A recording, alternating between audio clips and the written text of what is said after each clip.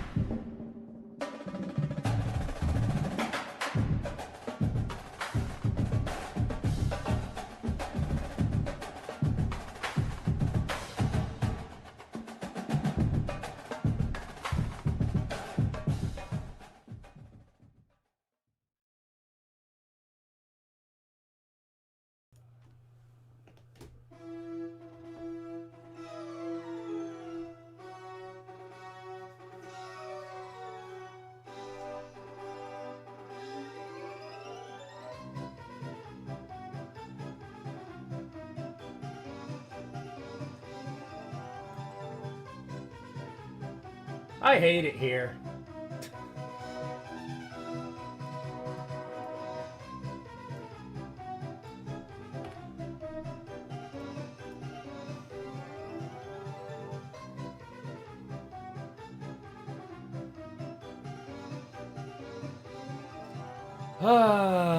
Alrighty then. Okay. Alright.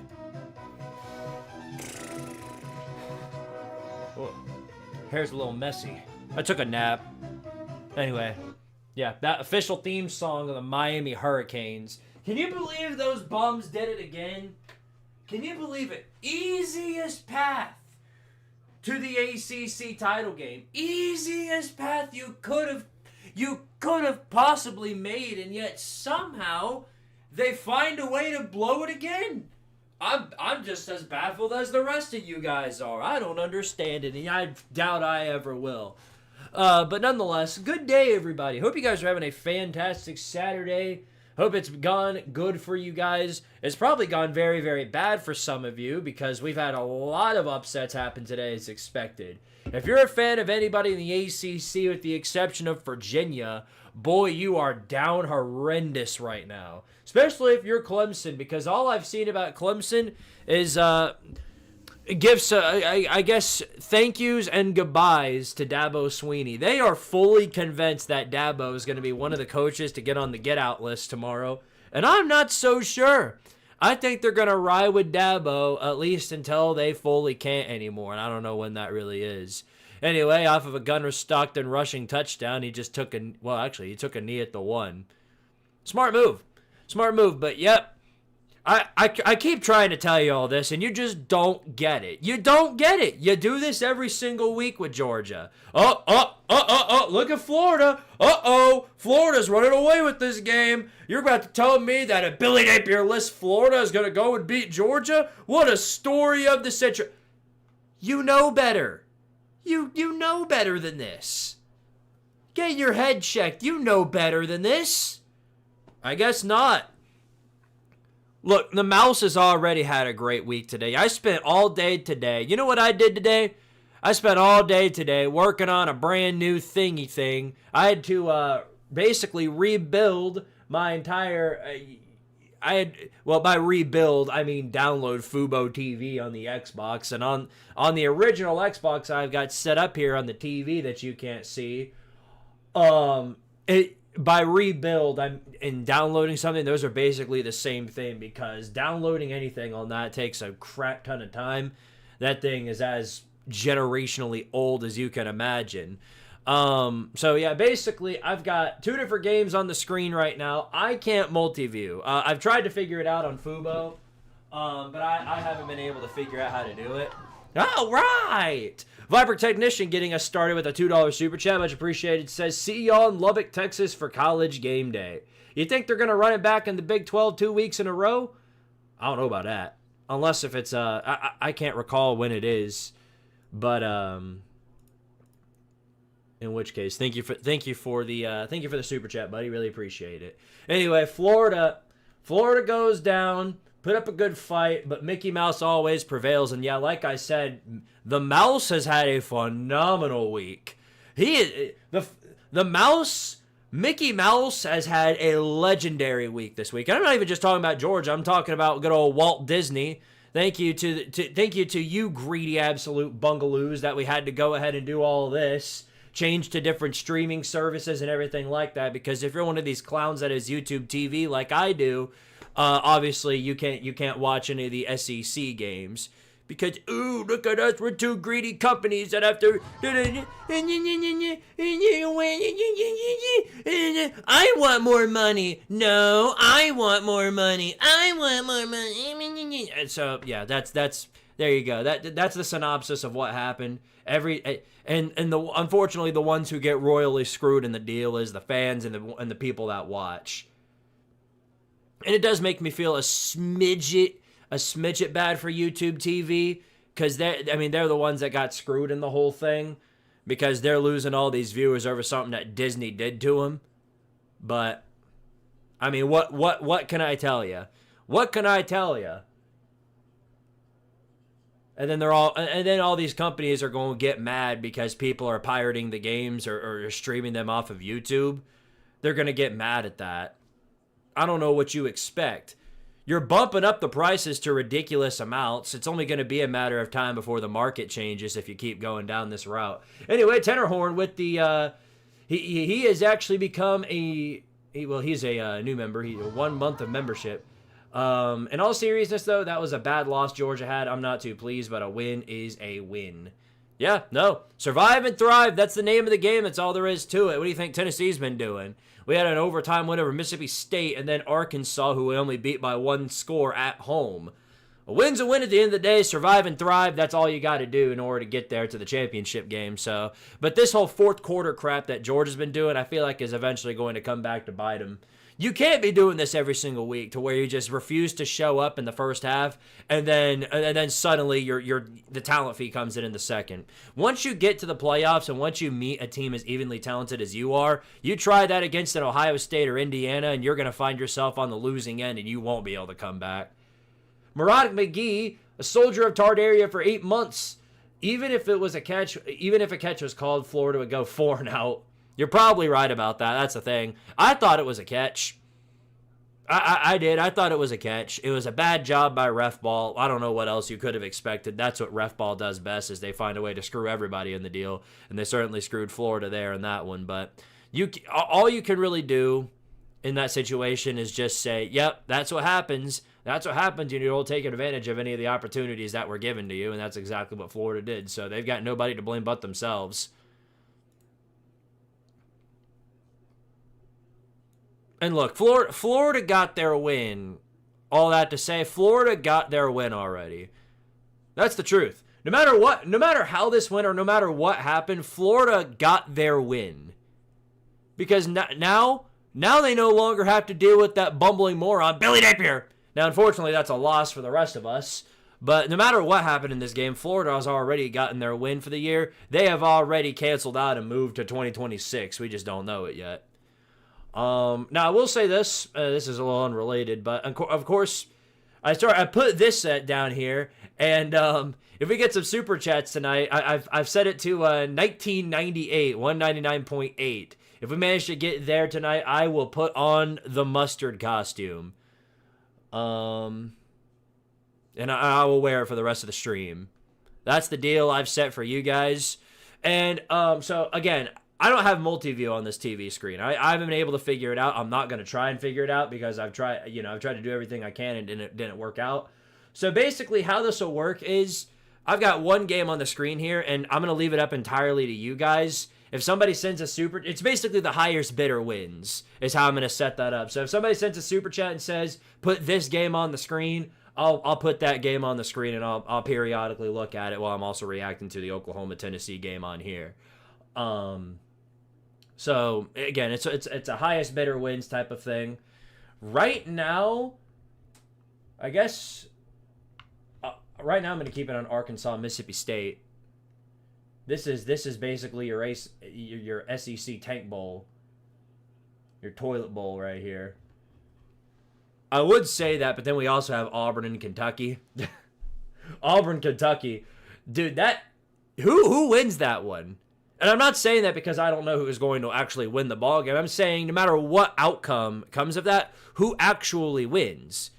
Because if Kentucky or whichever team loses is probably going to end up firing their head coach. And isn't that the end goal for these teams? You tell me.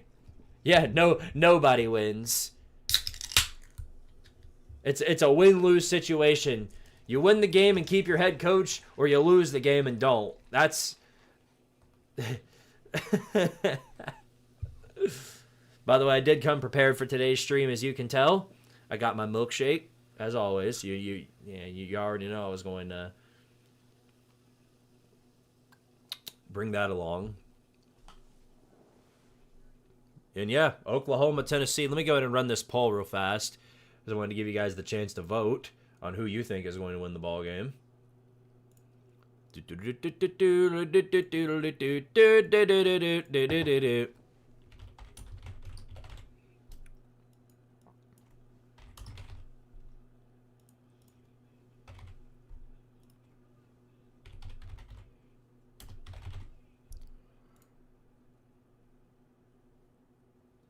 Oh, I meant to say who do the win. But you guys get the idea. You guys know who's who. Extend Mark Stoops and extend Hugh Freeze. Two of the greatest coaches of our time.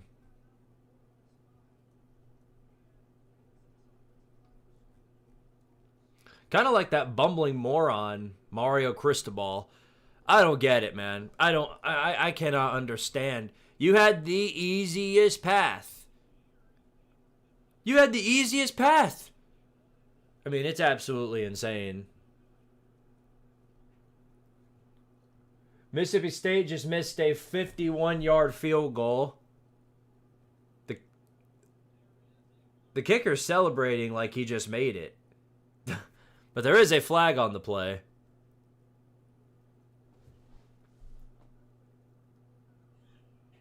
Running into the kicker. Wait, what?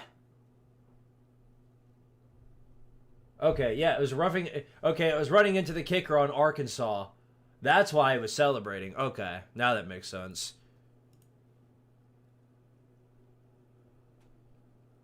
What channel is this on? I'm assuming the SEC network.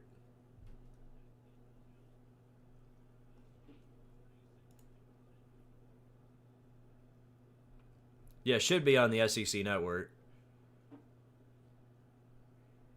Extend Dabo Sweeney. Does anybody in here really think Dabo's getting fired? Because I don't. Look, I'm not denying the situation's bad, but the man won 2 national titles. It's going to take more than that to get rid of him, I think. I do. I don't think they're getting rid of him for it. Maybe I'm wrong. Maybe I'm wrong. But it is. It's an ugly situation. But I really don't know if it's going to be enough to get rid of him.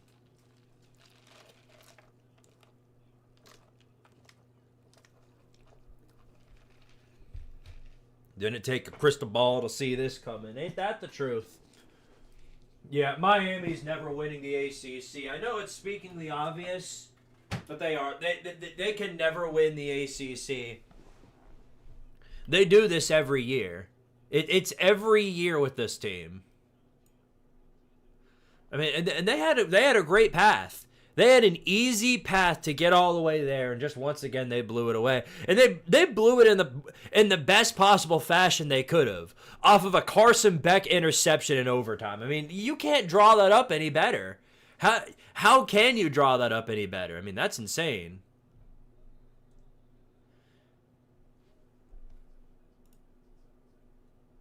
Squid, thanks for stopping by my stream earlier, brother.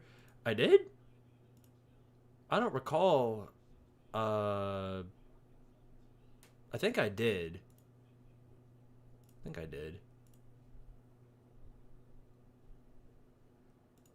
Oh, yeah. Okay. Okay. Yeah, no problem.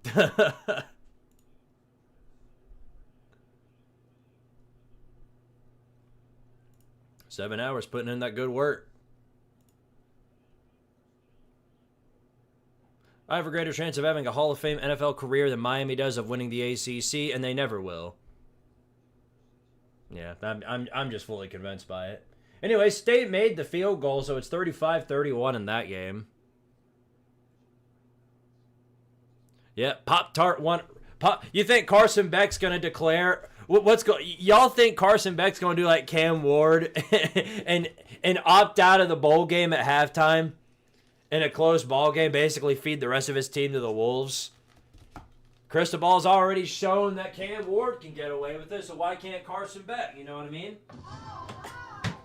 Just a failure. Obase 2002 with the very generous $50 super chat. Thank you, says, there's no denying it. Syracuse is clown of the week. Offense, never heard of it. Well, there is denying it because there are some big losers. There are some big losers this week. And to be honest with you, I mean, this is expected. Syracuse season is dead.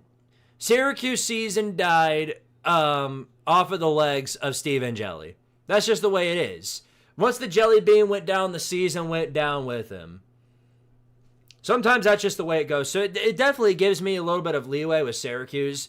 They're just poverty.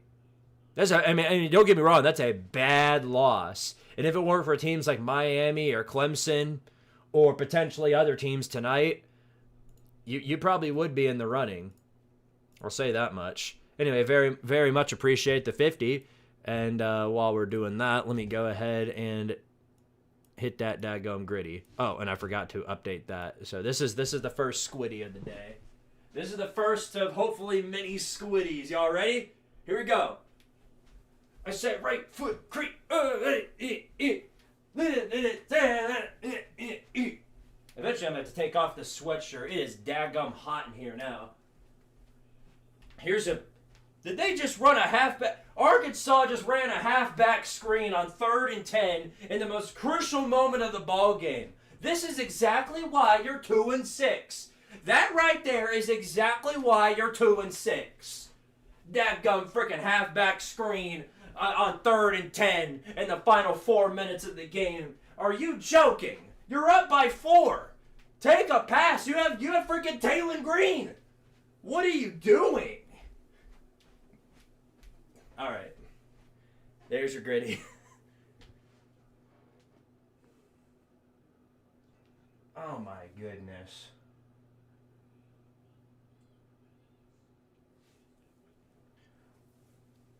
Yeah, misses the first 11 pass attempt. No, there is a reason Ricky Collins was dropped from LSU. There is a reason they had him hit the portal. You found it out. There's a reason they were so hard on trying to get Bryce Underwood.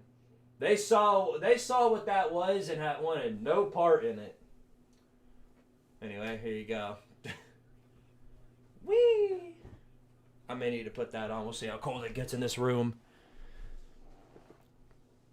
I'm not gonna lie, I'm looking forward to college football chaos more than sports ball. Yeah, I will say this. Yeah, the college football chaos. A lot of the reason I've gotten behind with it, or as much as I have, is because I spent so much time note-taking that I wound up not finishing everything on that end. I don't even start the editing until, like, Tuesday night or Wednesday. And that's just not a good way of going about it. So, like, this past week, it was so bad that I didn't start editing. I didn't start editing until, like, I think, late Wednesday night. You should use ChatGPT. No. ChatGPT. The problem with ChatGPT is that it's wrong. More often than not, it gets stuff wrong. It doesn't remember anything about 2025, or it just draws up random hoo-ha about nothing.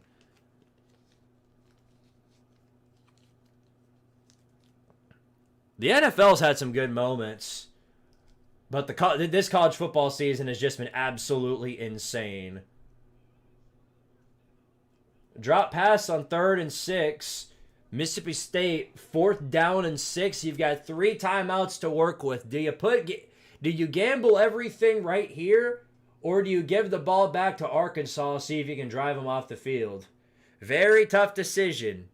Because again, whichever team loses this game, you're talking about Mississippi State being 0-5 in the conference. That puts State in a really tough position in terms of just the overall coaching staff. Here they go though, 4th and 6 from the 34-yard line. This is a tough one. It's gonna be a tough one. Back to pass. Shapen throws on a one-on-one, and oh my goodness, is that caught? Yes, it is. Wow, deep ball caught in field goal range. And Jeff Lebby's offense is alive once again, right at the 2-minute warning, too. So now State's got that, and they've got 3 timeouts to work with here. But so do the Piggies. Evening, Squid. How you felt about this week's game so far? I already think this week has been funnier than last week. Oh, this week has been absolute cinema. So, especially in the ACC.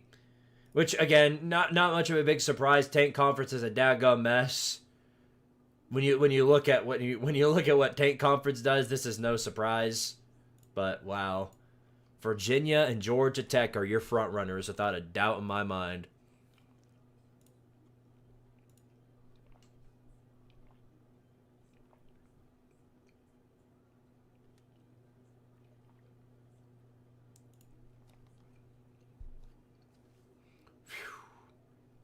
I'll never get it.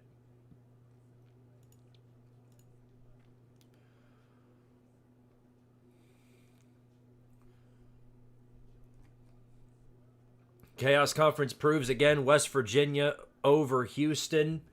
Yeah, that's another big shocker right there. Because, again, if there was anybody who had an easier path to the conference championship than Houston, they didn't exist. Houston, all they had to do was beat up on some mid-tier ACC or mid-tier Big 10, 12 teams. Big 12. Mid-tier Big 12 teams. All they had to do is beat up on some mid-tier Big 12 teams, and their playoff path was right there for them. That's all they had to do. It was right there for the taking. And to lose, especially to one of the worst teams in the conference, that being dadgum West Virginia, I mean, that's just absolutely pathetic. They're one more week off of saying fire Rich Rod halfway through the freaking season. And to lose that game, God, that's a stinger for Houston. And again, they were projected to be last in the conference, so no matter what happens throughout the rest of this year, this is a huge improvement for Houston. But no doubt it's a disappointing loss. I don't know what happened to Connor Walgreens. He suddenly went from looking like one of the best quarterbacks in that conference to looking like full-on potato. Anyway, here I'm going to end this poll. You guys have had plenty of time to vote on it. Let's see what the result is. 63% in favor of Tennessee. That's a shocker. We'll see. I mean, Oklahoma's definitely had some struggles in terms of offense. I have no idea how healthy John Mateer is going to be in this ballgame, especially since it is on the road.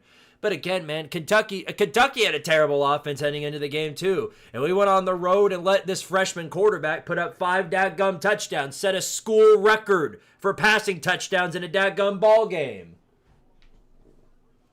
Squidtard Sports, hey, I hope you're having a great day. Hopefully our defense doesn't let Mateer look like a Heisman contender. I wouldn't count on it, brother. I would not count on it. If you think they don't, oh boy. Oh boy. Squid, Colorado is angering me to the point I give up. Colorado's in a bad way too. It's hard to recover from a beat down like the one y'all took last week, and now it's just getting worse, 10-0 against Arizona. Again, if there's a game that you guys want me to put on this screen, just send a super chat. Highest bidder wins. That's all I'll say about that. Right now, I've got the Arkansas State game on, but this thing's going to a close. 1:39 left to go. Mississippi State's driving down the field. Now, they are down by 4, so they can't kick a field goal, obviously. They've got to go the entire rest of the way. But they're at the 24. Here's a Blake Shapen design run, and he got about 2 yards out of that on first down. Who's your prediction for the G6 berth? Right now, it's Memphis. They've got a clear-cut path. All they've got to do now is just continue to win out, and they're in a good spot. I think North Texas put themselves in a bad hole after losing to South Florida. It all comes down to Memphis, I think, and what they do. Tulane is done. I saw what they did. Obviously, they're done. I think that was Wednesday they went down. Or was it Thursday? It was Thursday. That's right. Went down to UTSA. They're done. By the way, Fowler and Herbstreit's commentating this game, so if everything goes AWOL, I think you know exactly what happens.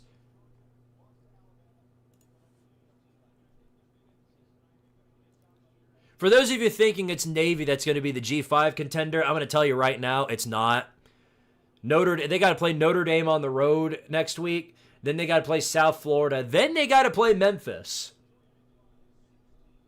So, yeah, I wouldn't count on it. And don't forget last week they dadgum lost, or last year they lost to Army off of the triple option. The Ichiban event for Crossworld starts next week. Yes, I will be live over on Squidtard for it. Thanks ESPN, YouTube TV. Yes, for some of you it's a blessing that you're not able to watch football. Then you finally have an excuse, like if you're a State fan or a Kentucky fan, or a Kansas fan, Oklahoma State. Oh my goodness, what a mess that game was. You had well, actually, I don't even think you had the excuse for Oklahoma State, Kansas. I think that one was on Fox. Here on 3rd and 4, Shapen rolls out of the pocket and drop pass incomplete. It's going to be 4th down and 4. All right. Turd Ferguson, appreciate the 2, says, how long will it take YouTube to give in? Well, it's not YouTube. It's YouTube TV, first of all. And secondly, I have no idea.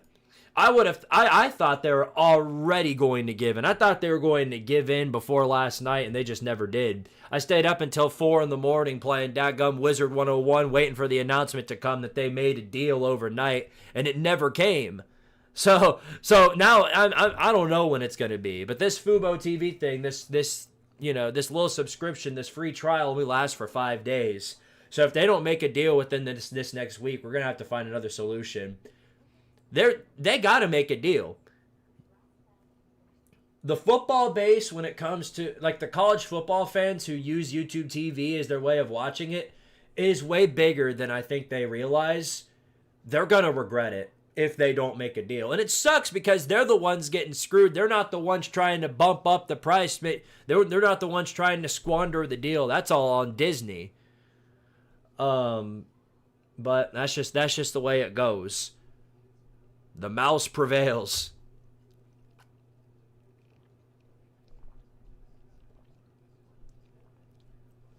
I look away for 2 seconds and we already score a touchdown.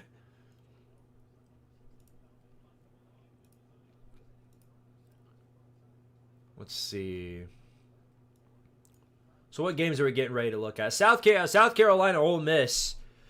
I actually had an Ole Miss fan tell me that they thought they were in some trouble. They thought South Carolina was going to win this game against Ole Miss on the road. That would be a monstrous upset. It would also make it really funny for LSU. Anyway, oh my goodness. 4th down catch for a daggum touchdown. Mississippi State just took the lead on Arkansas. Oh no. The entire state of Arkansas just got collective heartburn. No freaking way. Are you serious? Piggies. Oh no. Who doesn't love bacon? Wow. Who would have thought? This is hilarious. The only thing that could prevent Mississippi State from choking in clutch time is the Arkansas Razorbacks beating the Arkansas Razorbacks. Top wide receiver, you don't even bother to cover him on a flat. Wow, unbelievable. Yeah, that's what you get. Relying on your defense to come in the clutch for you. I don't know what you expected. Oh my goodness, and you know what Arkansas did? They had the tackle. You know what they did? They went for the legs. The dude tried to tackle him. Instead of wrapping him up, he literally dived, tried to scoop the legs, and guess what Evans did? Went right over him. Dummy. That's going to get people fired, dude. That's stupid. So I guess, thankfully, it proves that it's not just Tim Banks being a complete moron. There's other schools that are doing it. But let's call it what it is. This is a flat-out mess right here. Bobby Petrino legacy game. You think it's bad enough as is that it might result in him getting fired. They might clear house after this. All right. Grange saves 33 with the 5 says, I do enjoy watching the Pigs find a new way to lose every week. I bet you do. Appreciate the 5, buddy. Yeah, no, this is unbelievable. This is why we call them the Arkansas Razorbacks beating the Arkansas Razorbacks, because if there's anything they know how to do, it's beat themselves.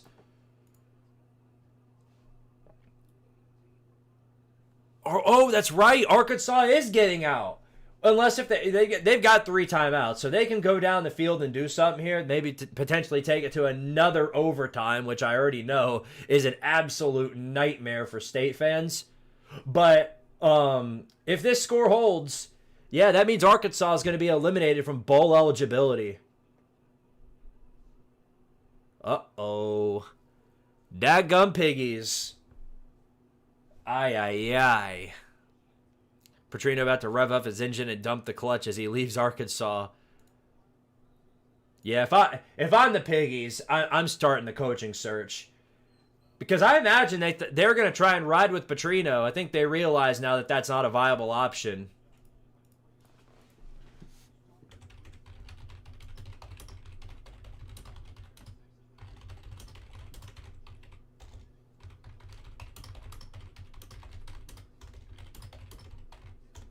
Arkansas now realizing that riding with Petrino for head coach is not a viable option.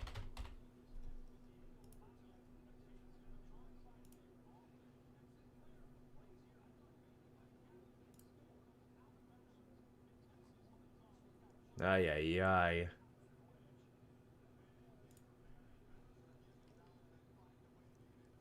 Anyway, who else is happy about Diego Pavia getting clowned on?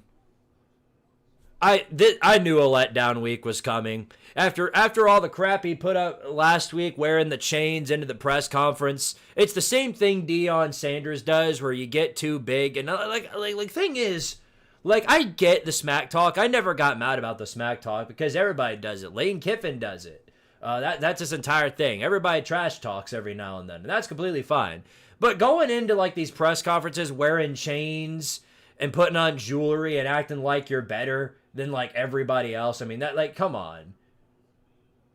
You're putting a chip on the other team's shoulder. Squid is muted? No, I'm not. No, I'm not. You guys can hear me, right?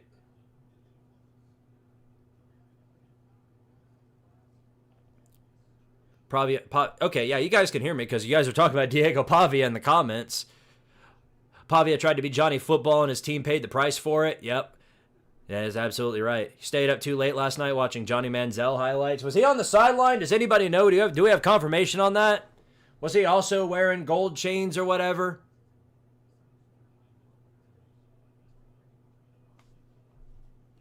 Too burnt.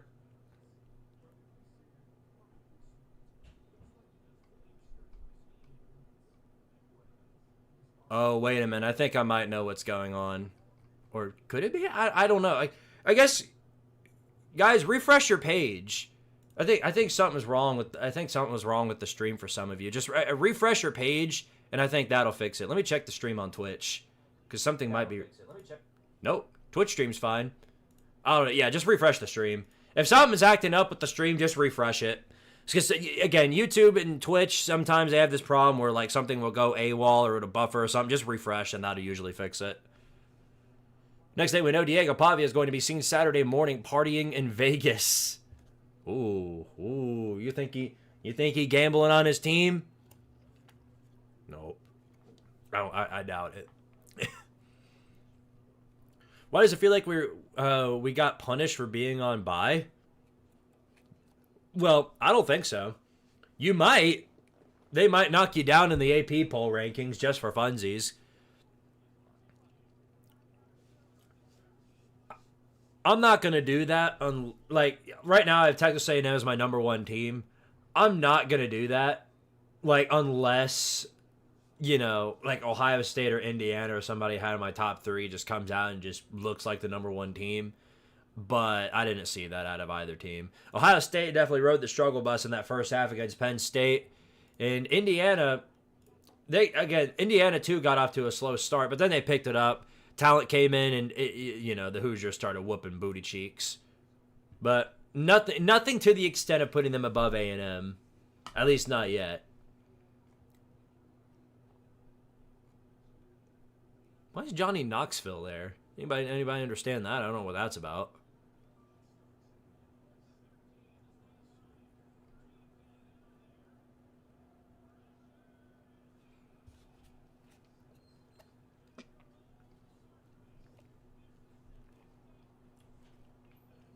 And there it is.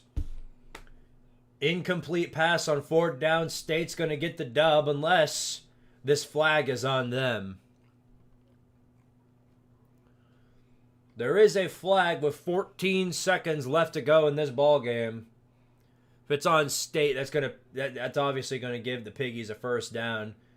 We got a man down on the field in the end zone.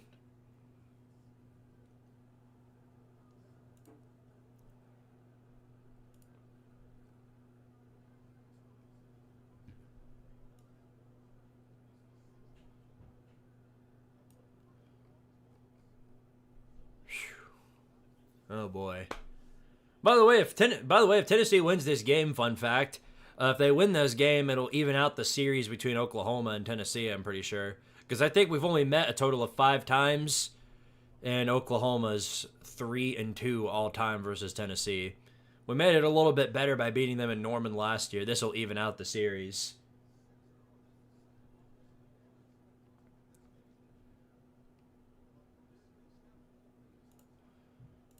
Oof. Well, like I said, I get nervous about every game that we play. I get nervous even if we play high school teams. So I'm nervous. And all these other top 25 teams are going out and just not looking good at all. NC State just dadgum scored the first touchdown of the day on Georgia Tech.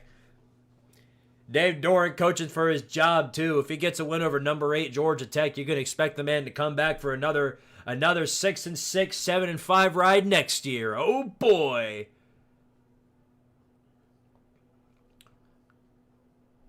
Let's see. I think I'm going to put South Carolina Ole Miss on after this game's over. And if you guys want me to switch the game or move to another one, just, send a super chat so I can get a heads up. Highest bidder basically wins is how I'll be doing that. Beating Tennessee last year genuinely ruined Arkansas's program. Yeah, no. Behold, the reason Sam Pittman still has a job. How many bubble screens you think you guys think we'll see tonight? Again, the record is set to 12, I believe. I think we had 12 bubble screens against, I think it was like UAB or something. We only had like 6 against Kentucky. We had a bunch against Alabama, but I don't think we're going to go anywhere above like 5, maybe. I think the most we'll see tonight is 8. I don't know why I'm doing an over-under on daggum bubble screens. What are we doing here?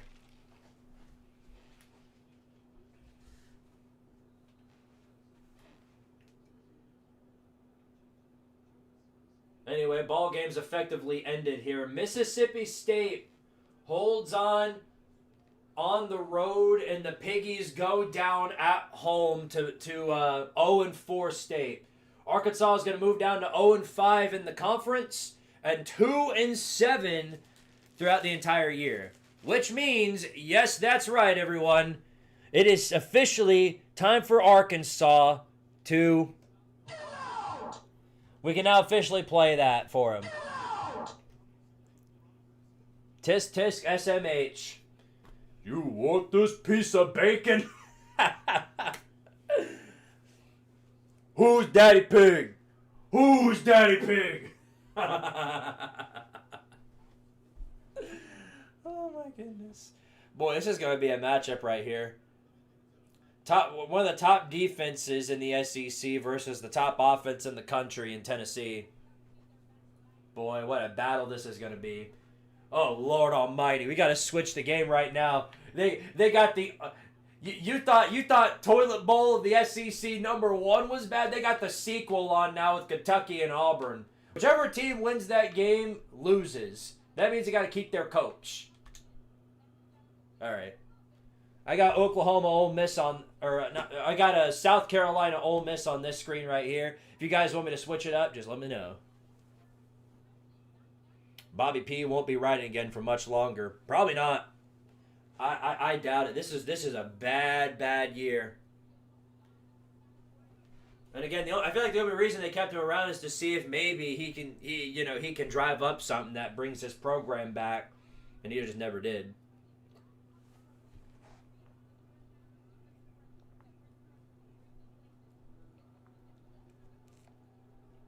Oh yeah, what an upgrade in terms of QB battles. My goodness.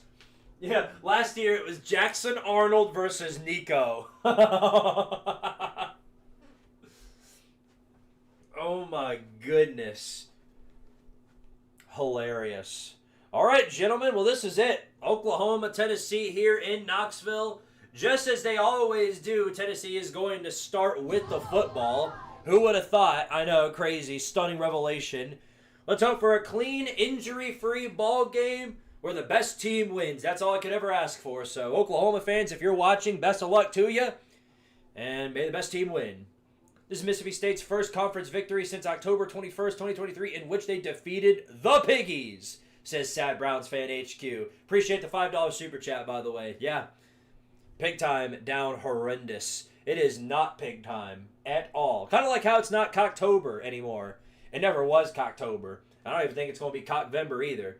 Here's the kickoff, by the way. And fellas, it is officially football time in Tennessee. They're going to elect a fair catch from the 5, and it'll be a touchback. How y'all Vols fans feeling about the black jerseys? I love them. They're probably some of my favorite alternate jerseys that I've seen. I think they're a whole lot better than like all the gray uniforms that we've been whipping out. Over the offseason, they were showing those gray uniforms that they did to, like, you know, remember the military? I think it was something about veterans. I forget what the reasoning was, but I did not like it one bit. But here we go from the 25. Here's your first play from scrimmage. 3 receivers out for Tennessee. Here's Aguilar back to throw on the first play, looking for a receiver. Oh my goodness, he loses the football as he throws it. I think he recovers it though. A great start. Phenomenal start as always. Aguilar throws the ball a little early. Ball flies out. Thankfully he does recover it, but my goodness. What in the world was that? What was that, Joey? Well, that's going to be playing on the Heisman reels. If there's ever a Joey for Heisman race, that's going to be playing. Here's a run up the gut. Oklahoma's quick to shut it down. Maybe a 3-yard gain, and it's going to be 3rd and very long. Clemsoning is back because the Tigers lost to Duke in Clemson. That's the first time since 1980, by the way. Welcome back, Clemsoning, I say. But yeah, that was bad. That was bad. That basically squandered the entire drive right there. Bad. 3rd down and 15. 3 wide receivers out. Aguilar back to throw. Thinking about throwing deep. He does. It's well overthrown and incomplete. Flag is thrown late, though, and that's our first sight of ref ball here in an SEC game. Who would have thunk it? And it is a pass interference on Oklahoma. If there's anybody that's going to save Tennessee in this game, you best guarantee it's going to be good old ref ball. That'll keep the drive moving.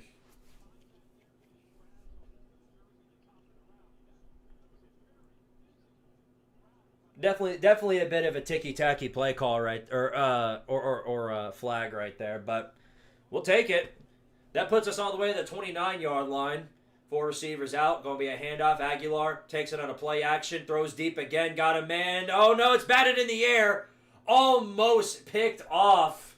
My goodness. What in the world? Terrible. Oh, my goodness. He got held back there. That was really good protection on Brazel. Here goes 2nd and 10 now. Aguilar back to throw again.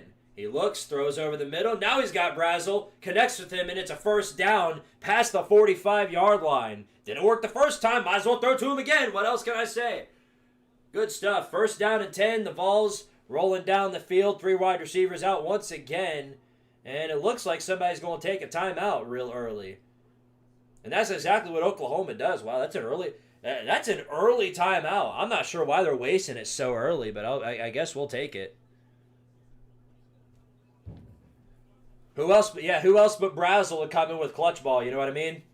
If anybody else is going to do it, it's going to be him. I'm way ahead. Yes, I know the stream's behind you guys. It's YouTube, first of all.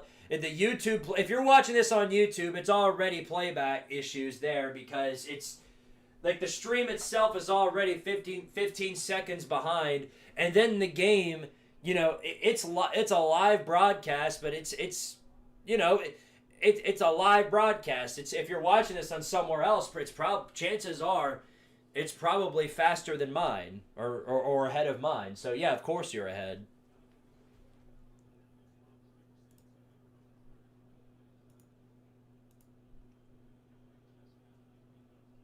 Ref ball happened in Texas, Vandy. Yeah, ref ball happened in every single game I've seen today. Somebody had some sort of ref ball to get angry about in every single game that I've seen. Here's your first bubble screen of the day to Mike Matthews, who broke a tackle down to the 40, past the 30, moving inside the red zone in the 20, stopped at the 16-yard line. They might review that because I think he took a foot out of bounds, or maybe not. If Tennessee can snap the ball in time, they might not get the chance. Here they go, moving on the field, and they do snap the ball. It is a run right up the gut, stopped at the line of scrimmage. But it does keep that big gain right there. And how about that? An effective bubble screen because of some bad tackling from OU's defense. We'll absolutely take it all day. Thank you, thank you. All right, here's second down. 2nd and 10 for Tennessee at the 17-yard line. Looks to be 4 receivers out. Play action pass. Aguilar throws late. Got a man who's got to the 10, to the 5, and into the checkerboards. Got Miles Kitzelman over the middle. It is a Tennessee touchdown unless we get some ref ball. And that looks to be exactly what happened. Illegal formation on Tennessee. It's going to take away the touchdown. Who would have thunk it? You know what I mean?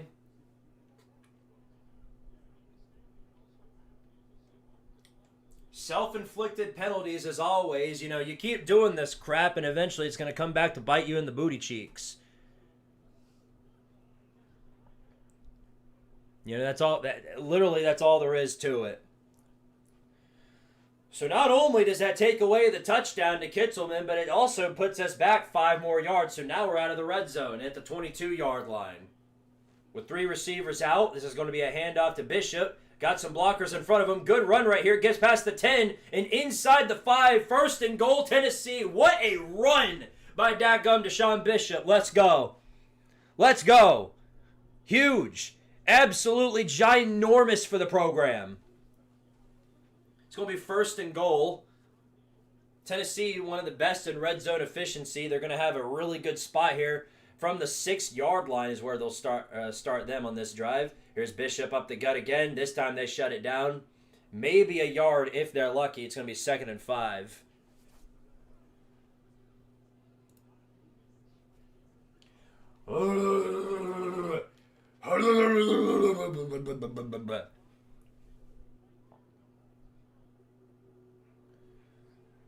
Ay.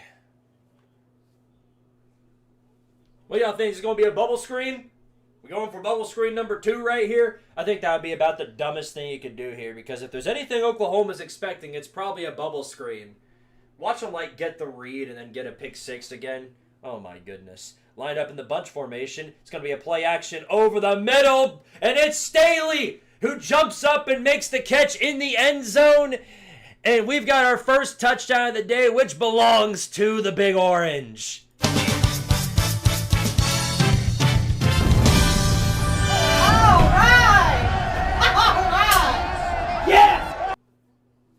Great catch. Great overall drive. The self-sustaining penalties kind of screwed things over. The Aguilar fumble at the start pretty much could have squandered the entire drive, but thanks to some ref ball, the Vols get the first score of the day. Now, that's the easy part. That was the easy part. The hard part's coming. Don't forget it. Here's the kick, and it is good. That's the PAT. Now we're up 7-0 over the Sooners at home. See, now that was the easy part. The hard parts are coming right up after this commercial break. Because now we have to do a scary thing called defense. And I know just saying the word makes Tim Banks have big poo-poo diarrhea all up in his pants. I don't care if you're down 25 different corners. There's absolutely no reason to let a freshman quarterback score daggum 5 touchdowns on you, especially out of Kentucky. I mean, what in the world are we doing here? We just scored the first touchdown of the game, and I'm already finding something to be mad about, huh? Give you an update on the scores here. Georgia Tech tied things up with NC State. They're tied up 7 apiece. Arizona 17-7 over Colorado. The Buffs finally put up a dadgum score, so it's 17-7 there. Michigan is on the struggle bus against Purdue. I'm not sure what that's about. Now, Purdue has no offense because Ryan Brown can't throw. So, now, keep in mind he's 12-13 for 70 yards. So, maybe, I don't know, maybe. But they're definitely riding a bit of a struggle bus there. Ole Miss took the lead on South Carolina. In fact, I'm watching it right now. Rev's got the ball here. It's going to be 2nd down and about 3. What else we got?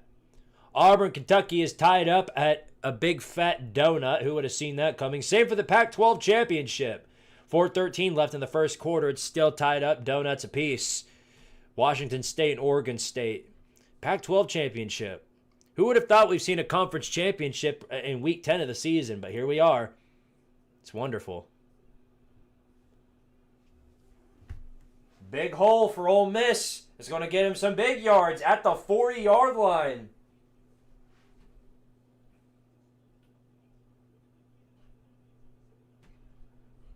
Yeah, that's what happens.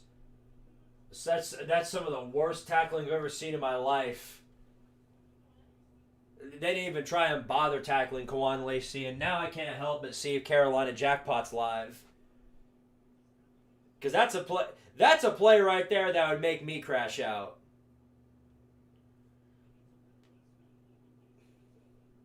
He is live.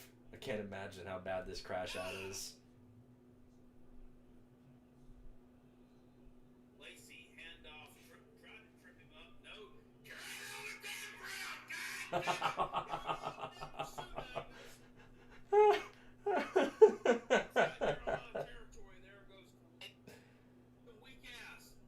Oh my goodness. I can't play the whole thing on stream because if there's anything Carolina Jackpot has,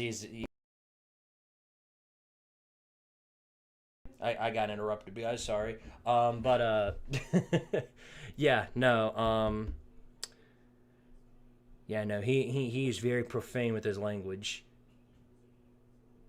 Batterval syndrome smacking hard right now. Yeah, wait until we play defense. That's all I can tell you. Yeah, time for third and Banks. Watch, we're gonna sack him. I think I know exactly how this is gonna go, guys. We're gonna sack him on first down. Then they're gonna try and run the ball up the gut on second down, not get any yardage. It'll be 3rd and 14, and then they're gonna do is they're gonna have a slant route over the middle, wide open. And it's gonna go for 30 yards, and then they'll continue that down the field. That's how this is gonna go.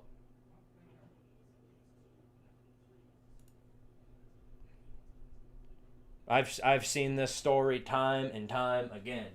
Now, if we actually stop them, then there you go. That's a daggum miracle. But we'll see. Again, like I said, it's all about whether or not we can actually have a miracle. Here we go. First down and 10. Handoff up the middle. That's about 2 yards. Decent little push right there, but nothing more. I mean, the play was pretty much blown dead from the start. I'm an Oklahoma fan, and I'm pulling for Tennessee. This shit has to stop. What? What has to stop? You guys are 6-2. This is a play-in game right here. If you win this ball game, your playoff chances are still alive. I don't understand why. No, why in the world would you pull for Tennessee?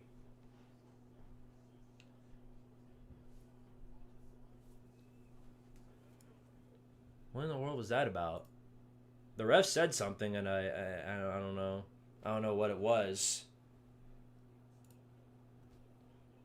Buff's getting whooped. Tell me a story I don't know. Here we go. 5 wide. I can already tell this is going to go. Back to pass. Mateer. Caught. And a nice little push right there. Gets the first down. Good catch and a good pull by Deion Burks. Gets the first down. And as added insult to injury, they're showing Tim Banks. Ay. Touchdown Ole Miss. Trinidad Chambliss gets a rushing touchdown for 15 yards. And now they'll take a 2-score lead. We go first down and 10. Another handoff. Good little run right there. Good for about 4 or 5 yards.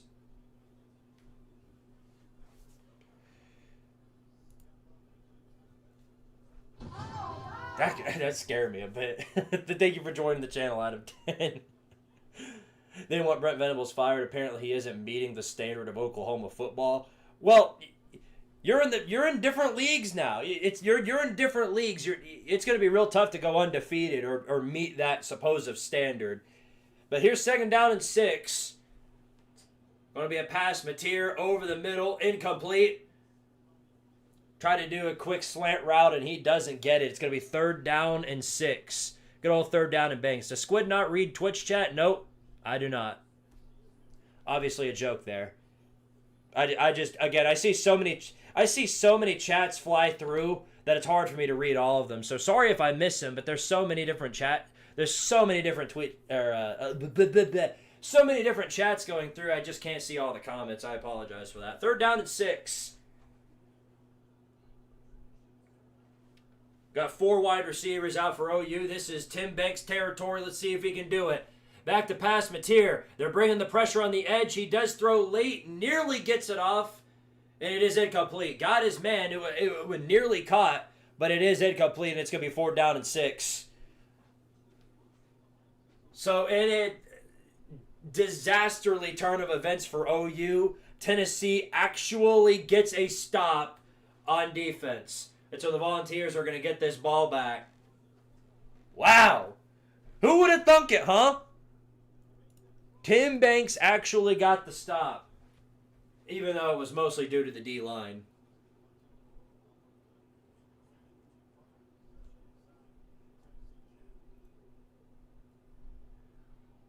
Tim Banks is going to save Brent Venable's job. I mean, we'll see, but that's a good start right there. This is going to be a return from the 10-yard line and then pushed out around the 16. So not exactly the best field position, but at least we're not, stuck in the shadow realm. Touchdown NC State. Yeah, I think out of all the teams that are undefeated or fighting for the playoffs right now, don't take this as an insult, Tech fans, if you're watching, but you're definitely one of the weakest. You're definitely one of the weakest links. That win over Clemson looks less and less big as the weeks goes on. And, I'm not one of these guys just going around saying, like, oh, they ain't played nobody. They ain't played nobody. And if you ain't played nobody, you ain't no good. Because, like, that's stupid. Georgia Tech has wins. They've got wins, but, pretty much all of their wins are against these terrible, no-good teams. Like, what's their best win? Like, legitimately. Duke? I'd say it's probably Duke on the road. 27-18, you beat them by 9. That's probably your best win because what you got after that? 1-point win in overtime over Wake Forest. The field goal win over Clemson, a touchdown win over Colorado. They look terrible. Syracuse, that goes without saying. Virginia Tech, they just fired their head coach, and you only beat them by 15. I mean, we won't really know anything about you until you play Pitt or Georgia because you host Pitt at the end of the year right before Georgia. And so something tells me you're going to find a way to keep it close with Boston College next week no matter what the result of this game is going to be. Georgia Tech can't let themselves get Doran. Well, if Dave Doran does one thing or another, it's that he finds a way to beat teams he's not supposed to before walking his way to another 6 or 7 win season. OU is a pretender, and so is Georgia Tech, since you're talking about them. They barely scrape by teams like Wake Forest. Yeah, no, they're not. Out of all the teams that are, fighting for playoff eligibility at this point in the season, Georgia Tech is definitely one of the weakest links. But you can say that about anybody in the ACC. Well, not many, actually. Whatever teams are still fighting for that spot in the ACC, who is it? Georgia Tech and Virginia. Like, that's it.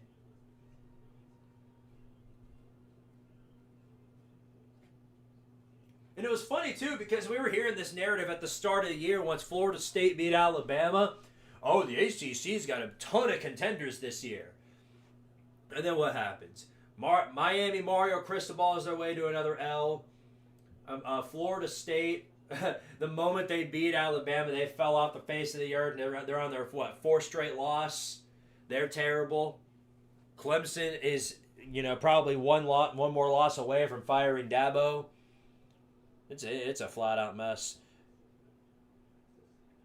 Now, I will say, if Pitt had started Mason Hyde-Schnell from the start of the year, they're probably 9-0 and undefeated right now.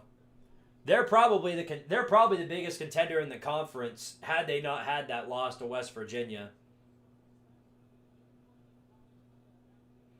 So should we delete the ACC? No, it's just if this keeps going, they're going to get reverted down to the G6. and then they become the group of 7. Drag the Big 12 down with them, make it the G8, and then just the Big 10 and the SEC to rule above all at this point. Anyway, it's time. Tennessee's got the ball back. They're going to start this at the 16. Good push by Bishop. Gets about 5 or 6 yards. It's going to be second and short.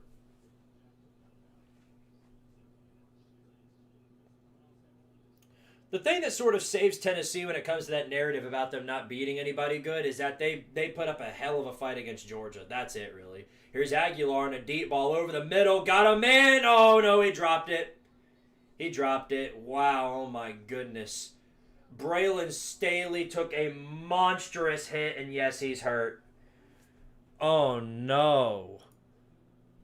Oh, my goodness. He took an absolutely monstrous hit on this catch. Or what should have been a catch. He was open. He was wide open. Oh, my goodness. I'm not sure if that's a leg injury or if he took a hit on the shoulder, because he got slammed on the shoulder. Wow. And it popped the ball out, and Staley is hurt. It looks to be a shoulder injury. It doesn't look like anything that's going to take him out for multiple weeks, but he's probably going to have to sit some time out. Because that was a monstrous hit. That would have knocked the wind out of anybody if they got hit by that man. Full guns a-blazing. He comes at him with the shoulder and just slams into him. Of course he's going to get the wind knocked out of him. So hopefully he's okay.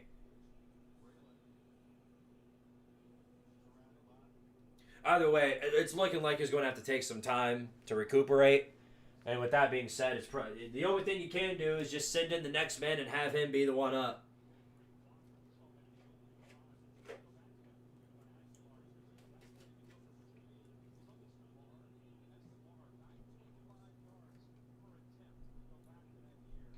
Vandy versus Tennessee has playoff implications. The way it looks, if we and they do what they're supposed to do, Vandy wins out, Tennessee wins out. That's a play-in game for the playoffs right there. But Florida dadgum took down Georgia to the wire. If their defense plays like that when we go to Gainesville in 2 weeks, oh my goodness, I'm really worried about the implications of that. Anyway, it's going to be 3rd down and 5. 4 wide receivers. Aguilar all alone in the pocket. He does take another deep bomb, and he's got a man! What a throw! What a catch! Wow! Holy hell! It just keeps working. I don't know how we keep doing it, but that's a huge catch. Good stuff. Ethan Davis sit there. That's absolutely insane. We set Ethan Davis, our freaking tight end, on a streak route. Who else but Tennessee would do something that crazy? That is hilarious. We set our tight end on a streak route. What are we doing? Whatever it is, I love it. 2nd down and 10, though. Here's Aguilar. Back to throw. Rolls out. Throws. And it's overthrown. Incomplete. It's going to be 3rd and 10. Does not look like it's going to pan out in the best of our ability. We do have a flag coming in, though. And it looks to be roughing the passer. Yes. Penalty on Oklahoma Stone. It's roughing the passer on Aguilar. And Tennessee is going to get a free 15 yards out of that and a 1st down.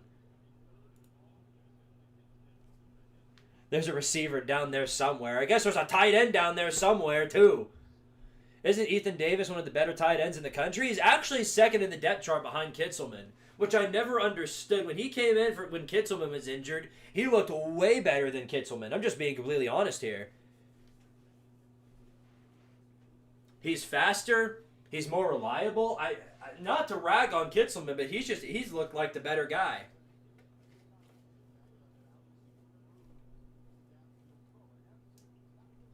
OU's defense won't keep up tonight. Yeah, I am very surprised at how they've been caught lacking twice now. I'm not really sure what's going on with them, but Tennessee's doing whatever they want to when it comes to that.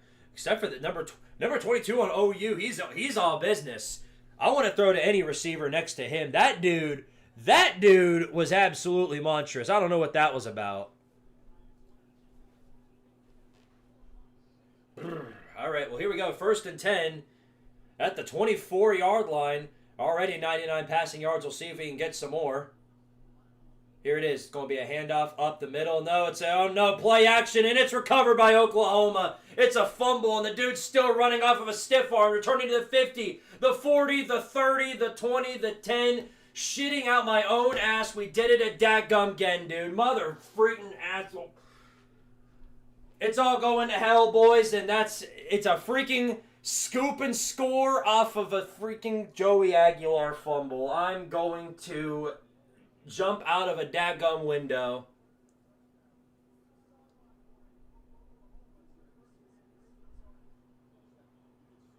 Well, there we go. That's the statement Oklahoma needed to get back into this thing. That pretty much turns everything around, shuts up the crowd, and gets Oklahoma fans hyped up. That's exactly what they needed. So much for the defense not coming in through the clutch. Huge play on the edge right there. I don't even know what number 70 on our line was doing.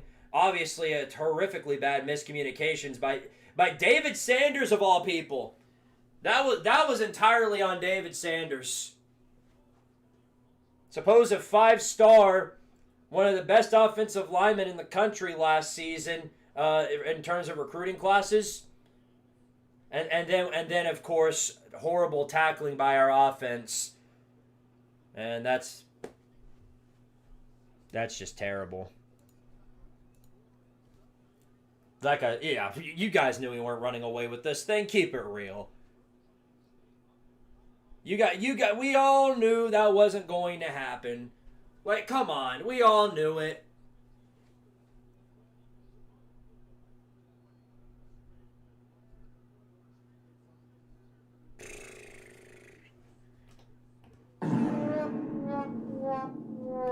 My grandkids could do better than that.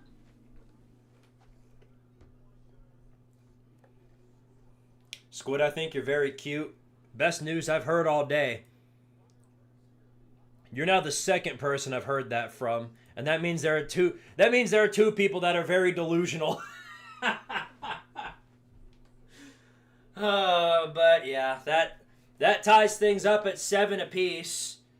Is a bad play. I mean, we've done stupider things, so plenty of time left to get it together. But that was nothing. That was about the only thing we couldn't do.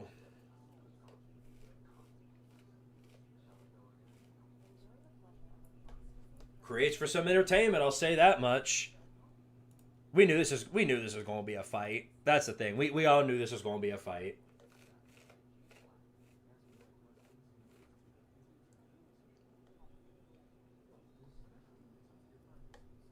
Miles Kitselman bet on the game. What happened to the post-game reaction videos? We got a thing called live stream reactions. I'm reacting to the game right now. Everything I could ever say in a post-game video would be exactly what I'm saying right here. And plus, I do the recap, too. Holy crap. South Carolina is absolutely horrible at tackling. Every time I watch one of these guys try and tackle Kawan Lacey, he breaks at least 3 or 4 tackles before he's finally taken down. Every single time. If I'm Ole Miss, I'm just feeding him the ball every time because they can't stop him.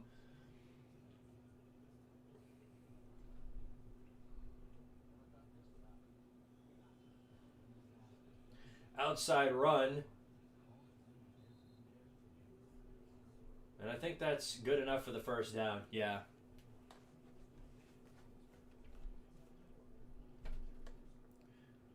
Well, I think that's what they were going for, Aiden. That's the funny part. That was a very quick throw. A bubble screen probably would have resulted in the same thing because they got to him instantly. The edge rusher completely blindsided Aguilar because David Sanders just completely missed his man on the block.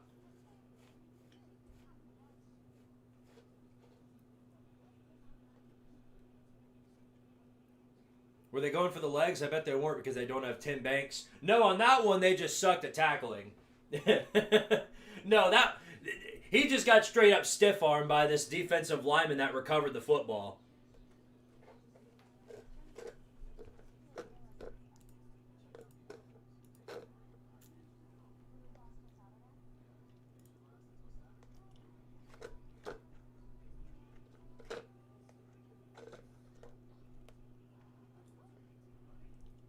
Yeah. Well, I do not love that.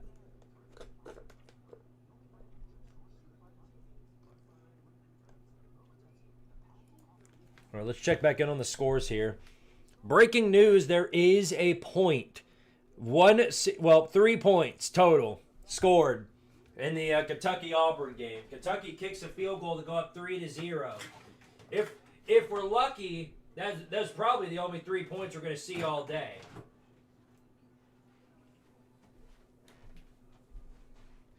Pac-12 championship started not long ago. It's in the second quarter, though, already. And yep, that one's still tied up at 0 apiece. Granted, we're not losing this game. Can't say the same about Georgia Tech. They are on the losing side of things. Michigan, Purdue is also tied up at 7 apiece. So all the time in the world to get things together. We'll figure it out. No reason to keep crying about it because I'm sure we'll either figure it out or we'll keep flopping. That's all you can do.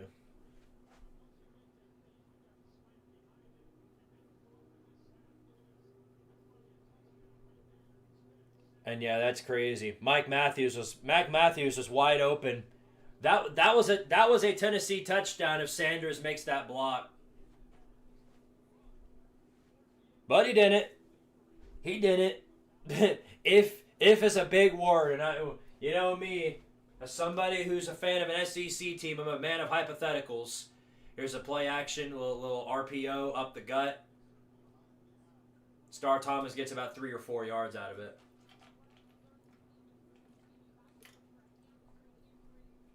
1939 Orange Bowl featured number 2 Tennessee over number 4 Oklahoma 17-0 despite the combined 25 penalties.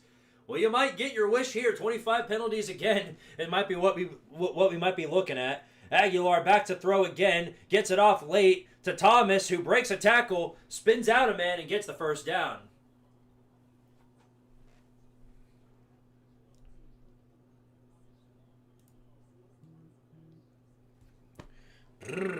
All right, well, at least our offense is still moving. Here goes Aguilar himself, slides down after maybe 5 yards on the read option there. I forgot he could run the football. Is anybody surprised by that? It's very rare you see Aguilar run the football, and it's very rare that you see a dadgum designed Aguilar run. He only got 2 yards out of it, though. It's going to be 2nd and 8. Pass play by Aguilar. Rolls out of the pocket. Throws late. Got Thomas over the middle. First down. Gets to the 50-yard line. And there we go. First down. Can he get to the 60, though? That's the question. See, I messed up when I was reacting to the Alabama scoop and score. Or not the scoop and score, but the pick 6 they had. I was so heated up in the moment that it never even, like... I said the daggum 60-yard line like a daggum idiot.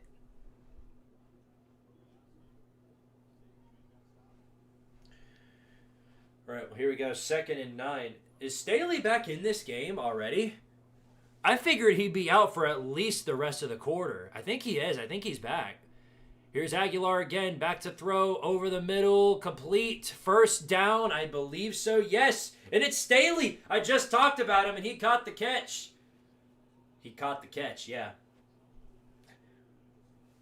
I don't know how he recuperated that quick. That's insane. I would have at least needed a quarter to sit out. OU's got a D lineman down. Halton, number 56, is he is down on the field. Is anybody else sad we won't hear Billy Napier anymore? Well, who knows? He might not be out. Like, he's not done with coaching. He's a pretty young guy. He's going to go somewhere else.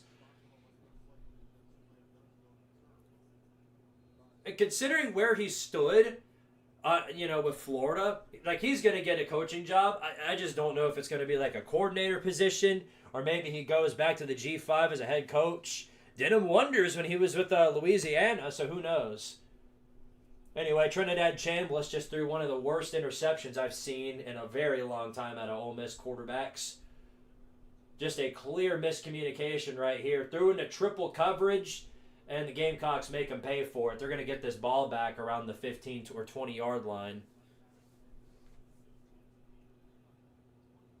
I also took Tennessee in my parlay, -3. It's a pretty small spread, so considering Tennessee is the favorite, that's very, very reasonable. Sooner defense has more yards than their offense. I rest my case. This team is fraudulent. Hey, it's early. It's early. Tim Banks is going to give you some yards. Don't you ain't got to worry about that. As long as Tennessee doesn't make another scoop and score or something, you don't have to worry about it.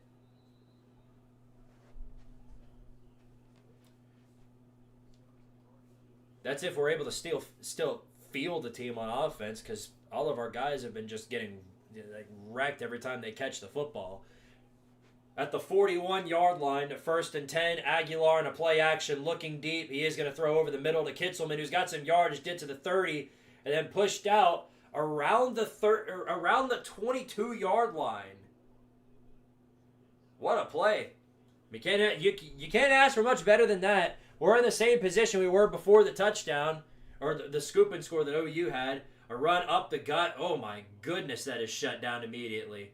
Star Thomas gets absolutely wrecked by Heineke. It's a loss of 3.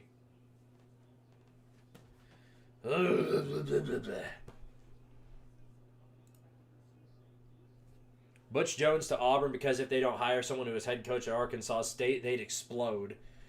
That would be funny if you were right about that. Here's 2nd and 12. Back to throw again, Aguilar. They bring all sorts of pressure. Down he goes. There's a huge loss on a sack. He held on to the ball for way too long, but the O-line did not protect the crap.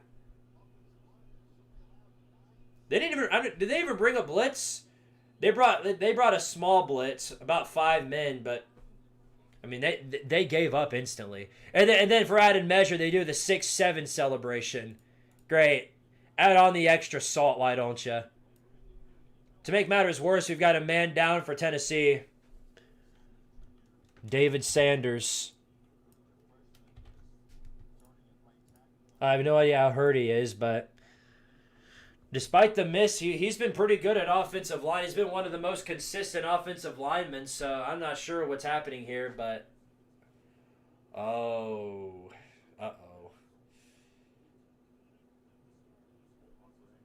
Looks like his leg might have gotten clipped a bit.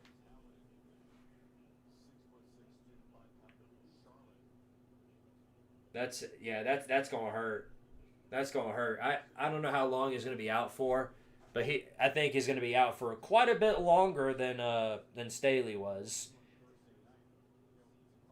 He is walking again, so that's a huge plus.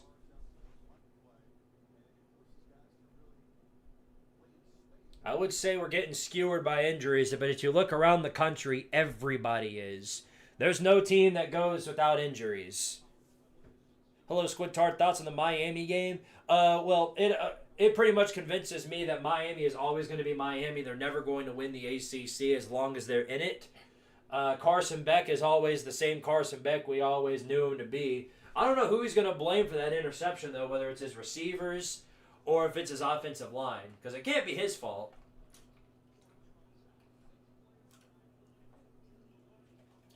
Yeah, it's a shame too, Moronic McGee, because I was one of those people who had some belief in South Carolina this season. Obviously, that was very unwarranted. Anyway, it's 3rd and 20, 3rd and a dadgum mile, so unless you're Tim Banks, anybody's going to be able to stop this. 4 receivers out. Looks like they're doing some adjustments on the field. Clock is going down, 4:18 left to go in the first quarter. Here's Aguilar. It is a bubble screen and almost broke the tackle there, but Staley gets down after maybe 5 yards. That was a give-up play, just trying to kick the field goal. They were just going to try and kick the Haskell field goal. But that does count as a bubble screen, so that's our second one of the day. On average, we're expected to hit the over for bubble screens.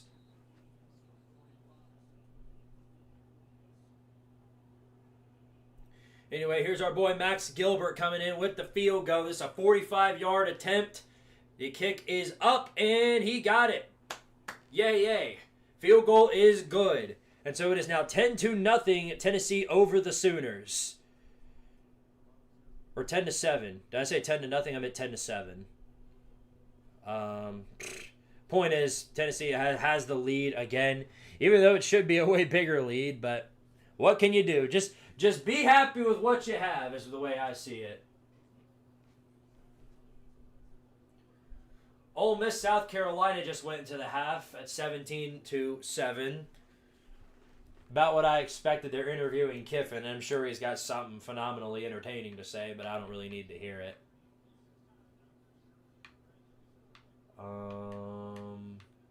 Let's see. What do I want to see? Georgia Tech, NC State, Colorado, Arizona, Wake Forest, Florida State, the Pac-12 Championship, USC, Nebraska. There's some good ones on here. What do you guys want to see?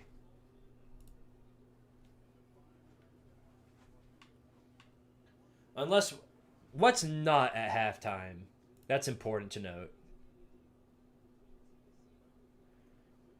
Okay, looks like Georgia Tech, NC State. That's what I'm going to go with.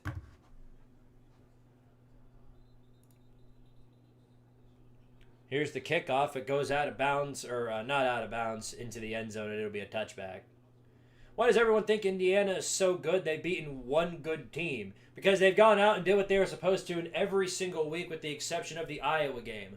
Plus, that win over Oregon is probably the best win any team has right now because it is a win on the road against the top 10 team. That's arguably one of the best wins of the season right there. Second to maybe Alabama's win over Georgia.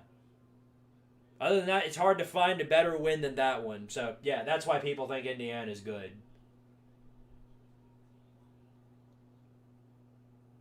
First down and 10 for Oklahoma. 4 wide receivers out, man moving in motion. Here's Mateer back to throw. Over the middle, complete for not quite a first down, but maybe 3 yards short of it. It's going to be 2nd and 3. Expect a lot of the dink and dunks. Because if there's anything Tim Banks knows how to do, it's put all of our safeties deep. Off of a Mateer run, he's going to get the first down and then some, and 5 extra yards out of that as well.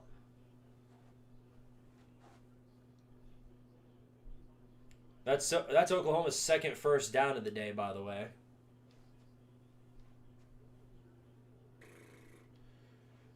First down and 10, men moving in motion here. Tennessee looks like they might be bringing a blitz formation. Man moving in motion for OU. Back to throw. Mateer looking again down the field. Plenty of time to throw. He does run out of the pocket. Attempts to escape one man, and he won't. Rolls out after maybe 2 or 3 yards on the play, and it's going to be 2nd and 8.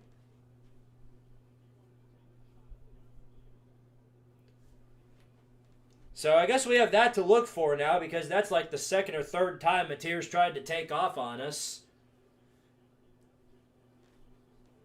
We're going to have to keep that in mind going forward. Maybe playing a spy somewhere. But again, there's so many things wrong with the fundamentals of this defense. Is it even worth putting a spy out there? I guess we'll find out. Here's 2nd and 8. 7 seconds on the play clock. They better get it off early. Looks like they're making some adjustments. Don't have enough time to do it. 2, 1, and they're out of time. That's going to be a delay of game. Yeah, way too late on that one, OU. Whee! Whee! We'll take it. Venables with the usual astounding clock management, as you would expect.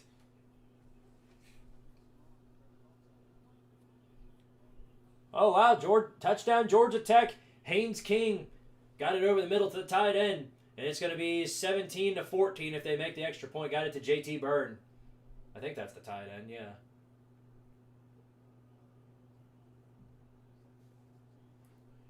Yeah, Jackets once again trying to escape the the Dave Dorn ball.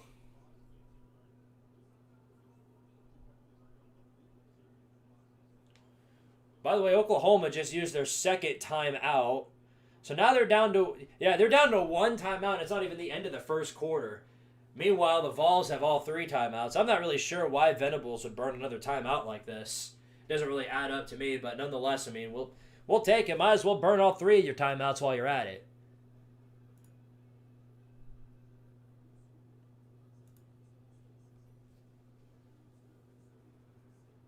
Haynes King gives me Max Duggan vibes. I mean, in terms of being a playmaker, yeah, I mean, you're not wrong there. And yeah, I guess that's a fair comparison because one thing Max Duggan did for TCU was carry the team where he needed to. Without Max Duggan, that TCU team doesn't get anywhere near the national championship. That's just the truth. Any shot we can see at 1-8 Boston College? Any shot we can sneak a 1-8 Boston College team into the playoffs?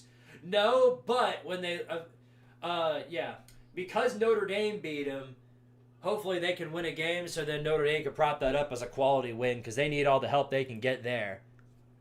And thankfully, because of everything else that's happening in the college football world, I think they're going to get their wish.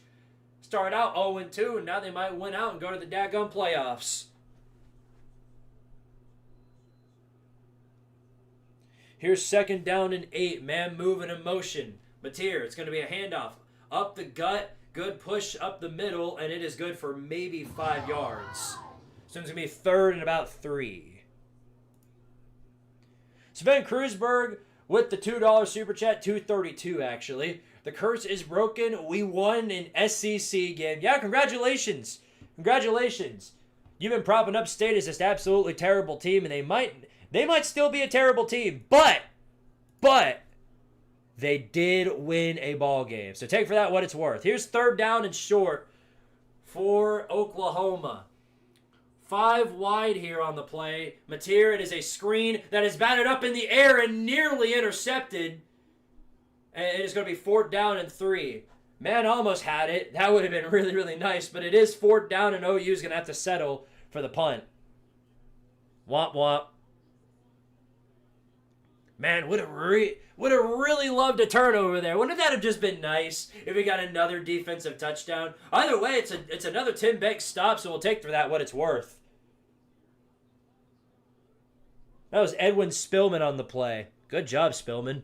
I give you a lot of hell based off of your tackling ability, but that was a great heads-up play right there. Let me go ahead and update the Squiddy counter real fast. I'm going to count that as 3, so I'll just make it 19 out of 50.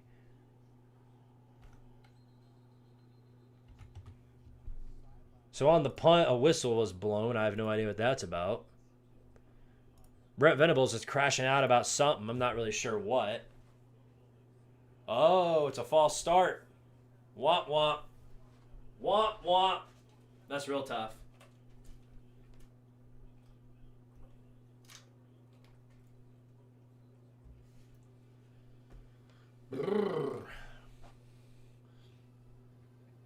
Now, if our own offense could quit being absolute morons, we can progress even further than we already are. Because Oklahoma's given us about every single opportunity to do something other than blow ourselves up. So we got to go ahead and make the best of it that we can.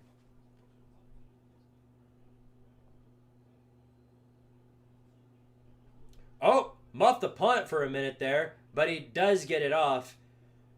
And it is sailing past the 20, and yeah. Yeah, punt man nearly, he fumbled it for a second there, but he did pick it up real quick and got it off. Great heads-up play, because that could have been very disastrous. I mean, he did, what a play right there. He didn't even charge that one up. He picked it up instantly and kicked it. It's a great play. Valuable punter right there. You'd think a punter isn't all that valuable until you realize they very much are so. But anyway, here's the Volunteers at the 20-yard line. 4 receivers out. Here's Aguilar, throws off the bat. Got it to Davis. Breaks 1 tackle, goes down with about a 3-yard gain right now. And it's going to be 2nd and 7.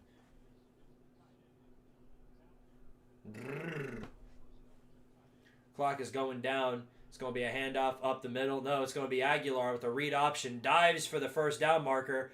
Doesn't get there. I think he's about a yard short, but it's going to be 3rd and 1.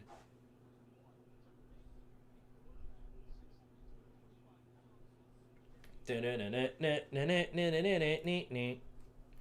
here's a push up the gut. Good enough for the first down and a little bit more.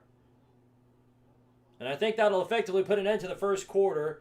After Tennessee gets about 3 or 4 yards out of that, and yes, that will. That's your first quarter right there, done and over with Tennessee up 10-7, but driving down the field. So we'll see what they can do. Oklahoma will do something that works, but if it's not directly involving John Mateer, they'll go away from it. That is very true. Because everything I've seen from him other than the scoop and score has been a direct movement of John Mateer.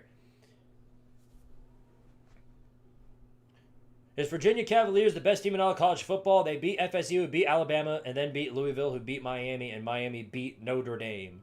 Yep, see, that's... Stop. Stop. You can't use transitive property for anything, okay? You can't.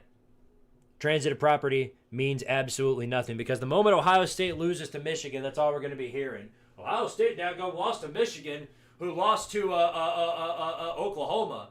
And then, so I guess Oklahoma is the best team in the land. No, stop it.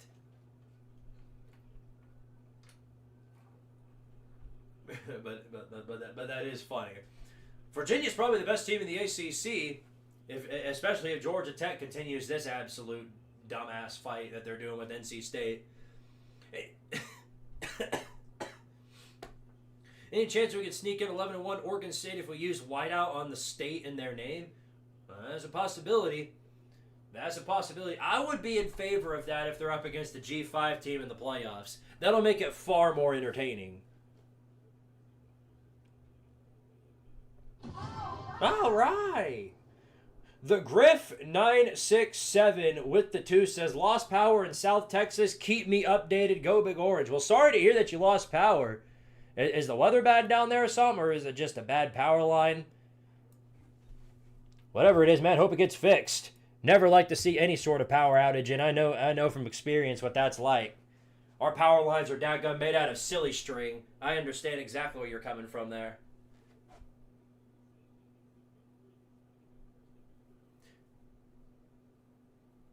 I can't see them losing to Michigan this year. It's the same thing you could have said last year, too. And then they did. They lost to them at home. It's just a thing now.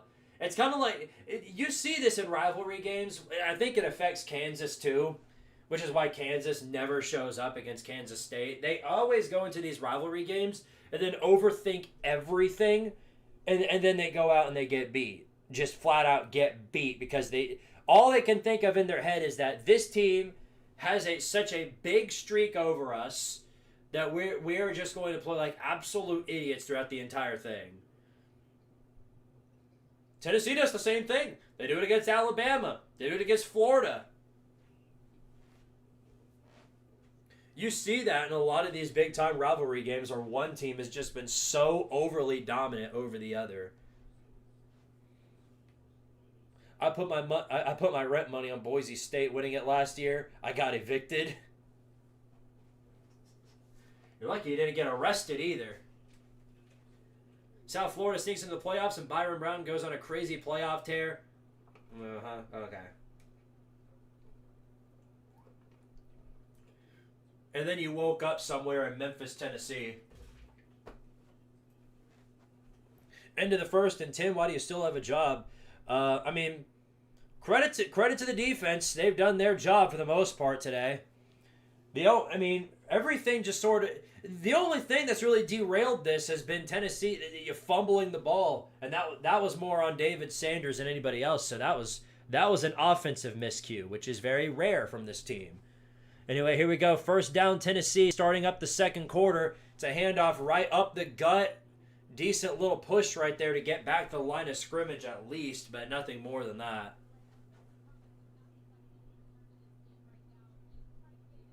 Might be time to whip out another bubble screen. And it might work. Who knows? It works for every time. Listen, the bubble screen works every time except for all the times it doesn't. Just throwing it out there. You have to do it strategically. That's the best way I can put it. Here's second down and 10 for Tennessee. Handoff right up the gut again. No, it's a play action. Got it to Brazel over the middle. Quick slant route, good for about 9 of the 10 yards we need, and it's going to be third down and short. Do you test them up the middle again? Because it's 3rd and 1. They're going to be bringing everybody on the house. It looks like they are. Handoff right up the gut, and he got it. First down. Not sure why they did it with Peyton Lewis, but I guess it fooled them. And it'll be, or is that Evan? No, yeah, it's Peyton Lewis. All right, first down. Whatever.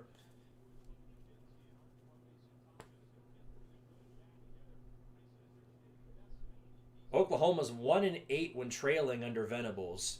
And Josh Heupel is 31-8 when leading at the end of the first quarter. Just a funny little stat to throw out there. Also, we're leading in yardage 186-34. Also something to think about. Why is the score so dadgum close? Anyway, here's 1st and 10. Lined up in a bunch formation. Handoff. It's a good run by Lewis, who had a hole and about 7 yards to go with it. 2nd and 3 coming up.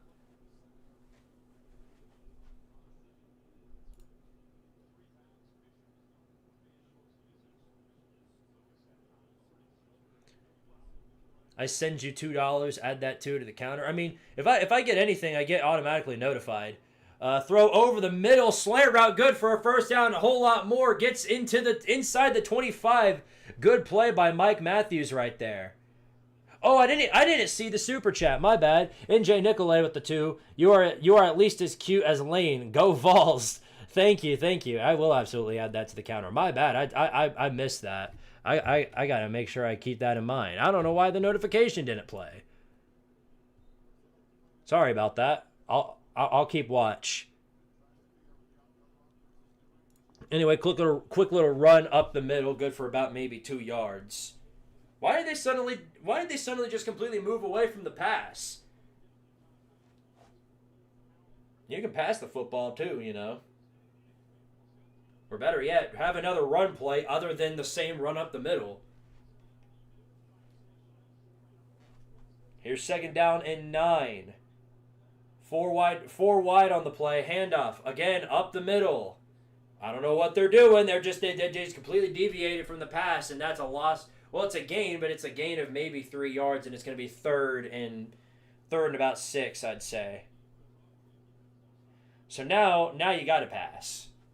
You don't have a choice.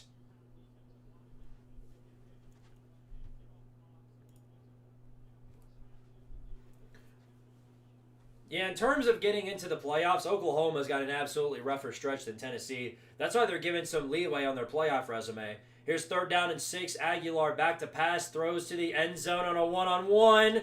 Brazel almost had it, but good pass protection, and it's going to be incomplete. It's going to be 4th and 6.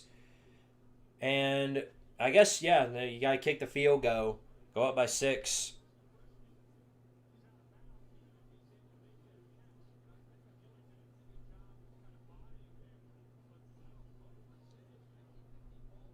Yeah, and that's what they'll elect to do. They've got Max Gilbert coming in.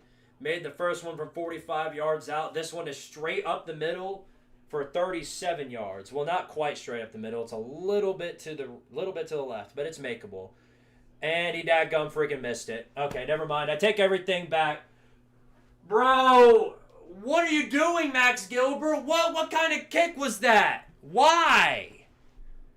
You see what happens when you don't throw the ball, Heupel? Why did you suddenly deviate away from it? Why? Way too daggone far to the left. Oh my goodness. Man, where's Josh Turbyville?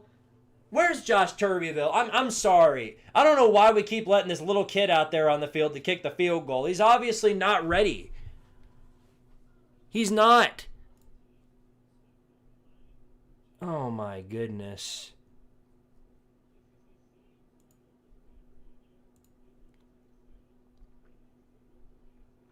Every time they show Max Gilbert getting ready to kick a field goal, he's looked like he's already crapped himself 5 times over. And then he goes and kicks it and he misses it more often than not. I mean, what are we doing? How is this game 10-7? I don't know. We're just stupid, I guess. We have 200 daggum yards to their 30 whatever, and yet somehow we're only up by 3. Absolutely pathetic.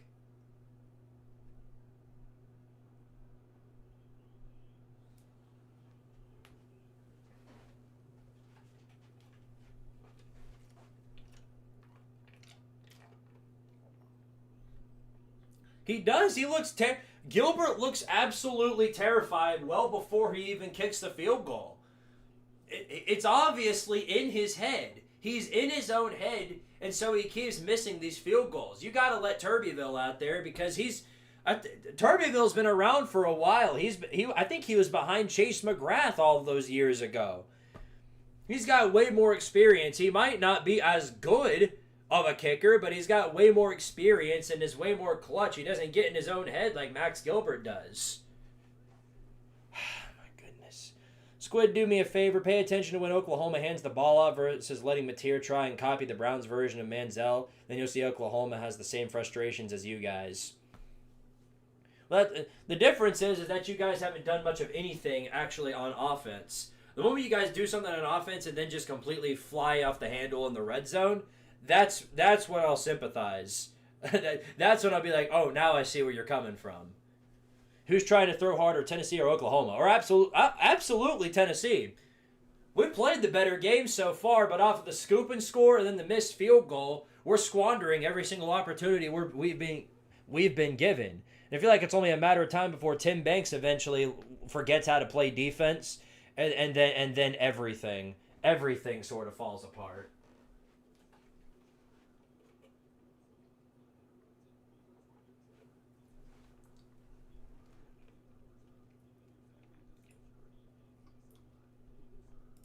I'm keeping an eye on Tennessee fans all across the planet, and a lot of them are big heated at Max Gilbert right now, and rightfully so.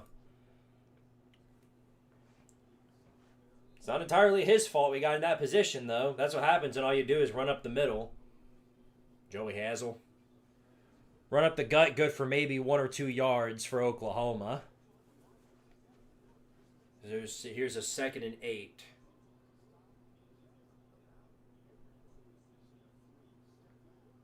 $11 total plays for Oklahoma, 14 plays for Tennessee in OU territory.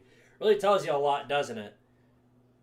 5 wide for OU right here. Watch the Mateer run. No, it looks to be a screen. No, he is going to throw. Mateer takes off. No. Now he's past the 40, still running, and then slides down after he gets to the 45-yard line.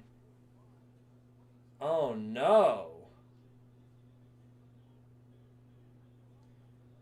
Yeah, that's to be expected. Literally a wide open hole. Nobody around that place. Here he goes again. Mateer back to throw. Looking. Throws. Batted in the air. It is. Oh, damn it. It's not intercepted. Oh, I thought he had it. He had it. Literally had it right in his hands. And then oh, no. No. Oopsie. No. Oh, no. Oh, my goodness. Right there, could have very well made the interception, but it just comes right out of his hands. 2nd down and 10.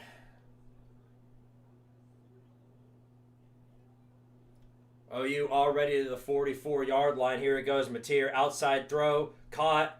Not for much, though.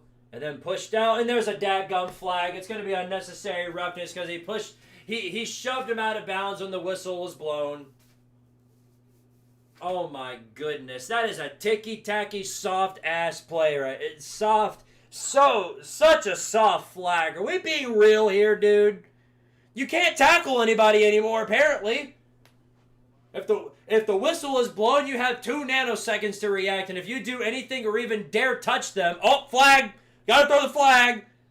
Good Lord, man. SEC refs are just absolutely brain dead. Whistle was blown nanoseconds when Perlotte actually hit him. And of course they're going to throw the flag, give him the 15 yards. So stupid. Tennessee is a no-half team. Wow, that's a great way of putting it. 1st and 10, push up the gut. Nothing given there. It's going to be a loss for OU, and it's going to be 2nd down. 9:40 left to go in the 2nd quarter.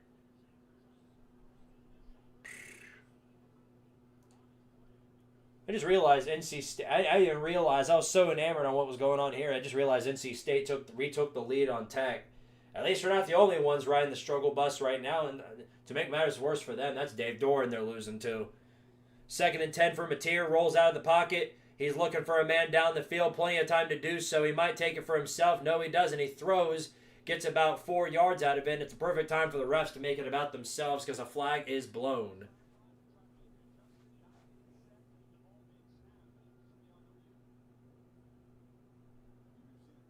They're talking about it, although you can't hear anything because it's not ACC. You can't hear them doing any sort of replay. And it is illegal formation on Oklahoma. Venables obviously not happy about that. But it does blow Oklahoma about 5 yards back. So perfect time for Tim Banks to squander this. Welcome to modern college football. Better question, did anyone see the obviously blown incomplete pass call against Florida? Yeah, I talked about that earlier. Peter James, appreciate the $1 super chat, man. Thank you for doing that. Thank you. You're a real one. Throw over the middle, complete. And it's going to take about half of the yardage they need, so it's going to be from a 2nd and 15 to a 3rd and 7.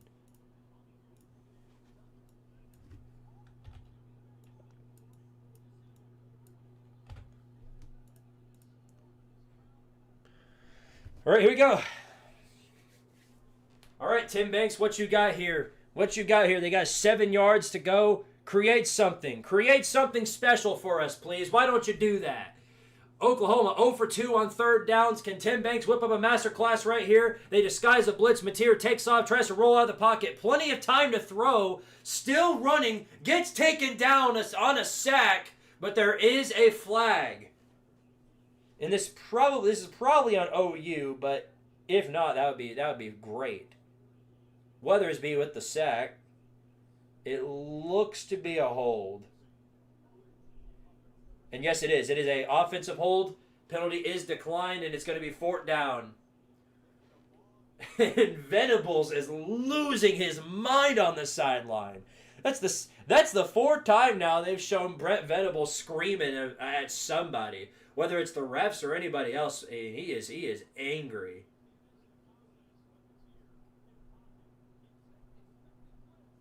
All right, well, this is going to be a long one. This is from the 45-yard line. 55-yard attempt for Tate Sandell. This is going to be a big one. Can he make it? It is up, sailing, looks to have the distance, and he does. It's good from 55 dadgum yards out, and we have a tie ball game. Give that man an NIL budget. I know you guys have more money than OU. Buy that kicker. Wow, what a kick.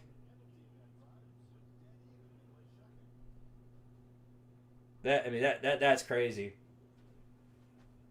That's crazy. The song I want. I could rag on Max Gilbert further, but I too hope Max Gilbert saw that.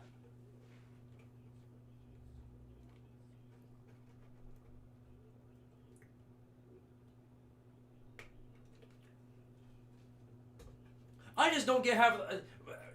Josh Turbeville must be really, really bad. He must be like one of those kickers you see in EA college football. That's how bad he must be. Because otherwise, why has he not been given the opportunity to kick a field goal? Max Gilbert is just way too much in his own head. He keeps missing these field goals. I give him the pass on the Georgia kick because that was on Heupel for dadgum icing his own kicker. Like an absolute moron. That was on Heupel. But the other ones that he missed, that was on him. And just, he gets way too much into his own head. All right, well, here we are. Tennessee leading heavily on offense, but somehow it's a tie ball game. Georgia Tech missed the 54-yard field goal, and they're now down. They're still down by 4. The Wolfpack has got 56 seconds left to score. Again, if anybody wants me to switch this game, just send me a super chat, but that's completely up to your jurisdiction. Quick little pitch play, gets it off, got about 7 yards out of it, and it's going to be 2nd down. Probably not the brightest move right there. You don't have a lot of time to be doing that, and you're losing it.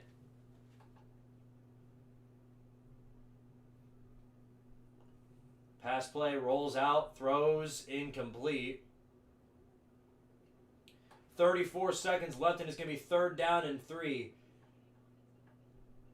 C.J. Bailey limping a little bit as he gets back onto the field. That's not good.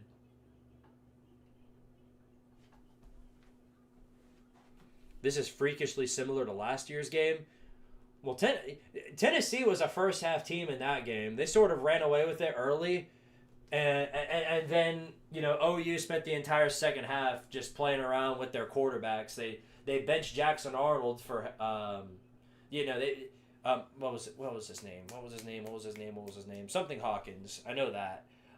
But they benched Jackson Arnold for him, and then I think it was Michael Hawkins. Yeah, I think that's what it was. But they bench over Michael Hawkins. Michael Hawkins comes in, makes some things happen, but not nearly enough to get them back into the ball game. But this is still anyone's game. I heard Nico wants to come back next year. Does he know how to kick? If he can do that, then maybe we'll let him come back.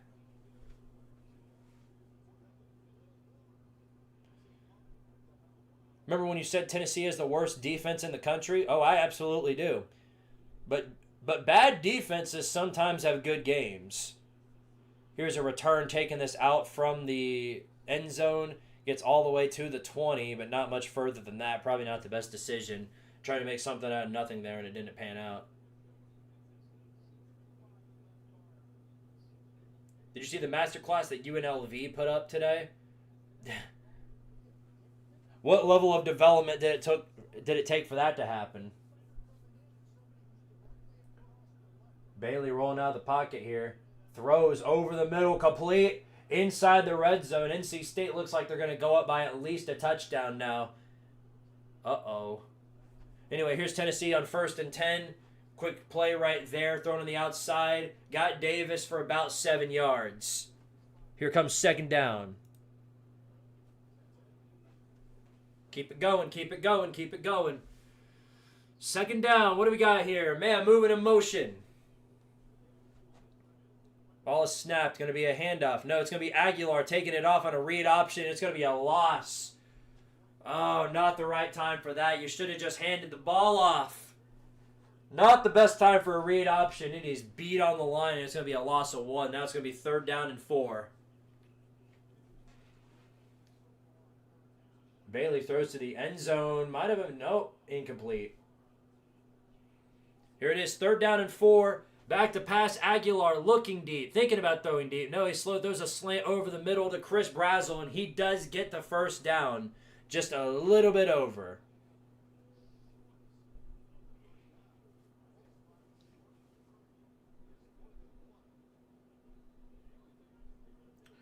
What? They blew him short. Oh, no. What? They blew Brazel short? Okay, let's get another look at this. Yeah, this one's got to go under review. Are you serious? What are we doing here? That's a first. They're actually dadgum brain dead, dude. Are we serious?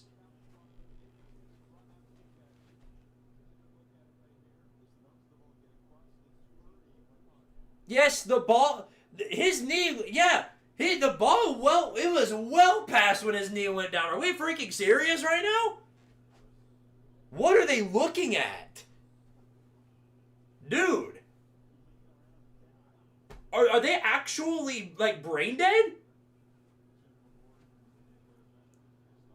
No, the ball was past the 30 when his knee went down. Are we actually being serious? Way over. That's not even like one of those where it's like too tough to overturn. That's so obviously, he's just so well over it. Are we serious right now? What are they doing, dude? I don't get it. Are the refs just that incompetent? Where are they getting these hobos from? Literally, I would not be surprised if that's where they're getting them from. I've seen the hobos down in downtown Knoxville.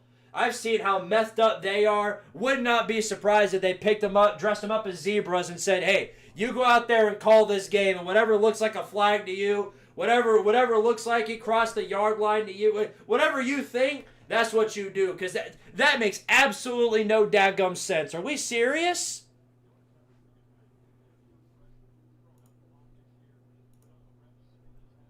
absolutely brain dead. That was so clearly a first down. I don't care if this gets overturned. I mean, that's you look at that and you automatically see that that's a first. Let's see what the call is. Duh. The call was overturned. I mean, that was so obviously a first down. Absolutely insane if we got into this point to ref ball. I'm not one who thinks they should be AI officiated, but it's crap like that that's making people believe in it. That was so stupid. First down and 10 for Tennessee, right at the 30-yard line, as you would expect. 3 wide receivers out for the Volunteers, 2 in the backfield with Aguilar. It's going to be a handoff right up the gut. No good blocking there, and maybe a good push for about 3 or 4 yards. I'm serious, guys. Do we have any other run play? Do you guys have teams that do outside runs and stuff? Because apparently we don't have that. Play action. Aguilar takes a deep shot on a one-on-one and almost caught by Mike Matthews, but he is not able to get his hands on it. It's incomplete. It's going to be 3rd down and 8. And Matthews looks like he came down hard there. He's hurting. He's hurting. He is down. Mike Matthews is down.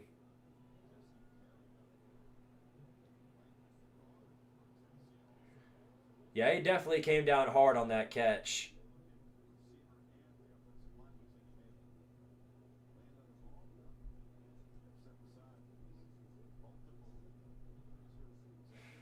Ay. Well, I hope he gets up, man. Ay. Just terrible luck with injuries, especially when for whatever reason, when we wear the black uniforms, we just have awful luck with injuries. First, Brew McCoy. We all remember that game against South Carolina where Brew McCoy went out the rest of the season.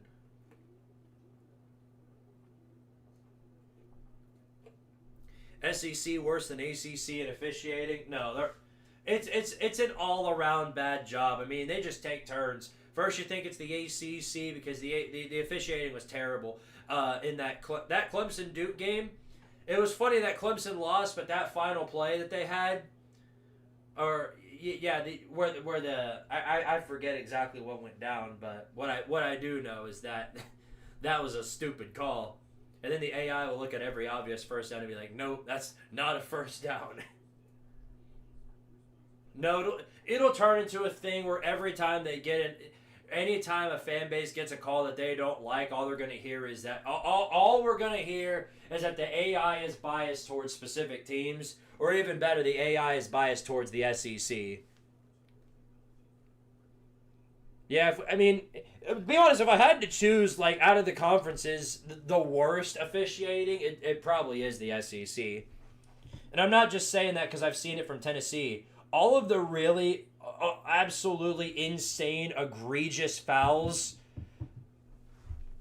have been with teams from the SEC.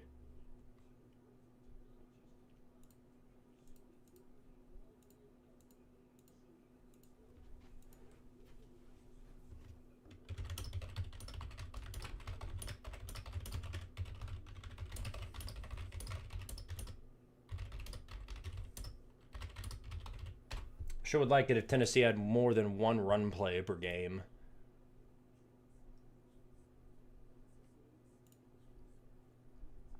Call the FBI. These SEC refs need to be investigated. Yeah, we already tried that. The SEC tried to establish some sort of level of consequences for that absolute crap show that was the Auburn-Georgia game, and obviously that didn't work. How do I apply to be a ref? Probably just go tell them. Just straight up tell them. I mean, the Hawk Tua girl could be an official at this rate. All you got to do is just go up and ask, "Hey, can I be a ref?" And they'll probably let you. You're just as qualified for the job the way it looks.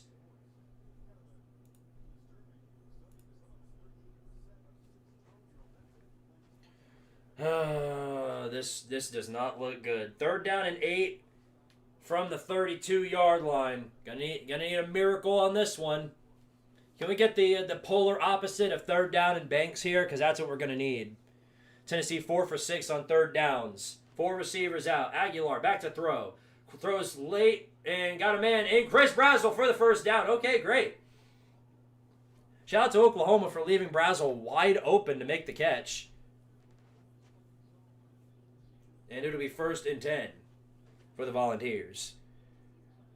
Got all the way to the 44-yard line off of that. Here he goes again. Handoff. This is an outside run. Wow, we actually do have more than one run play. Unfortunately, this one is blown dead by OU. No gain there on that one. It's going to be 2nd and 10.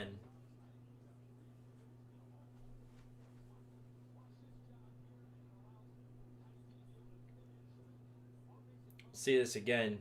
Yeah, that's just... Bishop was... Yeah, that was blown dead from the start. OU sent the sun after him, and of course they capitalized on it. So here's 2nd down and 10. Aguilar back to pass, looks, throws outside. It's a screen to Staley, and then thrown down. Looked like they grabbed the face mask, and the ref seemed to agree. As there is a flag for a face mask, that'll be a free 15 yards and a 1st down. Yay! Whee! Love that. You don't need a run game when you have the best receivers. The only problem is we don't have the best receivers.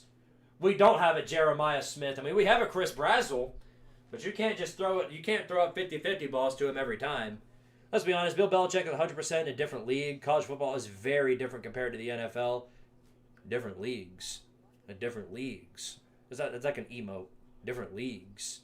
If they ever add Lane Kiffin to Fortnite, he can after he kills somebody in a victory royale, he can go like different leagues. Anyway, 1st and 10 for Tennessee after the 15-yard penalty. It's going to put him at the 39-yard line of OU, and we're back in territory of the Sooners. Going to be a handoff right up the gut again. And maybe 4 yards out of that to Bishop. All right. Well, here we go. 2nd down. 4:08 left to go. 2nd and 7. What do you got whipped up here, Heupel? I wish I could know. 3 receivers out. Here's Aguilar. Play action. Looking deep down the field. He does. He's going to throw it to the end zone in double coverage, and it's picked off. It's intercepted. It's going to be a good return down to the 20, the 30, past the 40. Still running. Finally taken down past the 40-yard line. Horrifically bad throw by Aguilar. Just had complete tunnel vision there. Did not see OU's defense, and they bring all the momentum back in their hands. Just didn't see the safety at all.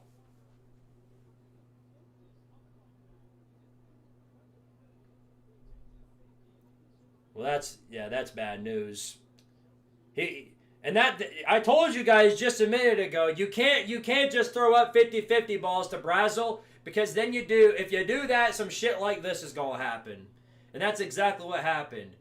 Number 22, this man is an absolute unit. Bowen got the pick.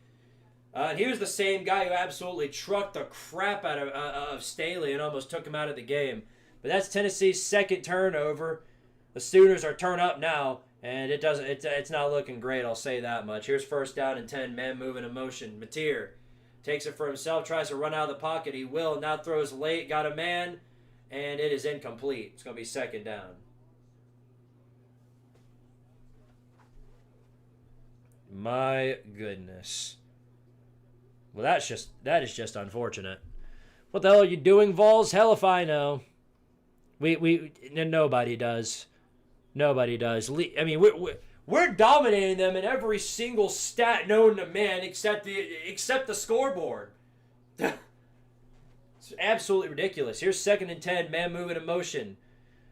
Tries to run on the outside. It's a read option with Mateer, and a good one at that. Gets about 8 or 7 yards, and it's going to be 3rd down.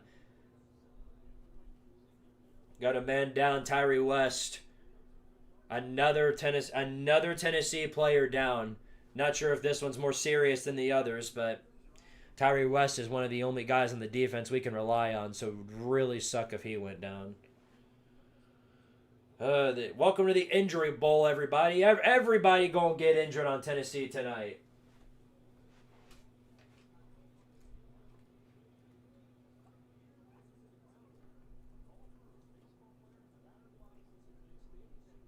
Yeah, that throw that Aguilar had, that was a Sunbelt throw. That was so bad, almost takes him back to the Sunbelt. You guys are lucky OU's offense are all. I mean, I can't figure out why OU is getting in their own way, because if they had the offensive game Kentucky had, this is over. This ball game is completely over. So I guess shout out to the defense. Is it because our defense is a bunch of kneeling merchants? I can't figure it out. Even if Tennessee has 3 losses, they should still no, they should not. No. Tennessee should not be in the playoffs if they have 3 losses. I'm not going to make excuses for that. I don't care. Making excuses for Tennessee with 3 losses would be going against everything I clowned Alabama for last season. And obviously I'm not going to do that. I want to remind everyone in the chat that tomorrow is daylight savings time, just in case if someone forgets. That's great news for you guys having to play after dark. If you're a Utah or a Cincinnati fan, that's phenomenal news for you. You guys are going to need that extra hour of sleep. It's not even the end of the day one, and Vols are failing no loss November. Well, this is still a tie ball game. Don't forget that. It's not like we're getting beat. Can't say the same for a lot of these teams. I don't know what in the world Georgia Tech is doing. I cannot figure that out for the life of me. Down 24-17. Absolutely ridiculous. I think I'm going to turn it back to the Ole Miss Oklahoma game. As you guys would expect, Kentucky Auburn is a complete mess right now. 3-all at halftime. You're not just a sicko if you're watching that game. You're on your deathbed.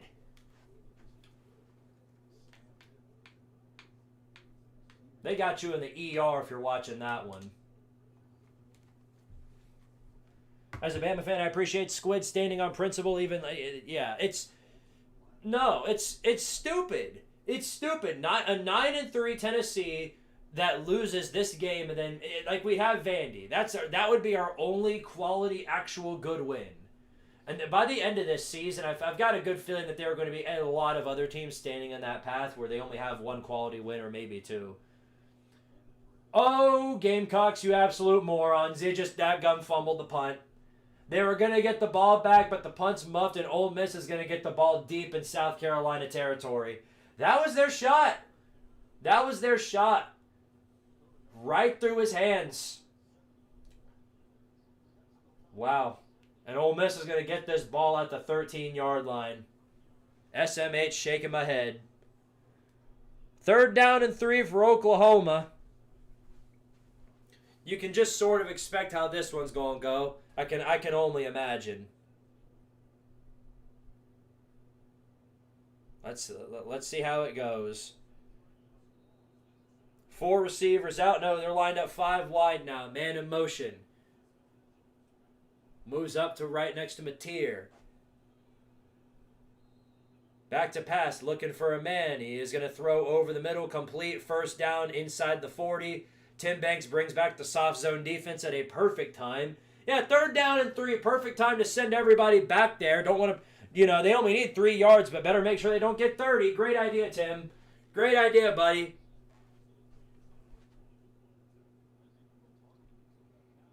Ay. OU has found themselves at the 40-yard line, which is, if it's any testament to their field goal kicking ability, they're in field goal range already.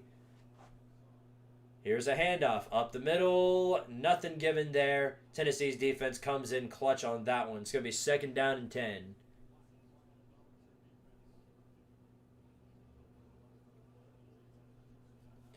Oof. Yeah, they're definitely making it a struggle, I'll say that much. And that play will send us to the 2-minute warning. If there's such a thing as a quality loss, Tennessee is too. Well, that's what Alabama used as an excuse.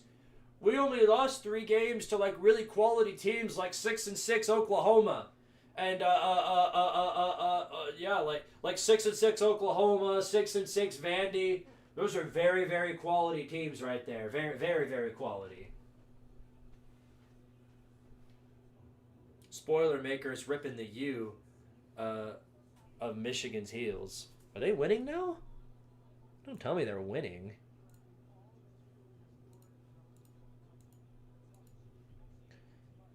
It's 14-10 with 4:31 left in the third quarter. Yikes! That's really bad if you're Michigan. Not only that, but Bryce Underwood is getting outplayed by dadgum Ryan Brown. What's he looking at? 11 of 20 yards, 11 of 20, 92 yards, no touchdowns, 1 interception.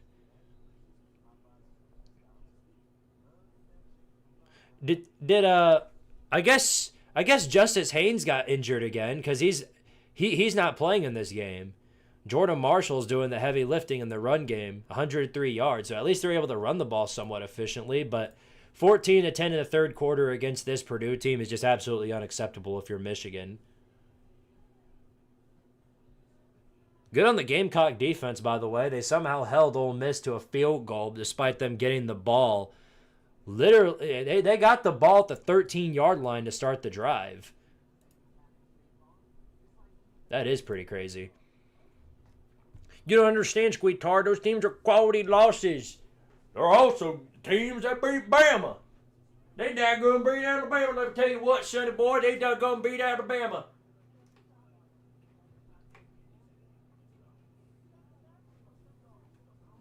Yeah, boy. Yeah, boy, they done go beat Alabama. And Ty Simpson, Bart Simpson, he the truth over here at Alabama. I once told my cousin one time that we daggone went down to the fish market, and I saw a banner of Ty Simpson and the Heisman, and I knew that dude was going to take us all the way to the top. Alabama on top. Now, let me tell you something. That Florida State loss, ain't mean nothing.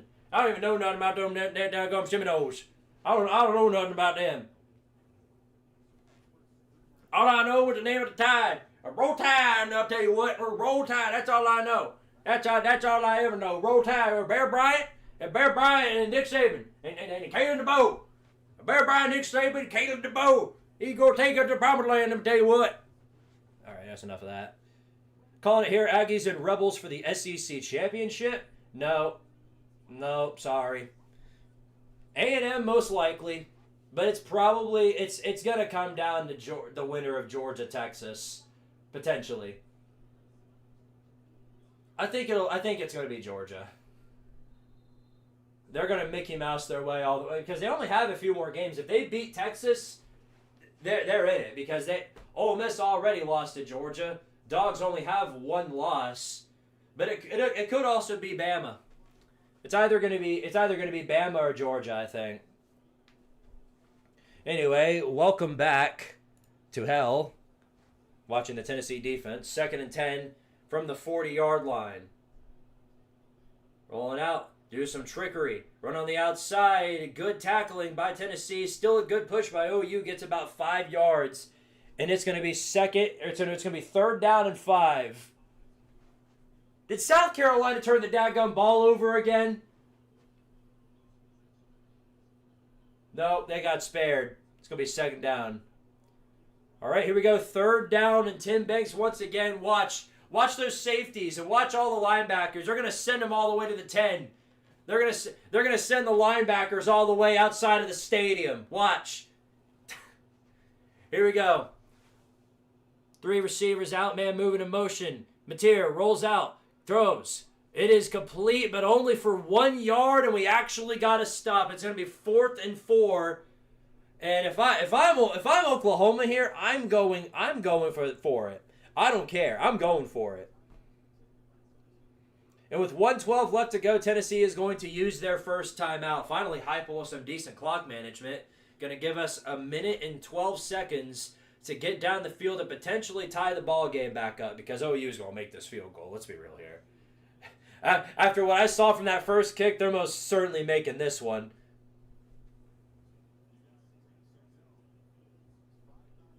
It was a good play by Arian Carter. Glad he's playing, man. Arian Carter, he's been, out of the 2 Carters, he's been playing a way better game throughout the entire year. So here's Tay Sandell, made a 55-yarder not too long ago. This is a 51-yarder, so... But this one's way more lined up the middle. I think he's going to make it. Here it is.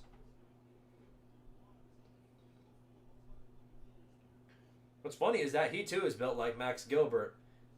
It's a little bit to the right. Let's see if he can make it. Good kick. Might be up, and it is good. Wow. Crazy. So he made a 55-yarder and a 51. You know what he is? He's like Florida State's kicker, because all throughout last year and this year, Florida State has been so heavily reliant on their field goal game. Do they have an Ethan Sanchez as well? Houston loves Ethan Sanchez. It's about as clutch as he can be. Wow. What a dadgum kick, man. But yeah, we got a minute and 8 seconds left for us to do something.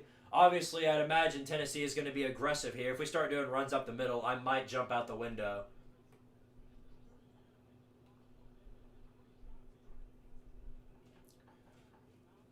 They reviewed that previous tackle to see if South Carolina fumbled the football. They upheld their call, their original call, and said that it was not a fumble, and Kiffin is obviously very angry about it. We are losing this game. This is unbelievable. I'm right there with you, but man,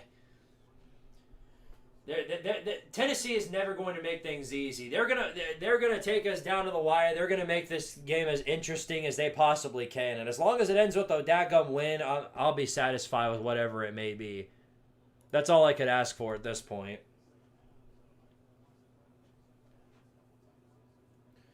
Oh my goodness! I mean, it's just crazy, man. We had a scoop and score, a missed fumble, an interception.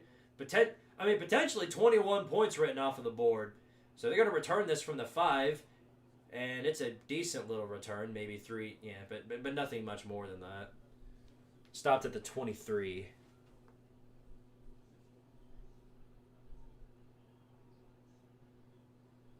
Guys, still, of all the things that pissed me off about this, it's probably the Max Gilbert field goal.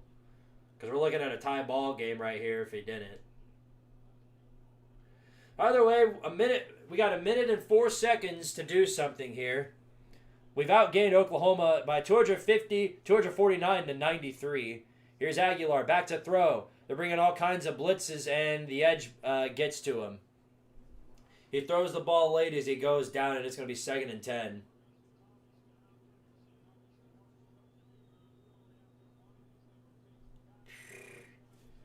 Oh boy. What are we doing? More importantly, what is our offensive line doing?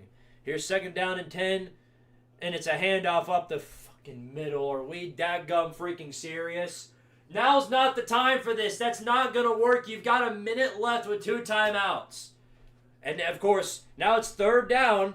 Here he goes, 3rd down. What are we doing? The fact that they have enough time to show his parents is proof that Heupel doesn't know dadgum clock management. Thankfully, Oklahoma was kind enough to jump off sides, gives us a free 5 yards. Now we have 36 seconds left. Why run the ball there, Heupel? You take out 20 seconds, you've got to go the entire length of the field, and you got only 2 timeouts to spare. What are you doing? Why does he do this to me? Why does he do this? Look on the bright side, Squid. At least the missed kick wasn't near the end of the game. It's a fair point. Can't argue with that. We got a whole nother half to go through. A whole nother half of Tennessee pain. I'm telling you, Mario Cristobal 1A, Josh Heupel 2B for current coaches and their clock management.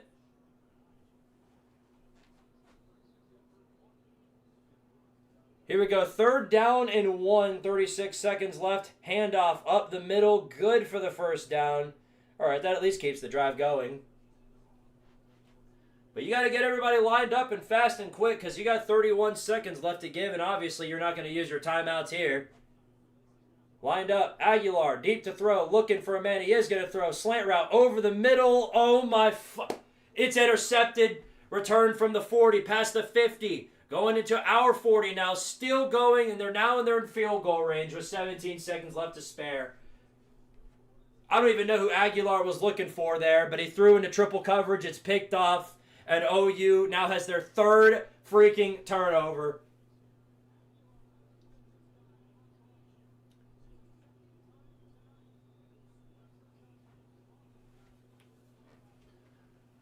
You see, this is what happens. I don't know what else to tell you. I really don't know what else to tell you. It's not even like OU's doing anything. That's the funniest part about all this. Oklahoma's not even they're doing the absolute bare minimum. The entire game, all they've been doing is just taking advantage of all the times you've shot your own self in the foot. That's all you've been doing. That's all you've been doing.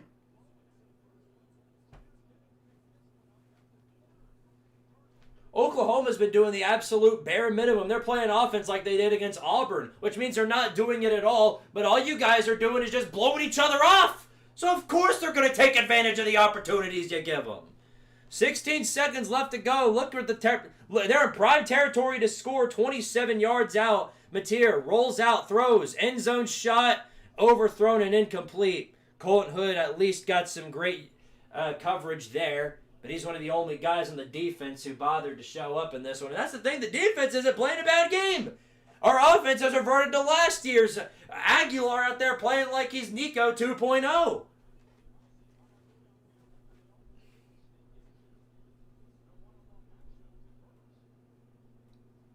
If I'm OU, I just settle for the field goal here, go up 16-10 and take it to the half. You've got the momentum. Here it is, 11 seconds, 3 receivers out. They're going to do the handoff right up the gut. They're going to use their final timeout, and that's how they're going to end the half. They're going to kick this field goal and go up 16-10. Absolutely insane, man. I don't get it. I can't rationalize any of this anymore. Bad play calling, terrible clock management. It's more of the same problems. I'm moving this down because now that we're going into half, I have an excuse to actually sit down.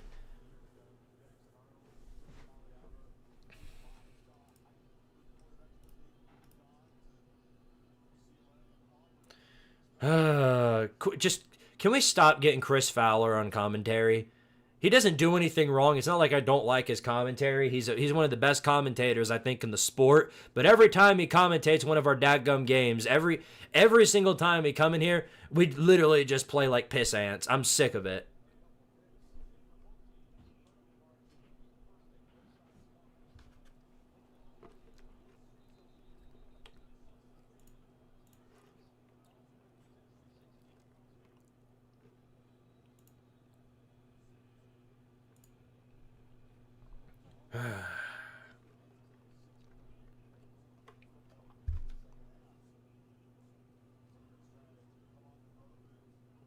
Is the game in Norman or in Knoxville? It's in Knoxville. Makes it all the sadder that this dumb shit is happening. What are we doing? Oklahoma's 0-5, by the way, against ranked opponents. Their last ranked road win goes all the way back to 2019.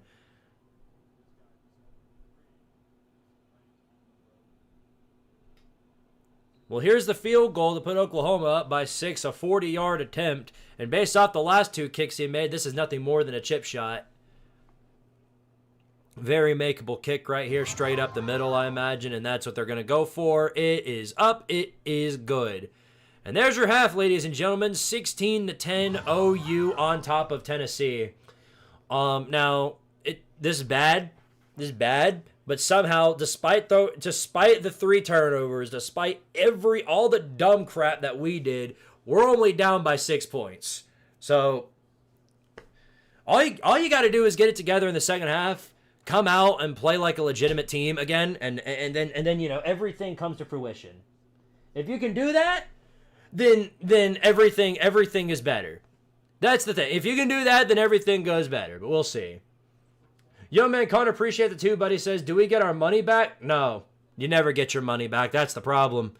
Talent fee, yeah, this is what the talent fee pays for, to watch us shoot ourselves in the foot.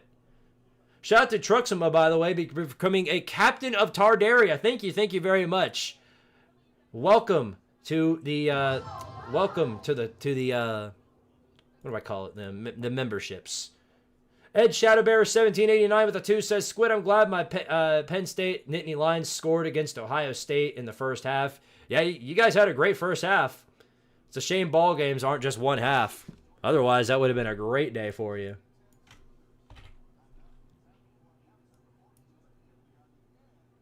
Well,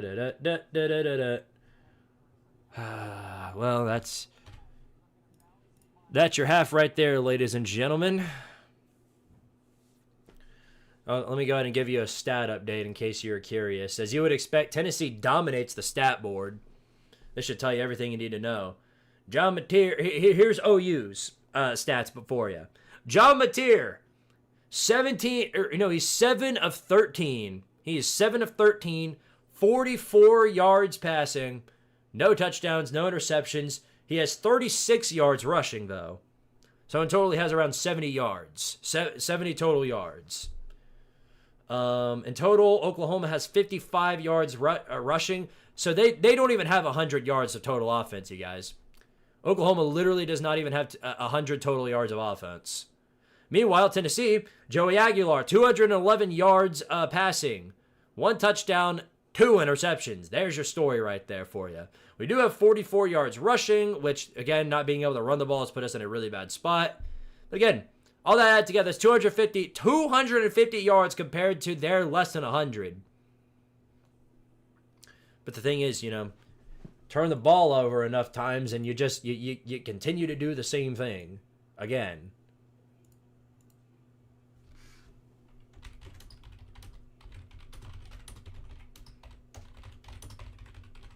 OU has less than 100 total offensive yards.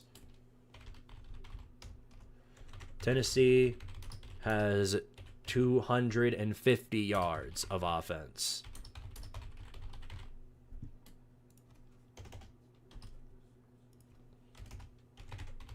Tennessee is losing the game.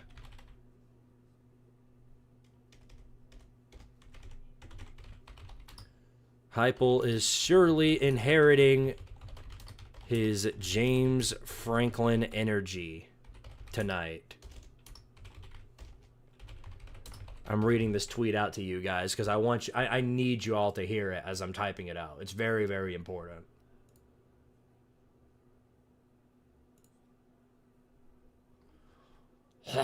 Blah. Ugly, ugly. Yeah, I feared today might have been a trap against Penn State. Yeah, that was never going to happen. I had a feeling Ohio State was going to struggle a bit in the first half, but then they were going to pull away. That's usually what they do. Oklahoma scored 13 on turnovers alone. Yeah, I know. Their only offensive drive that they actually had points was that one where they got the field goal from 55 yards out. That's it.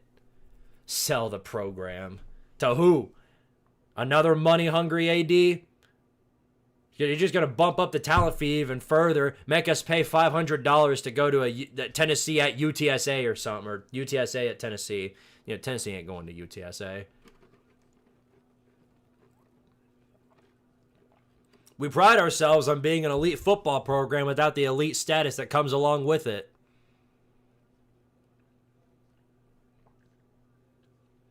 It's like getting a Crunch bar, but instead of just, getting the chocolate and the nuts, all you get is just a big freaking plastic bag of nuts. That's what you get. There's no chocolate that comes with it. It's just a big bag of nuts. What win shocked you the most this week? Out of all the wins that shocked me, obviously SMU's comes to mind because I wouldn't have expected SMU to come back that quickly after the letdown against Wake Forest. All right.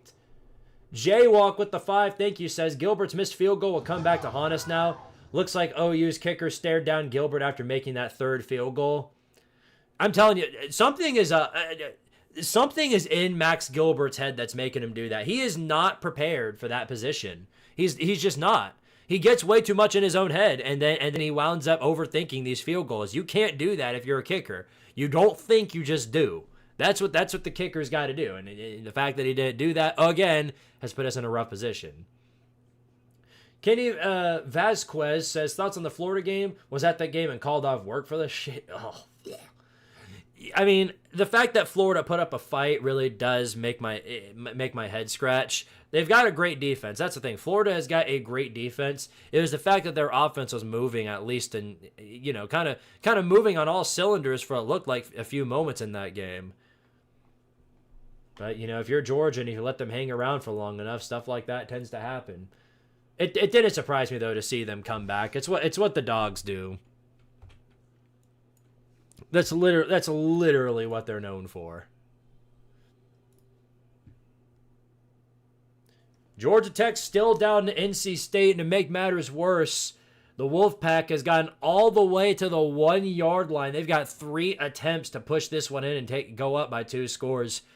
Guys, I think tonight two things happen. One, NC State solidifies another mediocre year with Dave Doria for 2026. And Georgia Tech in the ACC season as a whole just comes to a complete crash out. Automatic bids being eliminated from the playoffs might just be the worst thing to happen to the ACC. It might be, because you don't get an automatic bid. Or at least I don't think you do. I think they do, actually. Do they? If you win the ACC, don't you get it? I think you do get an automatic bid still. You just don't get a bye or anything like that. I think that's how that works. So they might still be able to win out from this point onward, but this is an ugly performance by Tech. And yeah, that solidifies it right there. NC State gets the rushing touchdown, and they're going to go up by 11 on Georgia Tech in the third quarter. Like I said, we're playing bad, but there's teams that are out in worse positions. Kentucky just scored a dadgum touchdown on Auburn. Yes, the Wildcats are right now up 10-3 over Auburn. Again, there's no winning scenario there, because if you're Kentucky, a win like this probably keeps Mark Stoops around for a whole lot longer, because Kentucky has no ceiling in football. Their ceiling in football is whatever the basketball team does. Auburn, on the other hand, this might be a win for them if they go out and lose. Because I think Hugh Freeze is gone if that's exactly how it pans out. Florida State, this is a little surprising. They're at 21-0 over Wake Forest. I know Wake isn't exactly a good team, but to see Florida State go out there and dominate at home off the bat, that is pretty impressive, I will say. You get a spot in the playoffs, but no bye anymore. Yeah, that's what I thought. Georgia Tech Mickey Mouse their way to the top 10 anyway. Well, they're a lot. To me, it's a G5 program story. You win a bunch of games. Eventually, the AP poll kind of, they basically caved to all the fans and all the college football people screaming, rank this team because they're undefeated and they deserve it. And then they give them what they deserve, and then what happens? They go out and fall and die immediately immediately the moment the lights get hot. I'm sure Coach Coop is down bad right now. Oh, down horrendous. Down horrendous, I imagine. 52-14 Arizona, try for 70. What? You can't be serious. Oh my goodness, you're right. Oh no! I checked just a minute ago, and it was a close game. It was like 21-something. What was it, 17? It was like 17-7. What happened? Oh my goodness, Arizona. Colorado's defense has just completely given up. It doesn't matter what Kaidon Salter does. It literally does not matter. Colorado's defense is just so dead in the water that literally it does not matter. And they might put up 70 before it's all said and done.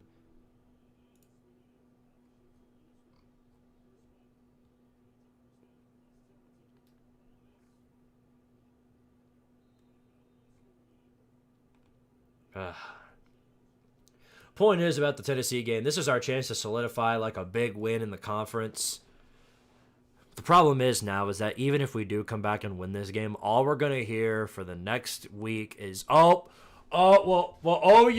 Oklahoma was extremely overrated. They've got no offense. Tennessee got lucky. Oklahoma's going to go out and lose every other game on their schedule. They're a terrible team. Tennessee still has no quality wins.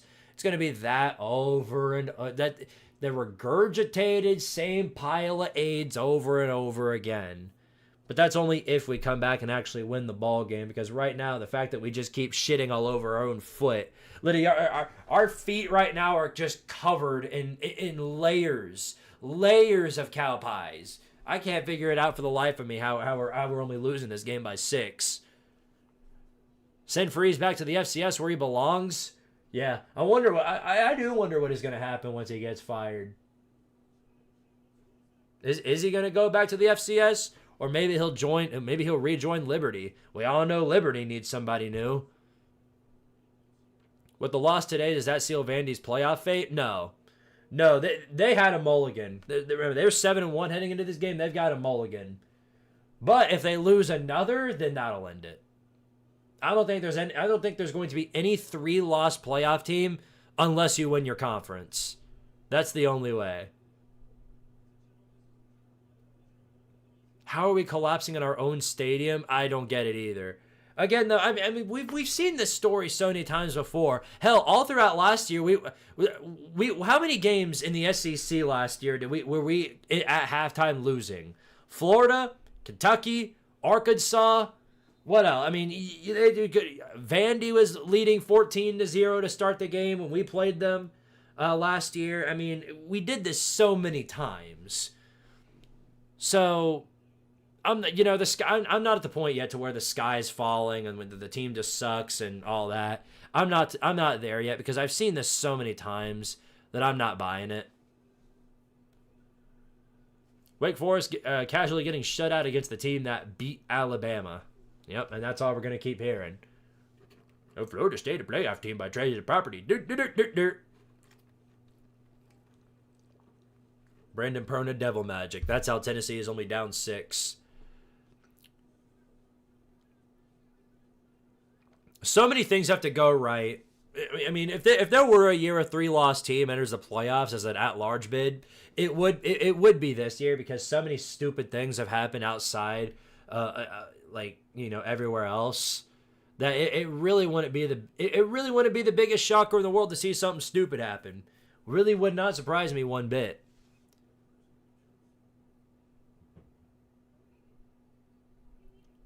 Jamie Chadwell tanked a stock in no short than 2 seasons. Nearly lost to UTEP the other week and Kennesaw State last year. And that was Kennesaw State's first FBS win.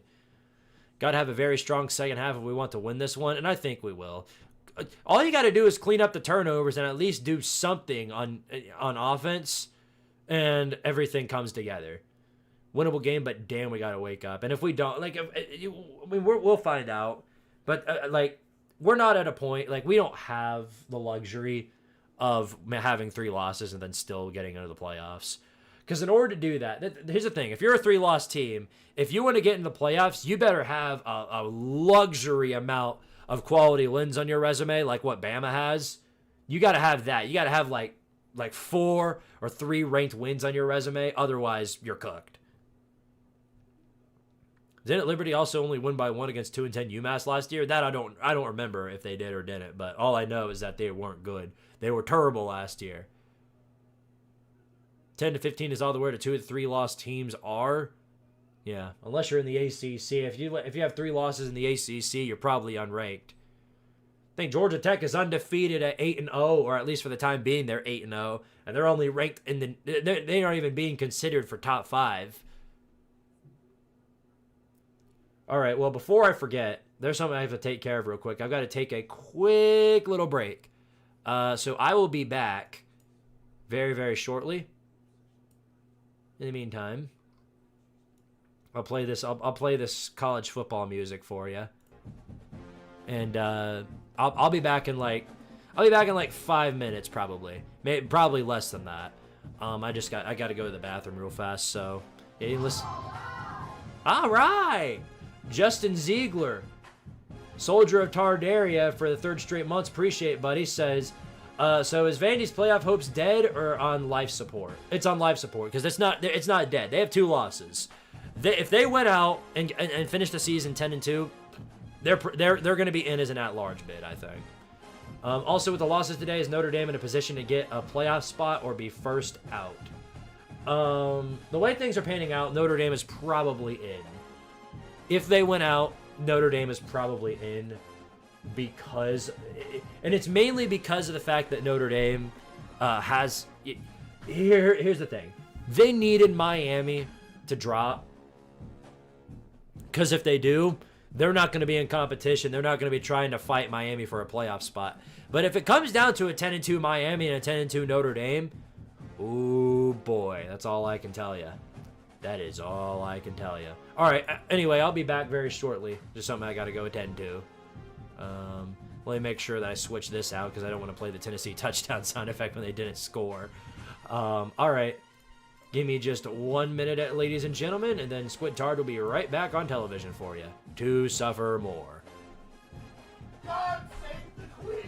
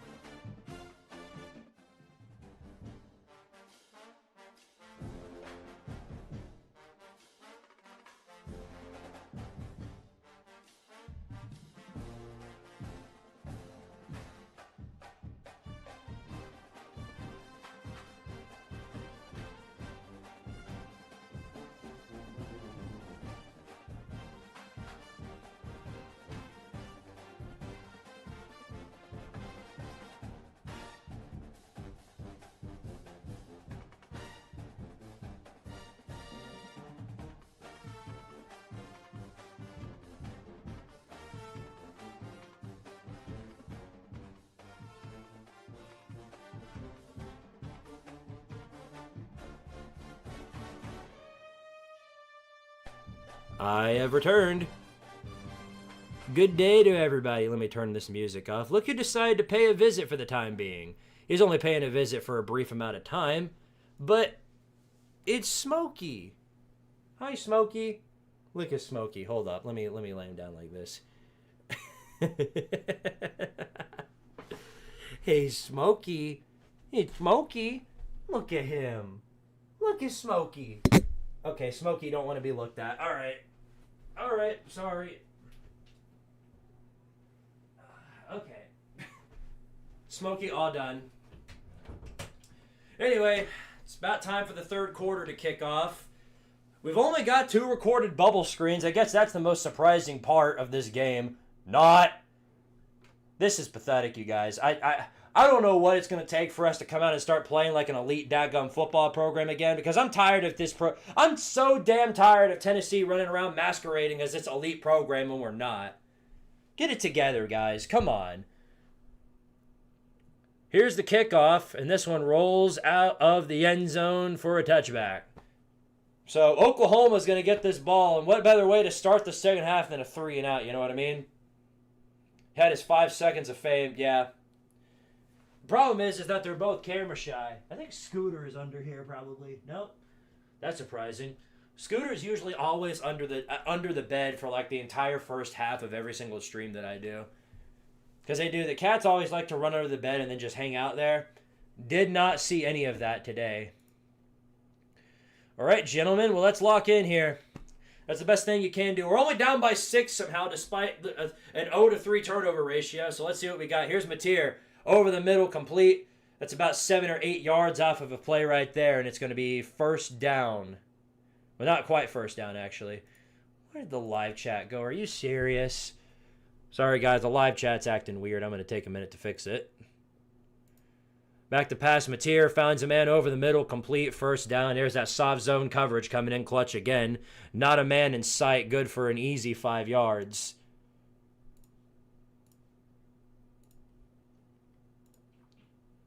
Love your kitty's names, Smokey and Scooter. Thanks, man. Appreciate it. Tennessee should be eliminated from the playoffs even if they win this. This shit is embarrassing. Well, that's the problem. They're not going to be. If we win this game, we're going to be 7-1 and eligible for that spot in the playoffs. So we'll see. But who knows? Let's see what we got. 2nd and 10. Handoff up the middle. And, oh my goodness, almost caught that. But a good play by our DB to make him drop it. Ty Redmond coming in with the play. I'm telling you, if this dude sticks around, Ty Redmond has the potential to be one of the best corners we've seen in a long time at Tennessee, because this dude's a true freshman, and he's out there playing like he's been in this game for years. So we'll see. He's made freshman mistakes before. He's definitely not been perfect, but he's got potential. I'll say that much. Here's 2nd and 10. Back to throw. Mateer looking for a man. Over the middle, incomplete again. Good job by the defensive line. We're looking at a 3rd and 10 now. I just realized this TV just froze. Now, is it the TV or is it the Xbox? Because if it's the Xbox, it's gonna take some more time to fix it up. Okay, it's the TV.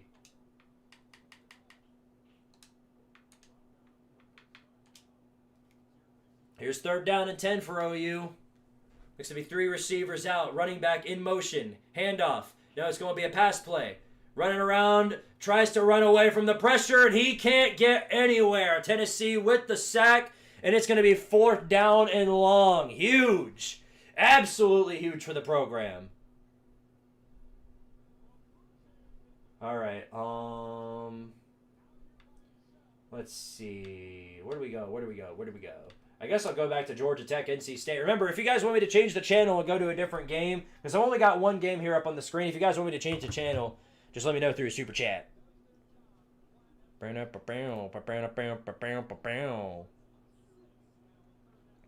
4th and 17 now coming up.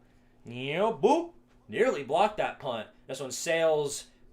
Oh, no. No, don't muff the punt, dadgummit, Boo Carter, bro. Oh, my goodness.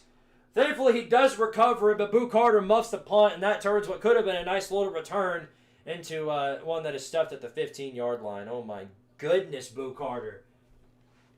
What is he doing? This entire year for Boo Carter has been nothing but a complete joke.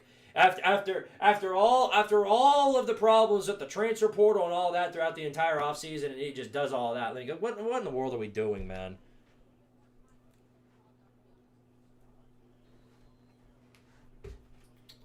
At least the DP is good. Here's 1st and 10. It's going to be a handoff. No, it's going to be a pass play, and it is incomplete. I don't even know where he was throwing that. It's going to be 2nd and 10. Another bad miscommunication by and Aguilar just throws to the grass. Thankfully, he didn't throw it into the hands of an OU receiver again.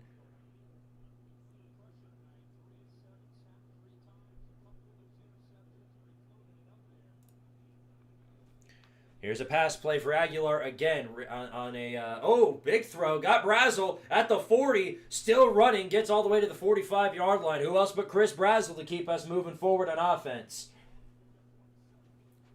I say we're in a bad spot, but the Yellow Jackets are on all kinds of hell right here. 2:10 left in the third quarter, and it's 38-23. Here's another play action. No, it's going to be a run up the gut. That one good for about 4 yards. All right. Moronic McGee with the 2 says, turn on Auburn versus Kentucky, booty versus garbage. All right, highest bidder wins, so I'll turn it to Auburn, Kentucky. I'll turn it into the Battle of AIDS. The SEC Toilet Bowl 2.0.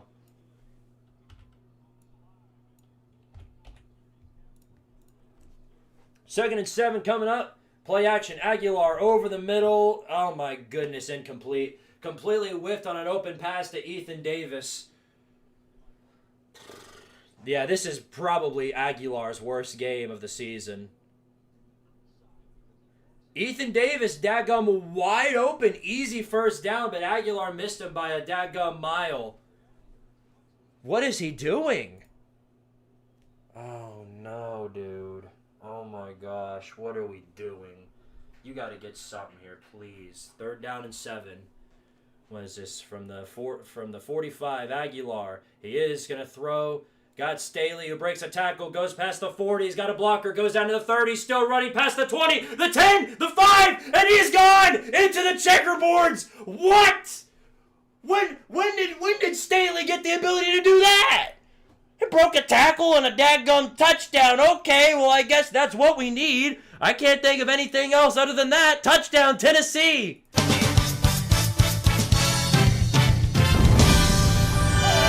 right! All right! Yes!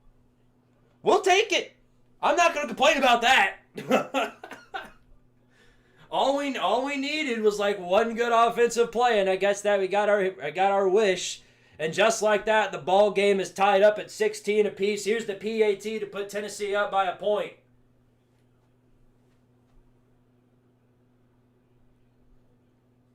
They still got Max Gilbert out there for some reason. Not sure why you don't put Turbeville out there and let him kick, but here it is. That is up. And he got it. It is good. 17-16. Tennessee is retaking the lead on OU somehow, some way. What a catch by Braylon Staley and ability to break a tackle. He is having a lights-out game today. What a performance. And he had a great performance versus Alabama, too. Wasn't enough to win the day, but maybe it will be here. Just like that, Tennessee takes the lead, 17-16. Tech is fixing to score a touchdown. Good for them. They're going to need to score a few more to get back into it. F Disney, they're actually ruining sports. So depressed that YouTube TV took my ABC away, so I can't watch. Thank you for doing this, Squid.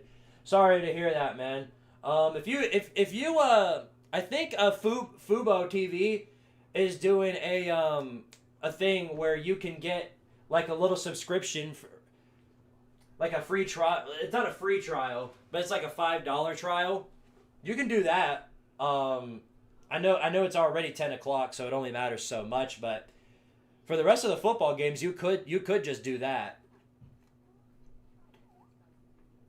Although do keep in mind that for whatever reason here on my Xbox, it is dadgum freezing up on me. I'm gonna have to restart it. I can't figure out why it's acting so weird. That's the thing. YouTube TV is such a massive upgrade. One thing it didn't do was freeze constantly. Can we get a use down from the Squiddy? Why, of course you can. Sucks to be you.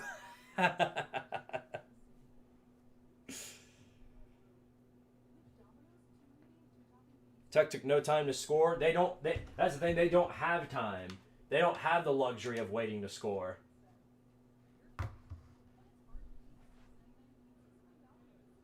Jeez. Well, that's just annoying.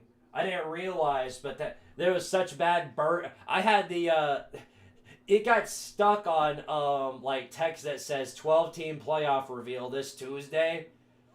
And it was on there for so long that it's now burnt into the screen. So I'm watching this Auburn-Kentucky game, and I can see word for word, 12-team playoff. Thanks. Now, in case I needed a reminder, now I know every time I look at my TV, all I can see is 12-team projection. Someone told me Ohio State had the number 1 wide receiver committed to them in the next 2 recruiting classes.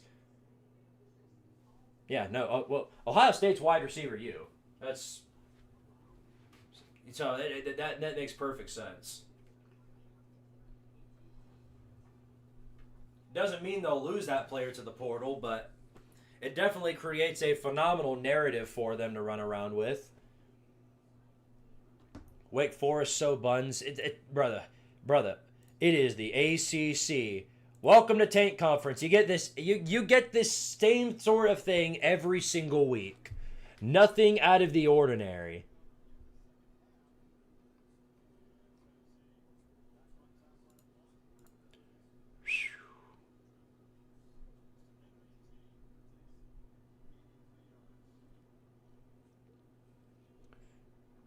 You know what? Hold on a second. I've been meaning to do this. Let me see if I can remember how. While we're on commercial, or they're doing like a review. I think I can because I was planning on. I probably need a new mod for my Twitch chat, even though anybody's barely active in it. But if I can figure it out, I was planning on finding a way to make Alutron a mod. What am I doing?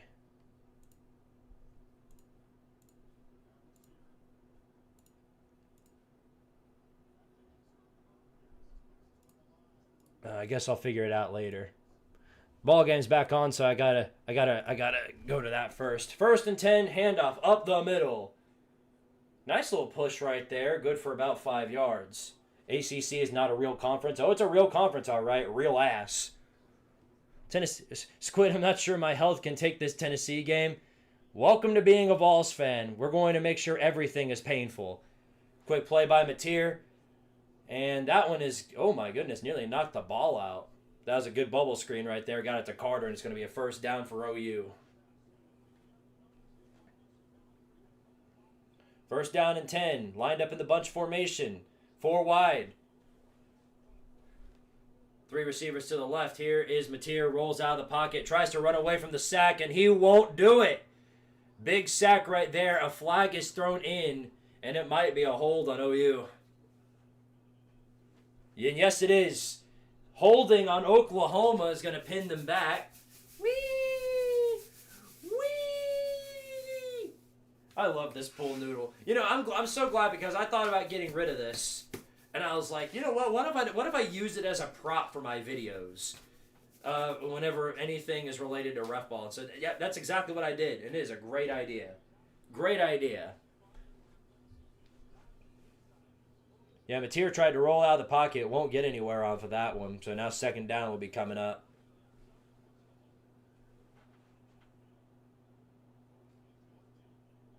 First down and 20, actually, is what they decided to go with. So he did accept the penalty. Rolling out of the pocket. Mateer trying to look for somebody downfield. He will throw downfield. Had a man open. Incomplete. Deion Burks drops what should have been a wide open completion.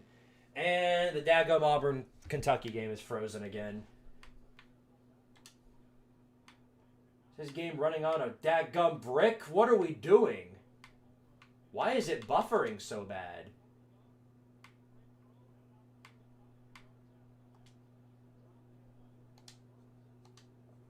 Second and 20. It's a screen. Come on, tackle. Wrap him up. Thank you. Yeah, yes. He is wrapped up on that play. Maybe got 5 or 6 yards, but nothing more. So this is a big 3rd and long right here. Finally, yeah, Colton Hood. That's one dude you don't want to try that against because Colton Hood doesn't go for the legs on tackles. He actually knows how to daggum wrap you up. So here we go. 3rd down and 16. OU 1 for 6 on 3rd downs. Everything is lining up as this should be a first down. Oh, he missed the tackle. Mateer's taken off. Gets the 40. Gets the first down. Yep, of course. Of course. Missed one tackle, and there and another man in sight. Mateer outruns everybody else and gets the first. Great play by him. I don't think anybody would have expected him just to take off like that, but he saw open space and went with it. Or I guess he really didn't have much of a choice because our edge rusher got on him like instantly. Either way, that was just a personnel issue. Looked like a hold back there on number 2, but the fact that he was all the way back there in the first place can only be blamed on one specific man, one specific terror on this Tennessee coaching staff. And yeah, I don't know what's going on with this Kentucky-Auburn game, but it just froze on me again. This Fubo TV crap is starting to piss me off. I hope we need YouTube TV back, bro. Just make the dadgum deal already, please. So tired of watching them this stupid Fubo because it just keeps freezing.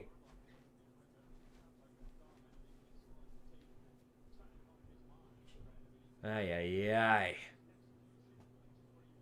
Tow truck Mateer for the first. Missed tackles doing what missed tackles do. Well, the edge rusher just didn't get to him in time. By the time he had gotten past his lineman, Mateer had already taken off.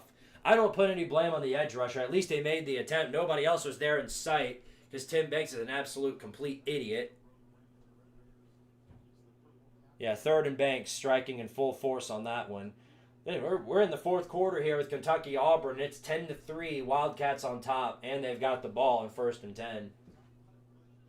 Boy, there's no way this is, oh my, and it's frozen again. I can't take this anymore. Can I switch to another game? This is getting ridiculous. I have to. There's no other choice. It just keeps freezing. This is awful. I don't know if it's like this for every game, but I had to switch back to Georgia Tech, NC State for the time being. I don't know if it's the broadcast or if it's something else, but that's the 3rd time now it just froze on me, so I have to switch the game.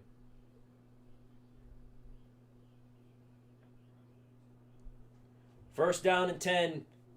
Personnel moving in motion for Tennessee. Oklahoma at the 48-yard line of the Volunteers. Halfback toss. Got a blocker in front of him. Gets about 5 or 6 yards out of it, and it's going to be second and about 5 maybe.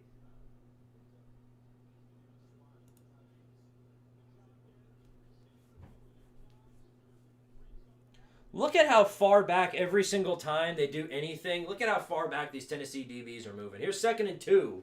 Very generous of them. Quick pass play. Yep. See, they had Colton Hood all the way. They had Colton Hood 10 yards back from before he made the tackle. So, of course, he wasn't going to be able to make a play there. Holy crap, Tim Banks. Why do we have everybody 90 yards back? Move them up.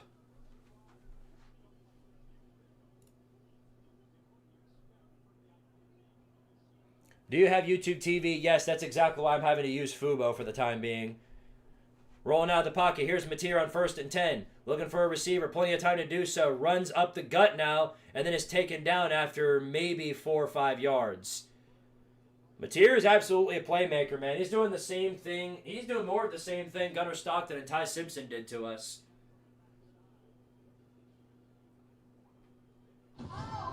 All right. Christopher Brickner with the 5, much appreciated, says, tough Michigan win, but it makes sense to struggle greatly when playing a Big Ten powerhouse like Purdue. Wait a second, I think I made a typo in that sentence. Yeah, you said tough.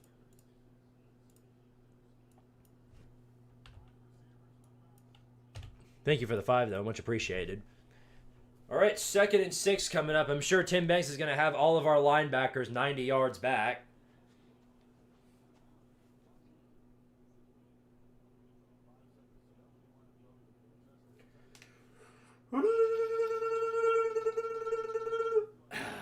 All right.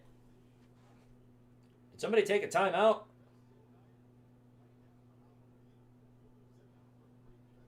Must have. 2nd down and 11 for NC State. Tech has quickly stormed back into this game. They might actually find a way. Wouldn't that be funny? Something must be wrong with the broadcast for Auburn, Kentucky, because it for whatever reason it just kept going beep boop and freezing up on me. I couldn't really fix it in any single way. Missing my college football multi-view so much right now. I'm right there with you, man. I'm right there with you. They've already lost so many people. They're gonna have to figure out something, otherwise they're going to lose. YouTube TV is gonna lose so many people. They're not gonna be able to have a base anymore.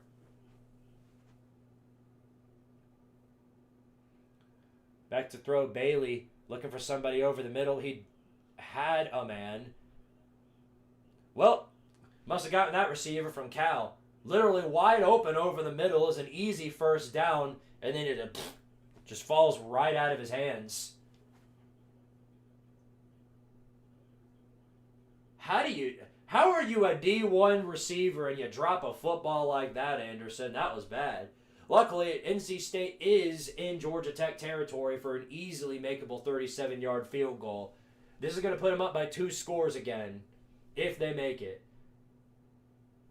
Are you shitting me? Are you actually shitting me? It just froze on me. The dadgum thing just froze on me. Fubo TV sucks, dude. This is awful. This is awful. Why is it freezing constantly? Well, they made the field goal. Unbelievable.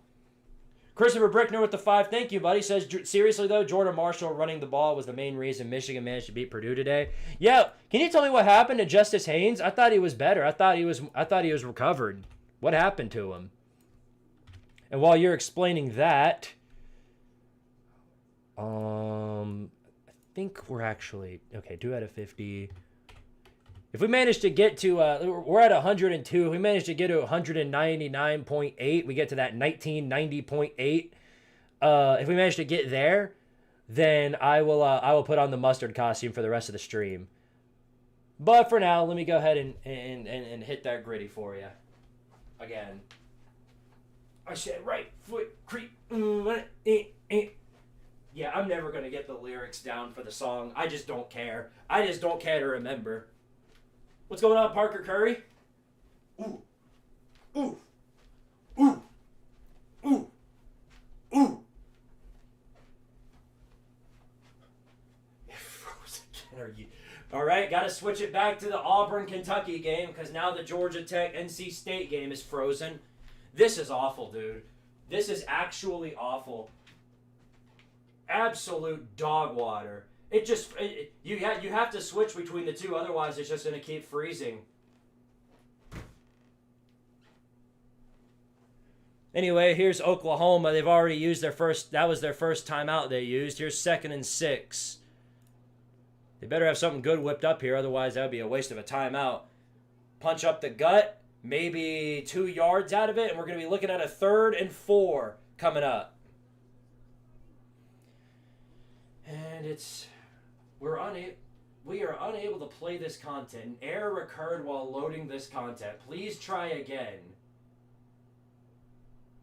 Yeah, guys, this is exactly, yeah. What a great job.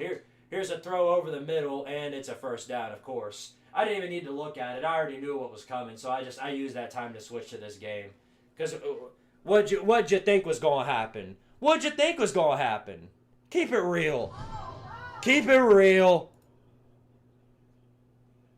Christopher Brickner with the 2 says Justice Haynes is out due to a foot injury. Oh, again? Sucks to hear that. Hope he's okay. Anyway, Oklahoma's got a fresh set of downs. Here's 1st and 10. 7 minutes left to go in the 3rd quarter. Handoff up the middle. Breaks the first tackle because they go for the legs again. Ball popped out at the end there. Ty Redmond recovers. No, he doesn't. But there's another Tennessee man that does recover. But there is a flag coming in. There is a flag, and I've got just this certain feeling that it's going to be on us.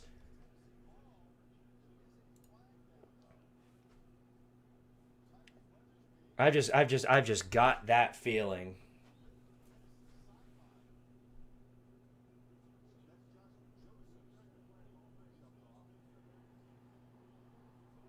No, sir. It is a hold on Oklahoma. And Tennessee's going to get the ball off of an Oklahoma turnover. What a play by, I think that was Edris Farouk, who pushed, Edris Farouk pushes the ball out. Ty Redmond makes the chance for a recovery, but he misses it. But thankfully, another Tennessee man is there to make the play. I think that was Farouk too. So Farouk forces the fumble and then recovers it. What an absolute beast.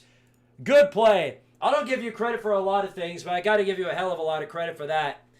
Now it's all about whether or not the offense can take a step up. That's what it is. Because if we can do that, we can put Oklahoma in a big hole here.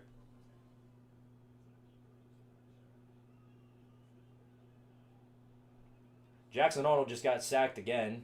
Or I think that was, C.J. Daniels. Outside run. Look at Star Thomas go. He's still there. Goes down to the 30. Pushes past the 40-yard line. Oh, my goodness. Star Thomas broke like 3 tackles on that play. What a play. Oh, my goodness. There's no way. I think he was out of bounds. Let's see. Oh, they're going to go back and review it. He was out of bounds. It was a great effort, though. Okay, I got to give him a lot of credit for that. It's a shame that we don't have any other run plays, because if we did, we might be able to use our running backs for something. You know what I mean? Christopher Brickner with the 5, thank you, says, can we laugh at Penn State thinking that they had a chance down by 3 at the half with only one good drive and a fumble, only for Buckeyes to dominate them in the second half? You know what that reminds me of? This game right here. Except, obviously, Ohio State, Penn State, those are 2 teams in 2 different realms, but these 2 teams are sort of on that same level. But the point still stands. God, yeah, I don't know. I think that's too close to call. But ref ball's going to call it. Ref ball's going to say he was out. And, yeah, guys, I don't think I'm going to be able to do this daggum thing with Fubo. It just keeps freezing.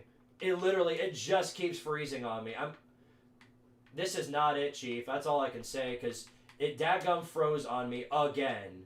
Every time I load up one of these games, it plays for 5 minutes, and then for whatever daggum reason, it just completely freezes up on me. Is it because I'm on like a certain Wi-Fi? I don't understand.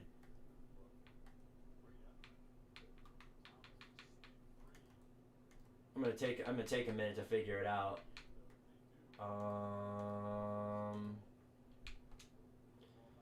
Because maybe I'm on the wrong Wi-Fi. That's the only thing I can think of. I'm not. I'm on the right one. It's just I'm just gonna have to keep pivoting between the 2. God, we need YouTube TV back, man. This is getting ridiculous. It's a shame this isn't like the ACC and we can't actually hear what they're talking about.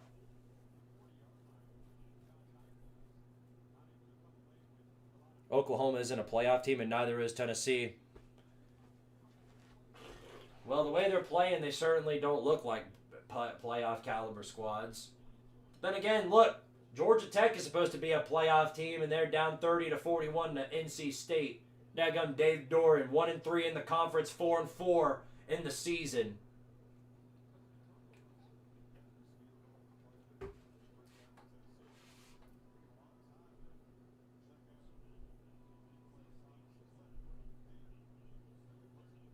Yeah, I think everybody else, some of the other people, they caved to ESPN and are now watching it through that subscription. But the ones who didn't, a lot of them are using Fubo. And if you're watching it like I am, and if this is happening on actual TVs, my goodness, we need a Sonic the Hedgehog football game. You're in the wrong comment section, Alutron. You're in the wrong comment section for that type of talk.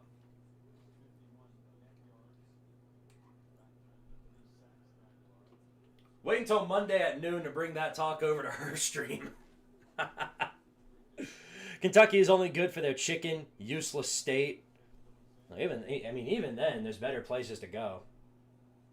When you got Popeyes, why in the world would you go to KFC? You know what I mean? So yeah, as I expected, they said he was out of bounds, but it's still a 5-yard gain. They're gonna go right back to him on a play up the gut, and it's good for maybe 3 yards. It's gonna be 3rd and 2. You got it. I mean, I don't know. I think he's scared. I think Heupel's scared to let Aguilar throw it now. He's already made too many mistakes. Now he's not going to let him do what he wants. That's what I'm worried about. Because now it's a 3rd down and 2. This is going to be a run up the middle. It's going to be a run up the middle. No, it's going to be Aguilar taking it for himself, and it's a perfect read by OU, and we're going to punt the daggum football. Yeah. What did you think was? I'm telling you guys, we're no longer going to be throwing the football in this game. Now that we've made a mistake, now Heupel has to just completely throw out the passing game. Now it's gone. Now it's no longer existing. Now it's you won't see it anymore. Now that we've made too many mistakes, now you're going to see maybe 1 pass attempt every daggum drive. Because all we're going to do is run it up the middle or on the outside now. I mean, at least we have more than 1 run play. But yeah, no, we're not going to be passed. We're not going to be the aggressive offense that we once were. And that's a huge problem. I freaking hate this dadgum Fubo, bro. It froze again. Why is it freezing? Pile of trash. What is it doing? It's like it's trying to run this thing off a dadgum Windows Explorer. And it doesn't even live anymore.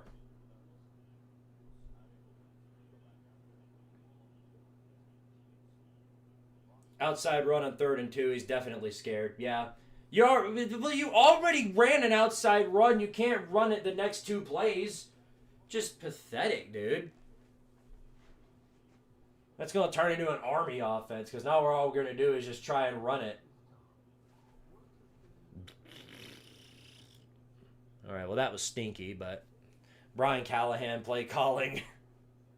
If Oklahoma can wake up, it'll be over. It's not even that they're waking up. I think Mateer is just getting some insane levels of pressure from Tennessee's defensive line. There's froze it again. We're not even a minute in and it already froze. It's just this isn't a viable option for me. I don't know if it's just the fact that I'm running through a doo-doo box, the dadgum poop box over here. Maybe that's what it is. I'm not really all that sure, you guys. We're about to give them the game they're going to run down and score on this drive and force us to play from behind the rest of the way. Yeah, I mean, I'm not throwing out the doomer talk just yet because this defense has been clutch at most other plays, and Oklahoma has been shooting themselves in the foot similarly as well. But again, we'll see. Push up the gut for NC State. And a good one at that. Gets about 3 yards and the play was blown. The play was nearly blown dead way before, but it'd be 3rd and 1. Yeah, no, if I'm the Wolfpack, I'm literally just trying to chew out as much clock as possible. Because the moment you give the ball back to Tech, you know, they're gonna start running away with it. Or you know, they're gonna give it to Haynes King. Oh my goodness. I gotta switch it back again. What is this? This is awful. It just keeps freezing on me, you guys. So I'm going to switch it back to Kentucky Auburn, and maybe it'll go for 2 seconds before it freezes.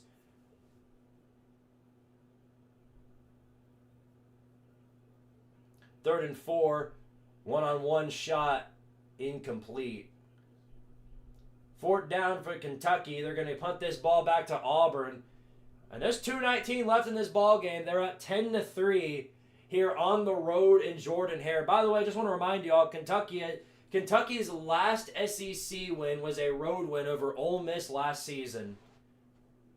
Ever since that win, I think it was their first actual. I think it was their first or their second conference game too. I think they played Georgia start out their conference slate. Then they played Ole Miss and beat them. So they have lost what now 11 or 12 straight conference games. This is There's no way Hugh Freeze is surviving this. There's no way. That is if this score holds.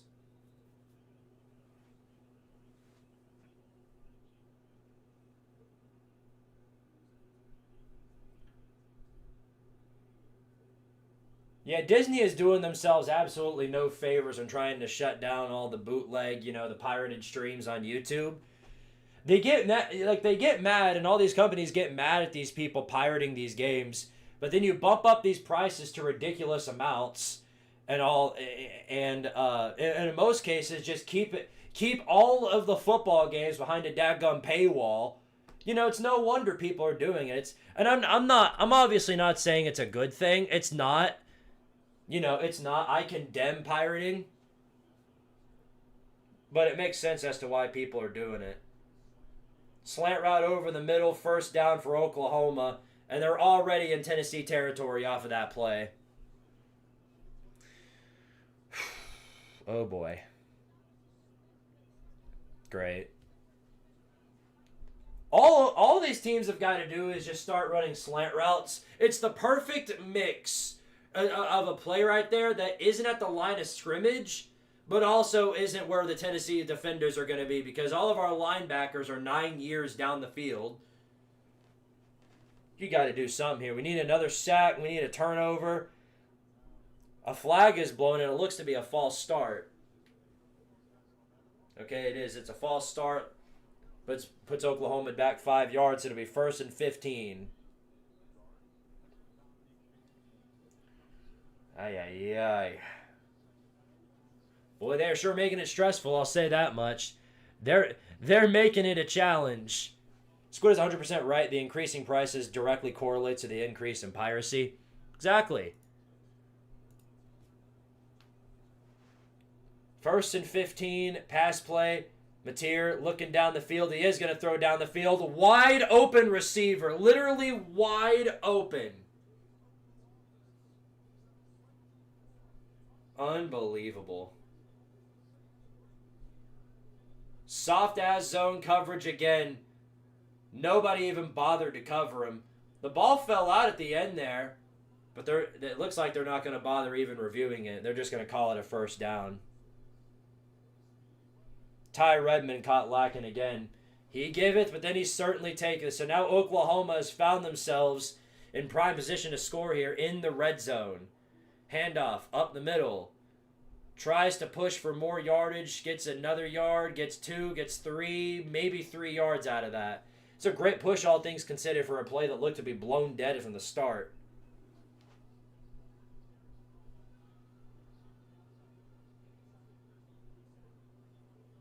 Yeah, Ty Redmond once again caught lacking. But again, that wasn't man. That wasn't his man, because that was zone coverage. That was intended. That was the Tim Banks. That's the Tim Banks style right there. But you better hope you don't break, because if you're doing this whole bend but don't break thing, you might as well go ahead and break, like this dadgum Fubo just broke again, because it froze. This is the most we're unable to play this content. Mateer, of course, runs for a first down, gets inside the 5. Wonderful. I'm about to lose it. I'm about to crash out. I mean it. I'm about to throw this freaking Xbox out the window. It just froze. It just froze. God, this Fubo is the most bootleg freaking sports watching site that you could possibly go to, I guess, other than the pirated ones. Because what is this? I can't play any of these games. And yeah, Oklahoma runs for a dadgum touchdown. What'd you think was going to happen? I didn't even bother to watch. It's exactly what you think it was going to be. Xavier Robinson pushes the way through the rest and gets the score. Kentucky-Auburn frozen. Great. Wonderful. Spectacular. Okay, I think we're back. 2 minutes left to go in this game. 155. I'd give it about 5 seconds tops before it dadgum freezes again.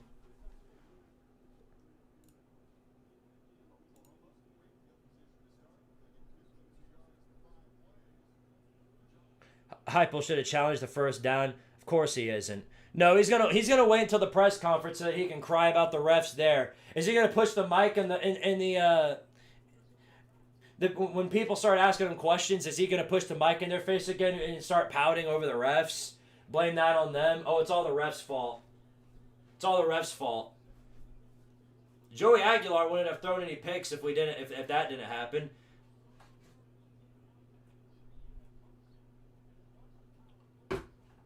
Unbelievable.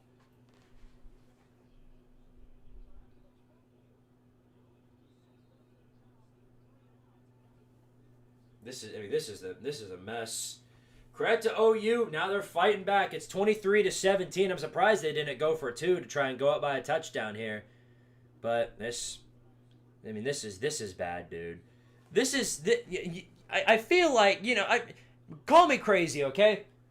But when you parade yourself around as this elite program, when you're Tennessee and you're this administration and you're Danny White and you're masquerading on Twitter and everywhere else across social media as an elite program, I feel like what should come with it is a group of elite or at least high-level coordinators instead of these random high school coaches that you've got here. I feel like that should be pretty obvious, but maybe it's just me. Maybe it's just me, I don't know. I can't figure it out for the life of me.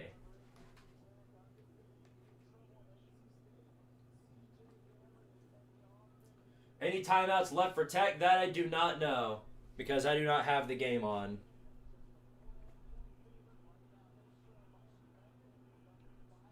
Yeah, hey, are we going to run it up the middle again? Watch, we are. We're going to run it up the middle. This is going to be great. This is going to be great. Watch. Okay, it's a little dump off to Kitzelman. Gets about 6 yards, maybe 4 yards out of that. It'll be 2nd and 6.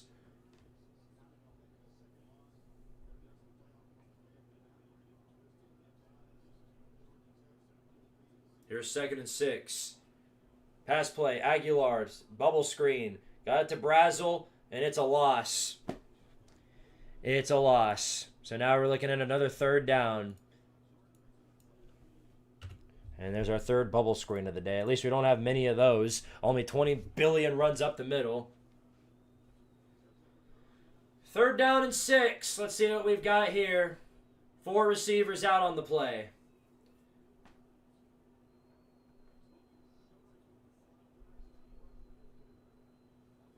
Tennessee 7 of 10 on 3rd downs. This is a manageable 3rd down for the Vols with 4 receivers out. Pass play for Aguilar, looking for a man down the field. Gets it off at the last second, and it is incomplete, nearly intercepted. He got absolutely slammed as he was making that throw, and it's going to be 4th down. A three and out. Did we even take 30 seconds off the clock? Did we? Legitimately, did we even take 30 seconds off the clock? I don't even think we did. Absolutely pathetic. And I already know that this result right here, we're going to lose to Vandy in Florida playing like this. Yep, YouTube TV, or Fubo, trash-ass Fubo TV just froze again. We're unable to load this content. We're unable to load it. Yeah, you guys are just straight up garbage. Holy crap. I don't know why it's so good on here, though. For whatever reason, I've got this game loaded up here, and it hasn't had any problems. But for whatever reason on here, it's just constantly buffering and buffering and buffering. Oof. Ay, ay, ay. Bubble screens work every 7th time. Keep going. Yeah, no, it works every time except for all the times it doesn't. All right, now it's the perfect time for Tim Banks to just go ahead and ruin everything. Either that or he'll clutch up and save us like he did back in 23. Which Tim Banks is going to show up in this drive? Where are the points, Josh? They'll come on the 27th run up the middle. Don't you worry. Don't you worry. 51 seconds left in the 3rd quarter. This is another design material run. And, of course, we go for the legs, so he pushes his way for a 1st down. Incredible. Incredible job, you guys. Make sure to surround him and then go for the legs so that he can jump over you. 47 seconds left in this ball game over here. Wow. Auburn converts a 3rd and 10 where they need it most. 42 seconds left to go. Here's a 2nd down and 1. Bunch formation lined up once again. Here's the handoff. No, it's a play action. Got a man on the screen. Deion Burks gets 10 yards and a little bit more past the 40. And it's going to be 1st and 10, and that'll effectively end the 3rd quarter. Put your 4s up, ladies and gentlemen. One season pretty much all of our seasons depend on this one. One of these teams is going to be fighting for a Citrus Bowl. The other one is fighting for their spot in the playoffs. So if you want to continue masquerading around as this elite program into everything school, and you best go ahead and show up in the 4th quarter. That's the thing that makes me so mad, man. And it's not just Danny White, but it's our fans too who go around. Oh, we're in everything school. Look at how good we are in football, but we can't win a playoff game. Look at how good we are in basketball, but the moment we make it into the Elite Eight, we suddenly forget how to play it. Look at our baseball team, but our head coach that just won us our title left, and now things look to be painting just completely going downhill. We're in everything school. We're in everything school. Well, all this money we're spending is really, really working out in our favor. Oh, we better raise up the talent fee. Hey, can we raise up the talent fee by $4 more? I think that'll fix it. 4% more on the tickets will definitely fix everything.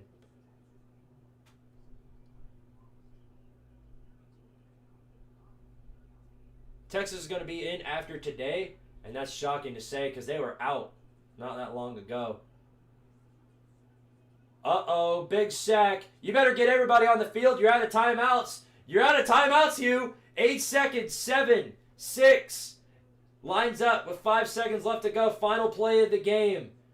Back to throw. Throws the Hail Mary. It's going to be in the end zone. An interceptor. There wasn't even a man there to catch it. And that's the final score. Kentucky goes on the road. Massive underdog. Kentucky goes on the road 0-5 in the SEC. Turns to 1-5.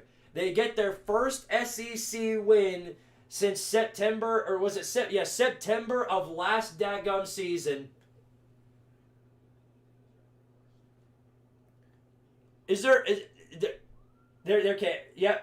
First SEC win since September 28th of 2024 on the road in Jordan-Hare. And perfect time for Fubo to freeze. Good, I'm moving away from this game. And the moment this slate of football games is over, I'm moving away from you. Because this is terrible. Look, I just loaded up Georgia Tech, NC State, and the game ain't even on the screen. Okay, there it is. Good grief. Anyway, though, yeah, boy, Auburn is in a bad way right now. I think you're out of excuses at this point. Safe to say Hugh Freeze is gotta be done at this point.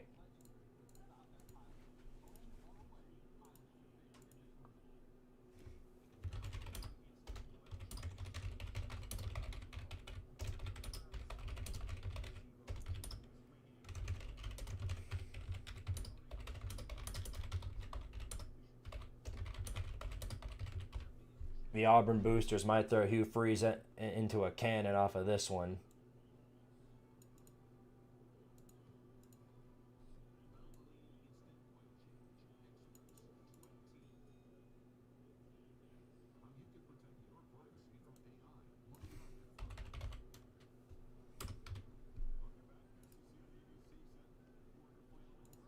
Ay, ay, ay.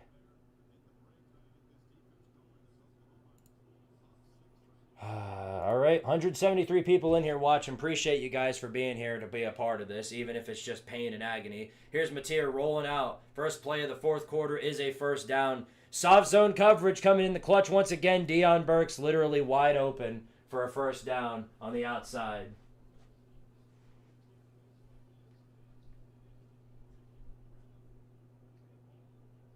Looks like we got a man down for the Volunteers. Josiah, is that Josiah Josephs? He's trying to get up, but he's very slow too. And that's Josiah Josephs, probably our best edge rusher, and he is he is down. I don't know how much more we got to take of this, honestly. I mean, masquerading around as this elite program. I mean, this is getting ridiculous.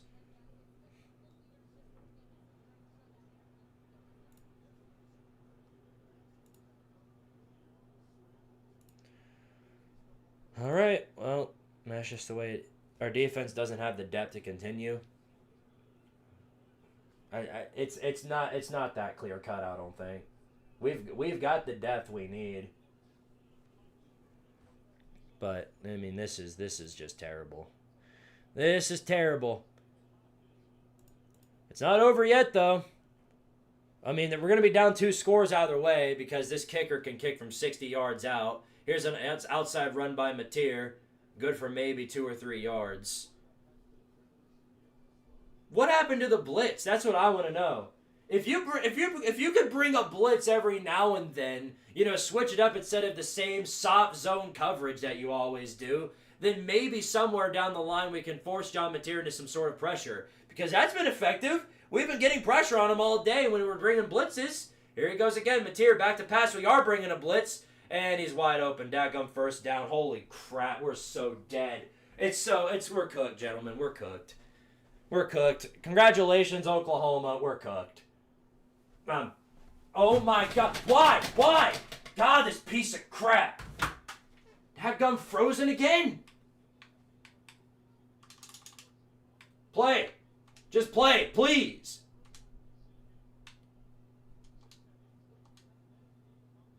I'm about to quit on Fubo. I'm about to quit. This is garbage. This is straight up garbage. It just keeps freezing on me. Push up the gut on first down. Good for maybe 1 yard, if that.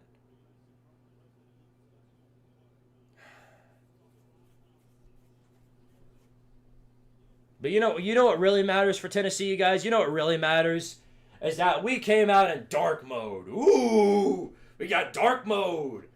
You got that cool. We've got all the great gimmicks that are useful for about absolutely nothing. Like Oregon. 12 different uniforms, 0 national championships to go with them. We've got championships, but they're so far in the past. 2nd down and 9. Here's Mateer on a design QB run. Misses the first tackle. Then he gets down. Farouk actually makes a good tackle for once, and it's 3rd down. No, technically we lost. Oh my God. I gotta switch it again. It just keeps freezing. We're unable to play this content. Great.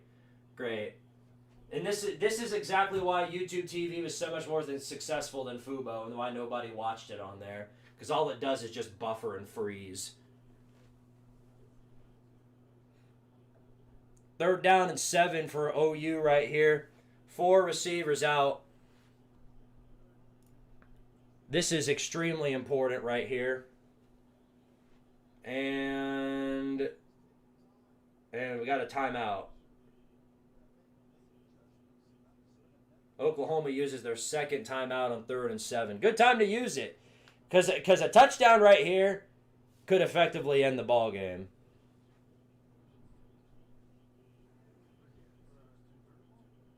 I would have just thrown it, though. What's the worst thing that could have happened? You know what I mean?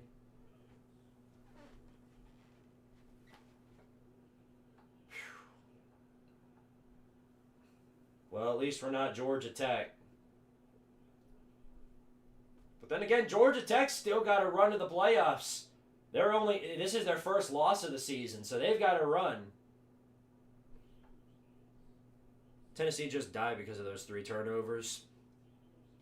Yeah, it's more of the same. Talent fee just ain't working out for us. Every time we get up against a good team, we find a way to shoot ourselves in the foot.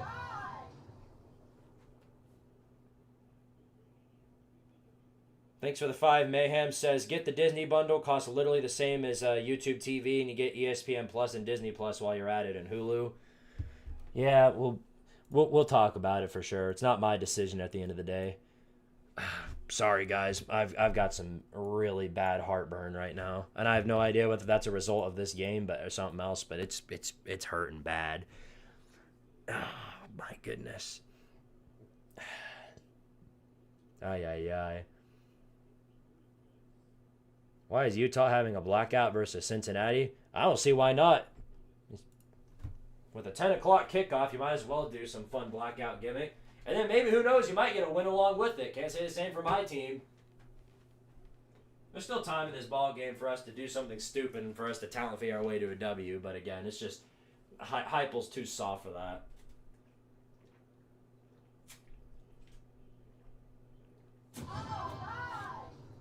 We might still run up the middle, honestly.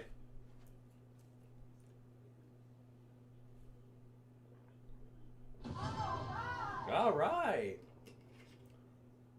Thomas the Terminator says, is UT better than UT? People are asking. No. UT is worse than UT.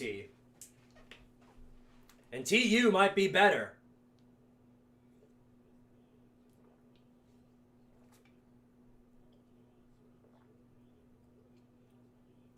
Hell, TULSA might be better.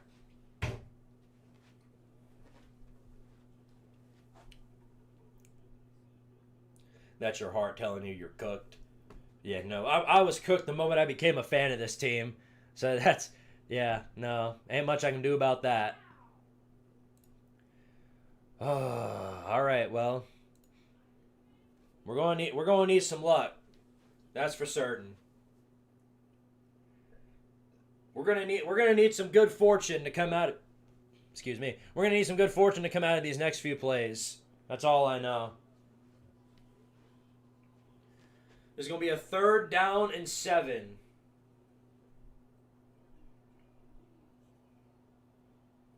And they're at the 30. They got to get to the 25. And here's Mateer rolling out of the pocket. Cannot escape the pressure and goes down with a sack. Oh my goodness, that's the last thing you could have done in that position. That is the absolute worst thing you could have done. What are they doing? What is Mateer thinking there? You just screwed your kicker. But they've got God for a field goal kicker here, so let's see. He's gonna make it probably. And of course, I hate Fubo is so freaking trash. Here's 50. This is a 55-yard attempt. His second 55-yard attempt, by the way. Kick is up. My goodness, right through and good. Guys, this might be the best kicker in the dadgum country. This might be... Bro, sign him up for the NFL contract. This dude is the best kicker in the freaking country. I can't believe it. That is insane. 2 55-yarders.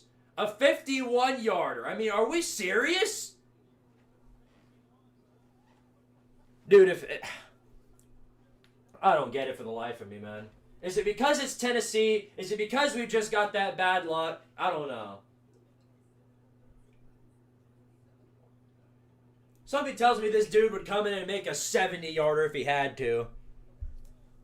Unbelievable, man. Well, that's really bad for Tennessee, obviously. I'm done. I'm about to turn off this daggum Xbox. Yeah, of course it's buffering. Of course it's buffering. This thing is trash. It's trash. It's garbage. It can't load a single game. It's terrible. And I've got some massive heartburn right now. 11:05 left to go, down by 9. We're going to need some good fortune for sure. Okay. Breathe in, breathe out. That's all I can do in this situation. Dude, I swear, if we run it up the middle, just fire everybody.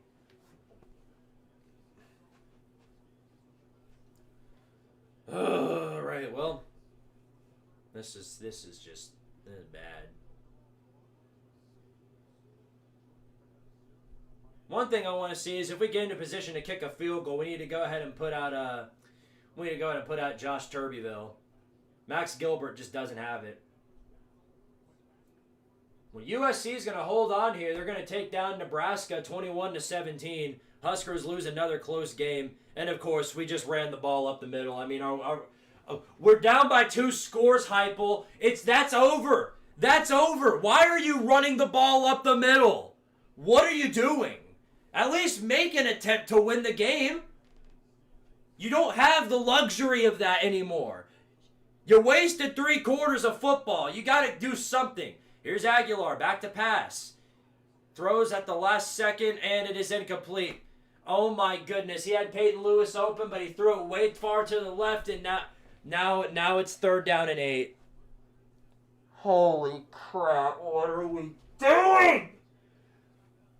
I'm pacing around my room and in agony. This team is pissing me off. 1 of 3 on 3rd downs in the second half. Here's 3rd and 8. 4 receivers out for the Vols. Everyone expects this to be a pass play. Of course, that's what they're going to stick with. We'll see what they've got. Pass play. Aguilar rolls out. Throws at the final second. It's a deep bomb. 1-on-1. Brazel. It is incomplete. But ref ball. Number 4 got too daggum handsy with him, and now it's a pass interference. And we'll take the free 15 yards. Thank you very much. If nothing else, at least we have that to work with. Oh, for goodness sakes, man. Howdy toddy squid. Congratulations on the win. Congratulations on the W. All 102,000 people at the stadium deserve refunds. And they won't get it. If anything, they're going to ask for money on the way out because you're going to be like, oh, we're planning to have a new goalpost. Can we get some more money from you guys? That'd be great.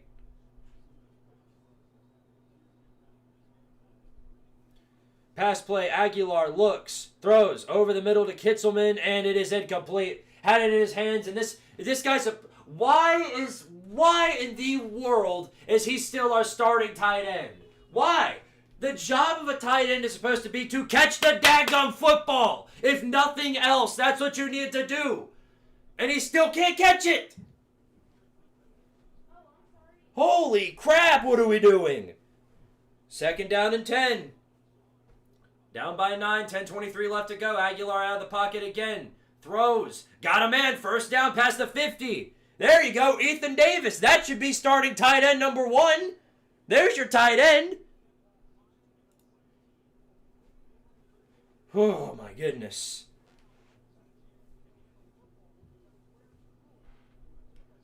Clock is going down, though. 10:05 left to go. Still going down. 4 receivers out. Lined up in the spread. Aguilar gets out of the pocket. Throws late. Got a man. Big hit. But he is able to catch it. It's Peyton Lewis on the catch. Ay, ay, ay.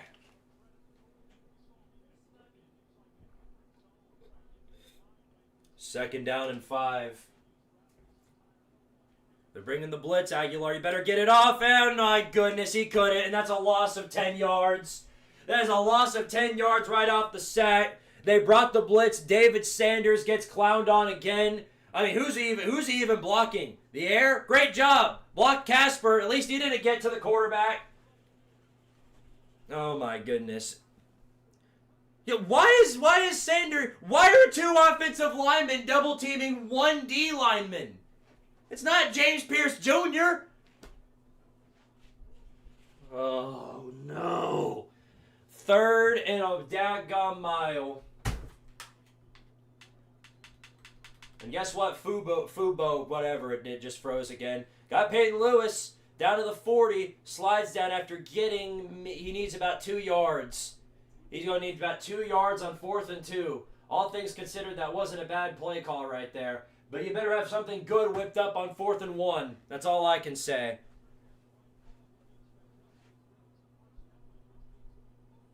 8:30, 8:29.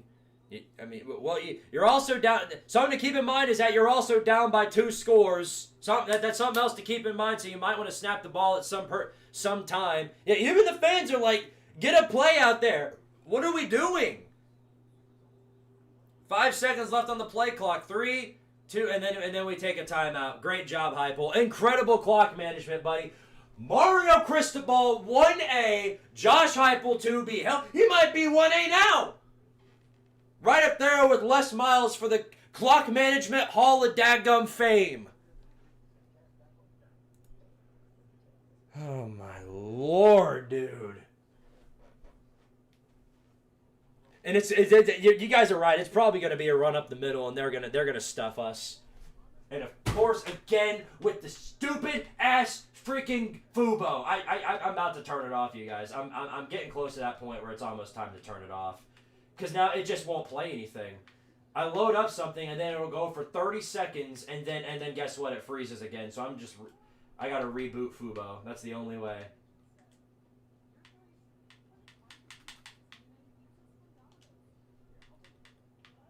I think another thing is I think it might be this Xbox. I mean, this was never a problem with YouTube TV, so I don't know what the deal is. Are you gonna make me sign up again? Are you serious? It's gonna make me daggum sign in again. Are you serious? I'm so done. I am so done with all of you. Except for you guys. You guys didn't do anything wrong. Even if you're here to just troll me over the fact that Tennessee's pissing down their leg again. I mean, I appreciate you guys for showing up. You're real ones. I appreciate it. You're all great people. But if you could, on the way out the door, give a like to the stream. That would be. I would greatly appreciate that.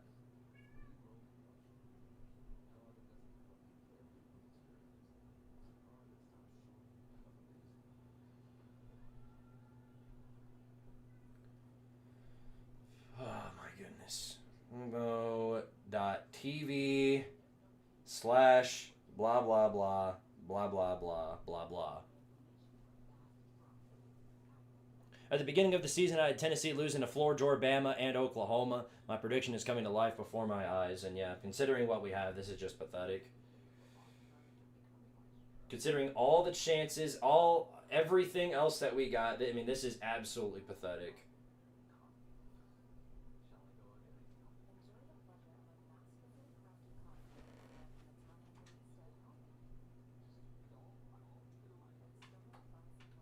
I guess I'll turn on Cincinnati, Utah. Even though it'll probably freeze in 2 seconds like it always does.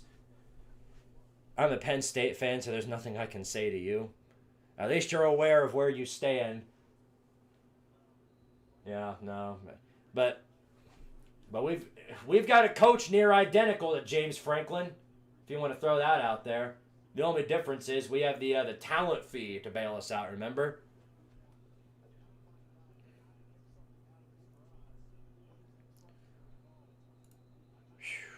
All right, well, here we go. 4th down and 1, gentlemen.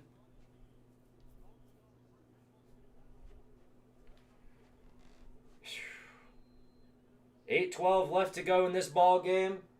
I'm not saying it's over if we don't get this, but it might be over. We'll see. What do we got planned here? 8 of 9 on 4th downs. This is a big one. Lined up in the bunch formation. Moving to the right. Oklahoma probably bringing a blitz here. Here's Aguilar. It's going to be a pass play. And it's wide open receiver. And he drops it. He drops the pass. Literally wide open right there to catch it. And he just dropped it. If nothing else, that dude should never see the field again. I don't know who that was that dropped it, but that's the last time we need to see him. He needs to take his ass to the transfer portal so we never see him again. What? Who? Westmore or whoever that was? Number three, literally wide open. Perfect trick. This is a great trick play, right? This is actually a really good play right there. And you're supposed to be a receiver, and you drop the easiest pass in the world. Bumps off his helmet. Yeah, you're done. Get off the field. Never come back. I'm sorry. That's one play. Right there, that is literally quite legitimately one play. That is the one play I never want to see. Yeah, you're done. Out. And so, yeah, the talent fee's paying for that, by the way. That's very good. That's an incredible take right there, young man Connor. I completely forgot about that. Talent fee's paying for that. To watch a football hit the dude's dadgum helmet. There you go. Tennessee football personified. Chris Hyan RG4L. I don't know what your name is, but I appreciate the follow on Twitch, buddy. Unbelievable.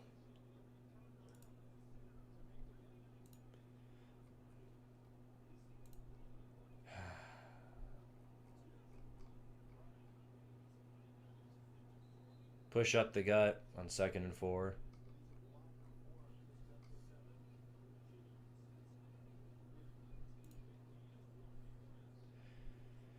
And he's good enough for the first down. Yeah, I'm so... I'm just... I don't even know what to say. This is just pathetic, you guys. So many daggum opportunities squandered because of piss poor coaching once again. At least now we can quit masquerading as this elite program, because we're not. 6:47 left to go. Oklahoma's going to chew out a bunch of clock after this. There's a false start on OU that pins him back at least 5 yards.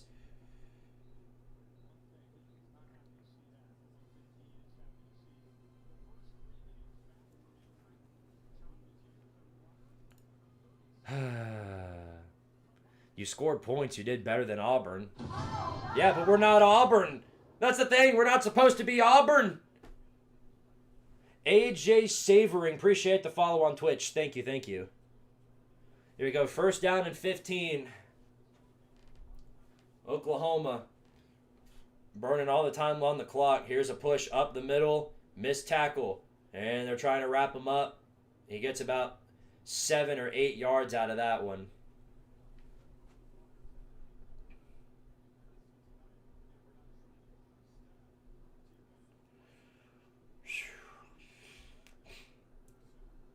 Was watching on YouTube, but I had to show my sad boy support. Hey, thanks, man. You're a real one. You're a real one. Thank you. Thank you. Yeah, it's just the way this goes sometimes. Sometimes you win, sometimes you don't. Just with all the supposed talent that we have, I'm tired of seeing it squandered because of piss poor coaching and a lack of effort. Here we go, 2nd down and 6. Run up the gut. No, it is Mateer taking off for himself. Gets about 2 yards out of that. And we'll be looking at 3rd and short. Time to sell, Tim Banks. Just go ahead and just do us all a favor. Just sell it. Just ruin, just take away any opportunity there was of coming back.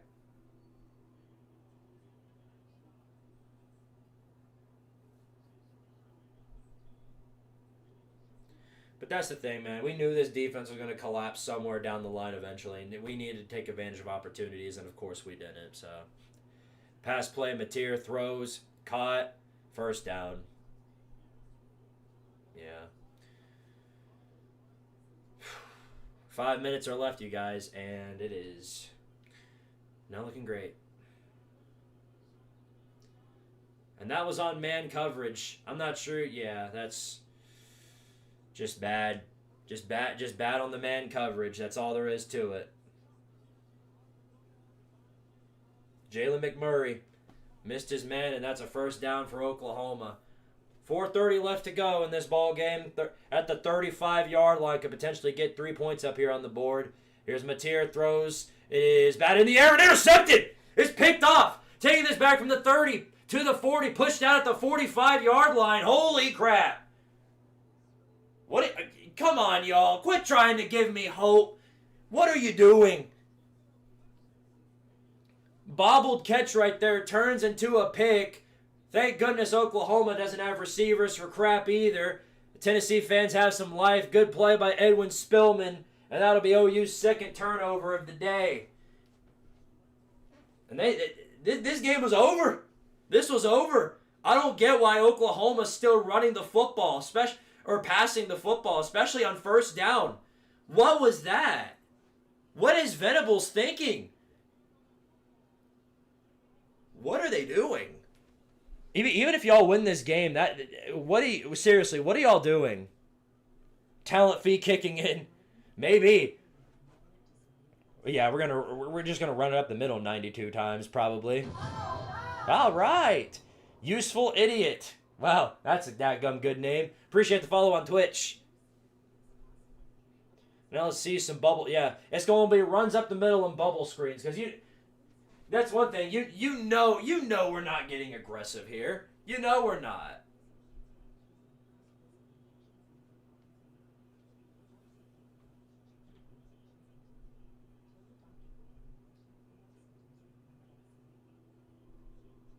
I can't figure out for the life of me, but now the Fubo seems to be doing fine. Knock on the wood. But it's, I can at least see the Utah-Cincinnati score. It's 14-7. All right. Where are all these followers coming from? Squint Toby 4N. Probably pronounced that wrong, but thank you for the follow on Twitch. Much appreciated. Squid, Tennessee versus Ole Miss playoff game in Oxford. Well, that would require us getting to the playoffs, and if we lose this game, that's not happening. Big Man on Campus 88. Appreciate the follow on Twitch. Venables is in Clock Management Hall of Fame with Les Miles and Josh Heupel. No, that was play calling Hall of Fame right there. There's under 5 minutes left. 5 minutes left in this ball game. Literally less than 5 minutes. It's 1st and 10, and he elects to pass the dadgum football. I don't know what he's doing. And yeah, I jinxed it, by the way, because guess what? Now Fubo is, I'm done. I'm done with dadgum Fubo. Piece of crap. I mean, really. Like, it can't go for 10 seconds without freezing on me. I don't know why. Okay, I'll admit I had a bit of a crash out there. Maybe my Xbox just needed a reboot. We'll see.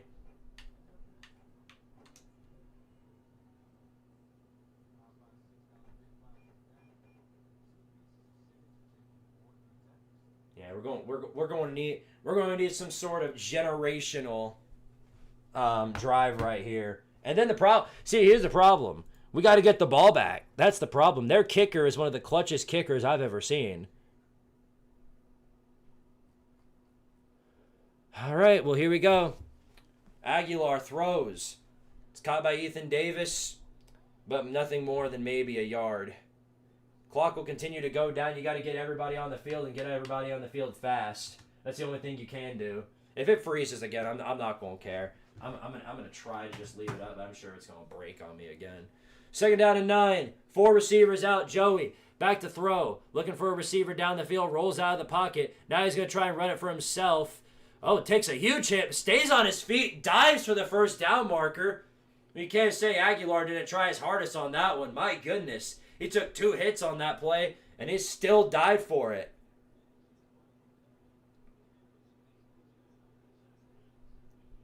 Whew, what a play. All right, well, there you go. Gives us a 1st down. An extra set of plays to work with from the 45. A dadgum bubble screen. Yep. But he manages to dodge one man, gets a 1st down. Okay, bubble screen effective for once. That's our 4th one of the day. Inconvenient time for it, but we'll take it. As long as it's dadgum effective. Here's a 1st and 10. You got 3 minutes left. You got to get everybody rolling. You don't even have all the timeouts to work with. You only have 2 timeouts left. Aguilar back to pass. Time to throw. He gets it off late. It is caught. Trying to run for the 1st down marker, and he does. Deshaun Bishop gets another 1st down, and they're in red zone territory. Okay, so what you can do here is if you don't get the 1st down, you can kick the field goal at the bare minimum and at least make it a 6-point game. But you got to get everybody on the field quick and fast, Heupel. 4 receivers out. Some adjustments on the line. Clock's going down, Heupel. What are you doing? Snap the ball! Oh my goodness! Finally gets it off. Aguilar looking for a receiver in the end zone. All the time to throw it. Runs with it. Aguilar going to get about 5 yards out of it and then pushed out of bounds. 2:08 left to go. Or at least it should be 2:08. Why is the clock going down? What? Yeah, no, they're going to reset the clock because he went out of bounds.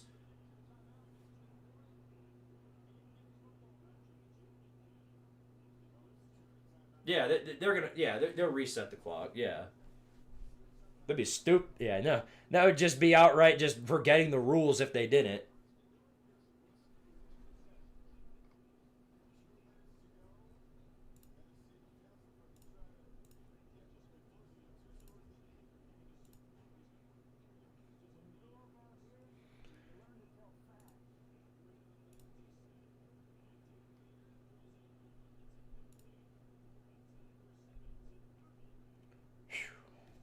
My goodness.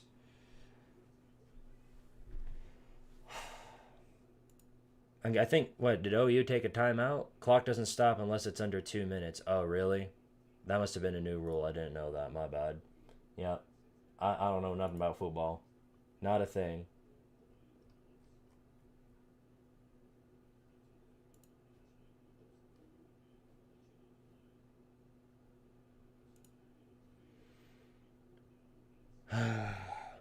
Squid, I'm getting Tennessee, Arkansas vibes. Well, if nothing else, I just hope this doesn't end with Joey Aguilar running out of bounds on the final play. If nothing else.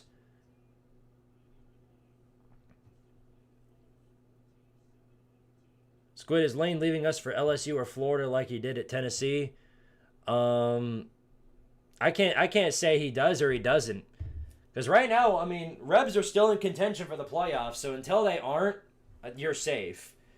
As long as Ole Miss is in contention for the playoffs, and as long as they're in that spot, you're going to be fine. It's a matter of what happens once that's not the case. Whether he loses or whatever happens. And yeah, it froze again. Why am I not surprised? Of course. This is awful. I can't be doing this every single week. I can't. There's got to be another substitute, and I'll find one. This was a test to see how... Again, this is just a substitute for today's stream. Whatever happens with YouTube TV or whatever else, we're going to figure out throughout the week. If I had to guess, after this absolute crap show that YouTube TV has gone through, they're going to... What they're certainly going to do is they're going to have a better game plan in mind.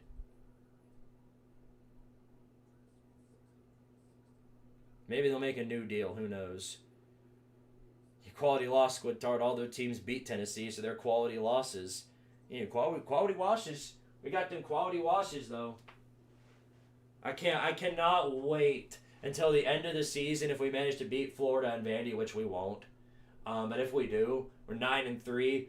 We have the quality, whatever. Florida's a quality win.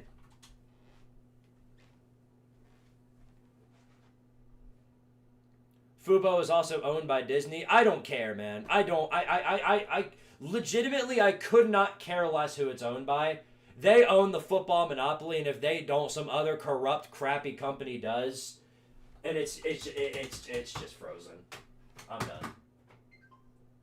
That's the last I can deal with Fubo. Sorry. I tried to give it a chance. It won't load or anything. I refreshed it, and then it would just start buffering again. So, sorry, guys. At least this game is working just fine, because that's the only one that matters. 2nd down and 5. 3 receivers out, now 4. Aguilar, back to pass. Looking towards the end zone. He will throw for it, and he's got a man! Wow! What a catch to Mike Matthews. And Tennessee is on the board with the touchdown.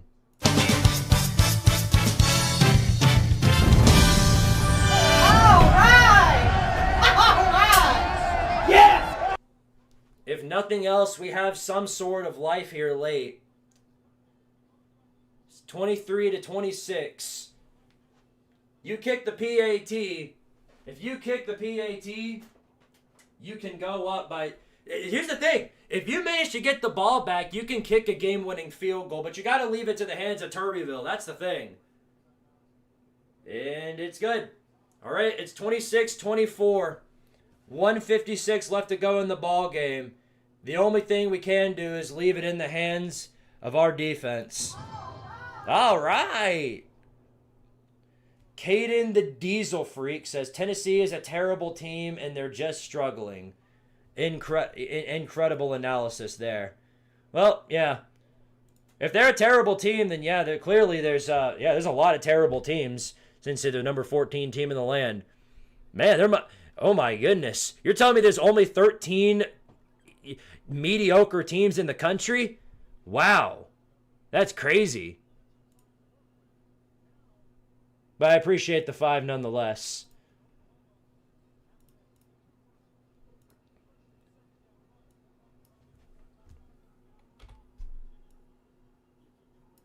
And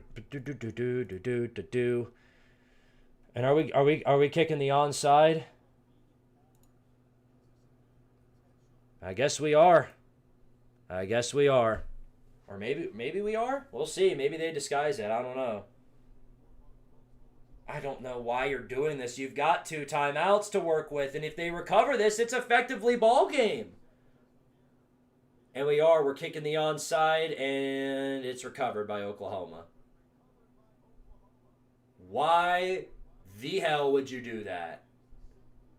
Is it because you don't trust Tim Banks that much? That was and the thing was, if you actually manage to stop them, they punt the ball back to you and you can win it with a field goal. Now they're in field goal range already. So now we have to score a touchdown in order to win the game. Thanks, Heupel. Thanks. Incredible move by Josh Heupel. He's not an elite coach. He's not. He's just that this is not elite football.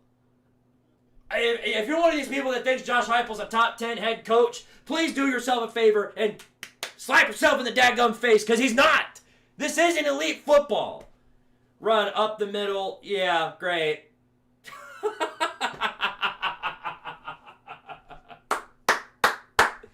Woo! That did not last long, did it?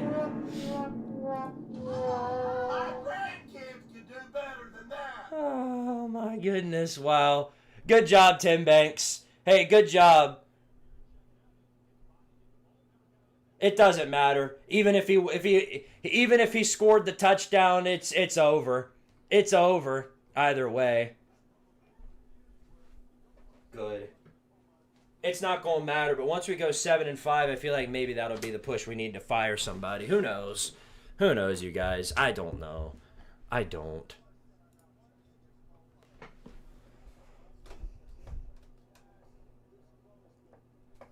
Brother, no, we're done. It's over. We're done. We're not making the playoffs. Let's stop with that. Do you want Jim Knowles? Dude, I'll take Jim Knowles any day of the week. Wow. That is unfortunate, dude. Credit to Oklahoma, man. They showed up. They got the turnovers. They got the clutch plays they needed to actually took advantage of our opportunities. And Tennessee is just another LSU. Let's just throw that out there. We're another LSU. We're another Penn State. We're another fraudulent, pathetic, weak program. I don't know what else to tell you. Anyway, Caden the Diesel Freak with the 2 says, 16 teams are mid and can't beat Ohio State. Facts. All right, buddy. Well, okay.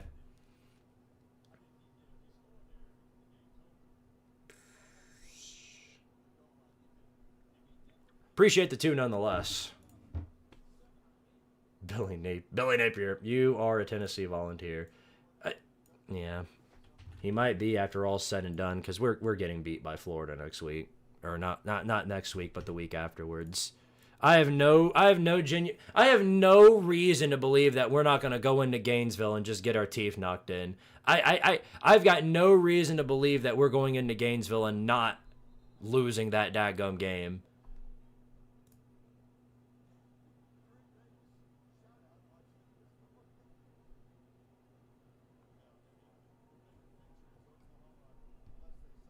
Well, this is just unfortunate. Here's the Mateer push up the gut, and there's your ball game, ladies and gentlemen. Oklahoma scores the game-winning touchdown, and that's your ball game. The talent fee dream is dead at the hands of the Sooners on the road. All the fans are leaving in droves, and who can blame them?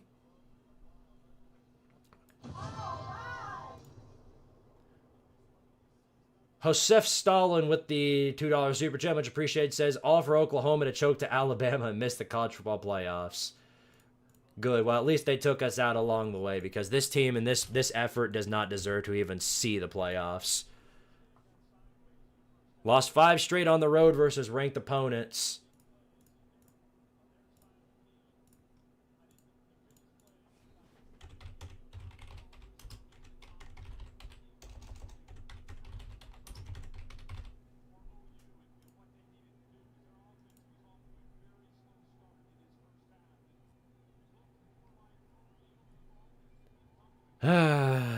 We're a baseball school. I mean, I don't know. We're just a school. That's what we are.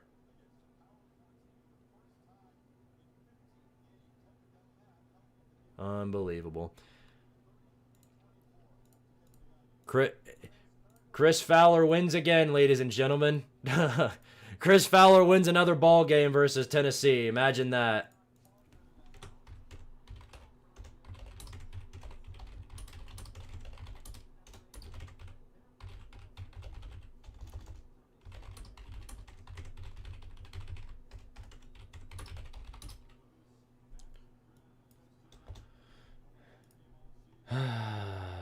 Yep.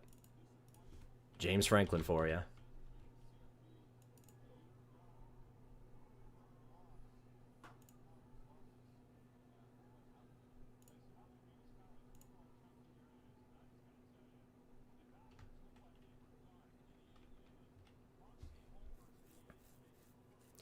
Yeah, you know, and the thing is, like, you know, you make too many mistakes, and then this is what happens. Oklahoma made mistakes too, but you know what they didn't do? They didn't squander every opportunity that was given to them. You guys did. You guys did. Hey, maybe now you can stop masquerading as an elite program. Probably not. Probably not. Danny White is going to drop another tweet talking about how we're everything school, and in order to keep that up, we need to bump up the ticket prices again. Great idea. Keep that up, why don't you, and see where it gets you. I'm sick to my dadgum stomach, dude.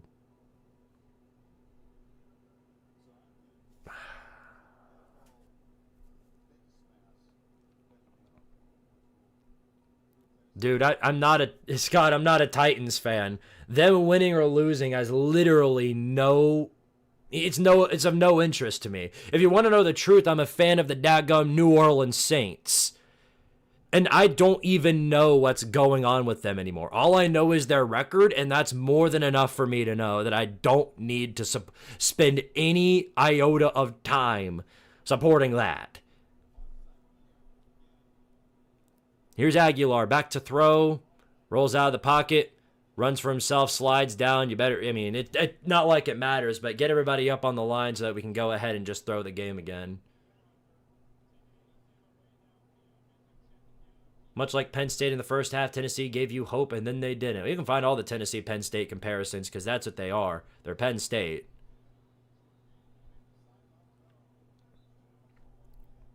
Nice play right there. Gets us to the 40-yard line. Y'all lose in black unis, but we can't wear ours. Here's Aguilar, throws over the middle. Again, complete. Got to the 30. Bishop gets us to the 30-yard line. At least maybe you have an attempt for an onside kick, but that's about all you got. That is if you actually manage to score the touchdown. Here's Aguilar again. Rolls out. Throws over the middle. Oh my goodness gracious. Braylon Staley wide open in the end zone for a touchdown. And guess what his dumbass does? He drops the daggum football. I mean, you cannot make this up in any freaking capacity. You just can't. It's impossible. You legitimately cannot make it up. I don't know how you keep doing this. I don't.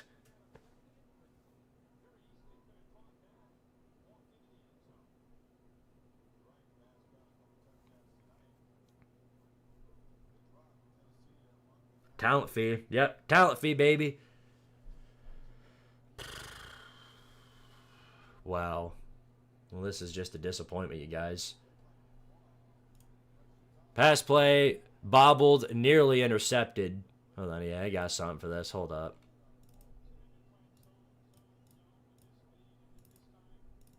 Y'all wanted it. I'll give it to you.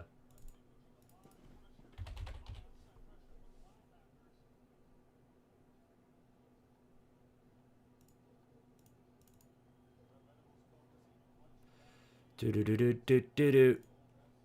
Yeah, here you go. Aguilar taking a Hail Mary shot into the end zone, and no PI call. It's 4th down and 10.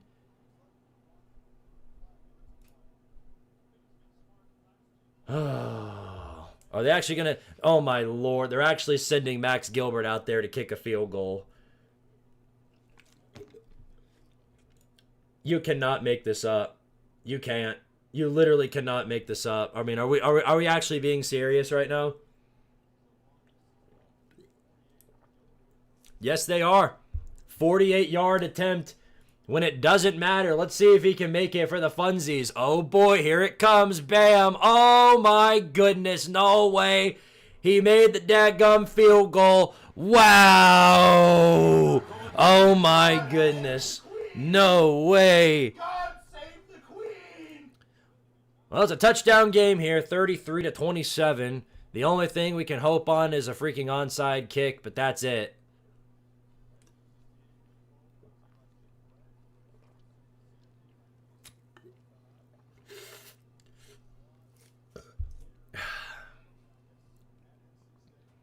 Boy, this is agonizing. This is all just pain. Everything is pain right now. Everything. Ah, my goodness. Yeah. The only thing we can do is get the onside kick, and that'll do it. If Oklahoma recovers, that effectively ruins any chance of any comeback. Men moving in motion. And a timeout is called right before he gets the onside kick off.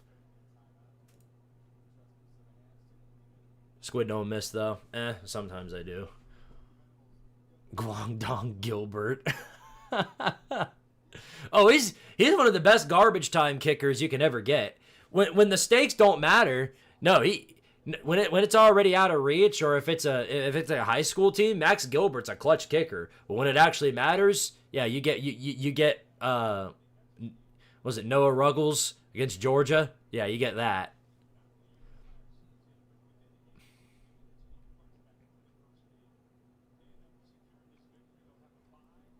Man, and they needed this too. Oklahoma did, because the stretch from this point onward is really, really tough. Alabama in 2 weeks after a bye, Missouri after that, and then LSU to finish out the season. Well, LSU will be easy. I think they'll beat LSU. Well, here it is. This is effectively the ball game right here. We can go ahead and call it if they recover.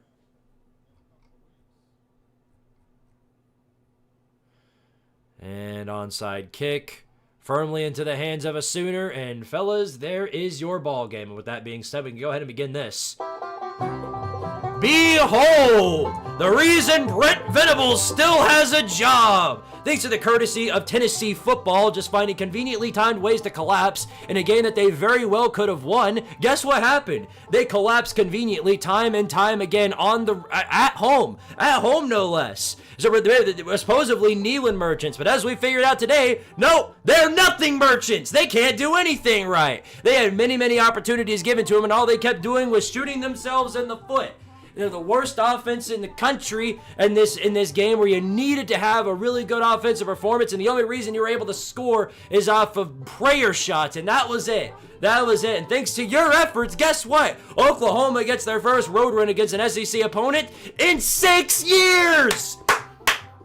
Congratulations, you absolute morons. Great job. Your playoff run is over. Anything you could have ever hoped to achieve for this season is over. You effectively put yourself in the bottom of mediocrity in the SEC. And now it's a perfect time, because guess what you get to do 2 weeks from now? You get to do it again against Florida. And we get to lose once again to the Florida Gators in the swamp. I'm so happy about that. And then for added measure, Vandy gets to come into town in the final game of the year and spank our bottom blue. I'm so happy about this performance. I'll tell you what. I will tell you what. I need to write down a list of reasons why Tim Banks and Joey Hazel still have a job. I wonder where I can find that list. Somewhere over there, probably in that freaking garbage can. Good job, everybody. Congratulations. Oklahoma gets the W over Tennessee. The Volunteers move down to 6-3, officially eliminated from the playoff contention, while Oklahoma is still in the running for it. I'm sure we're going to spend the entire week getting clowned on, and instead of making changes, I'm sure Josh Heupel will immediately find the ways to blame the refs for it. It's not his coordinator's fault. It's not his receiver's fault, even though they keep dropping footballs and they're right in their hands. It's not Joey Aguilar's fault for throwing multiple interceptions. Nope. It's all the refs. The refs' fault, and they completely ruined it all. They're the reason why we lost this game. Great job, everybody. Great job. Give yourselves a big-time pat on the back for this one. Really, give yourself a moment on the pat on the back, because I love knowing that I'm spending more money than any other university for this. I love it. It's wonderful, beautiful, absolutely freaking spectacular. I hate everything. All right, well, congratulations to the Sooners. Congratulations to Oklahoma fans. I wanted a clean I wanted a clean game where the best team won. And we got half of that. I don't think it was necessarily a clean game. There was a lot of ref ball, a lot of injuries. Hopefully none of them that are too costly, or, hopefully they're all okay. But the better team did win today, and that was Oklahoma. They were clearly the better team this game. They're clearly the better team overall. We've got some serious crap to get figured out before next year, because this is year 5, and we're still dealing with the same issues that have destroyed us since the first year under Josh Heupel. Things have got to change at this point in time now that you're no longer competing for the playoffs. And if you dare lose to Florida in 2 weeks from now, the fan base is going to turn on you in an instant. Most of the fan base is already turning on you pretty quick. And now it's about to get really ugly. So wake up is all I can really say to Tennessee. But to the Oklahoma, man, congratulations on the win. You guys very much earned it. You came in, and despite the mistakes, you found a way to win on the road in Neyland Stadium. You got to give them a lot of credit for that where it's due. So congratulations, you guys. You all earned it. Boomer Doomer will prevail over the Fighting Squidtards. I'm sooning it. Long live the talent fee, said nobody ever. Yeah, no. Like I said, man, we've got some serious stuff to work out. Obvious issues that are plaguing us all across the field. And now that we no longer are competing for that spot in the playoffs, now we can focus on building back up from here. Because we've got some serious work to do. I mean, we've got some very, very serious work to do.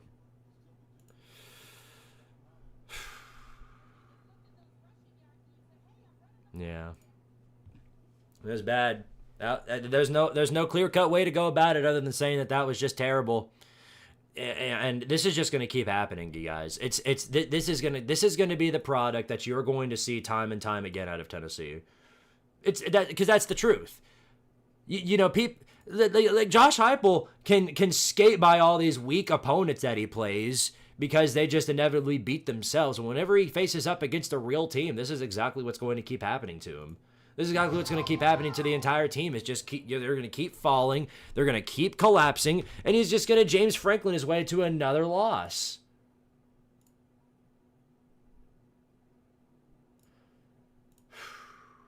Scott Crawford, appreciate the 2, says, which bowl for Tennessee?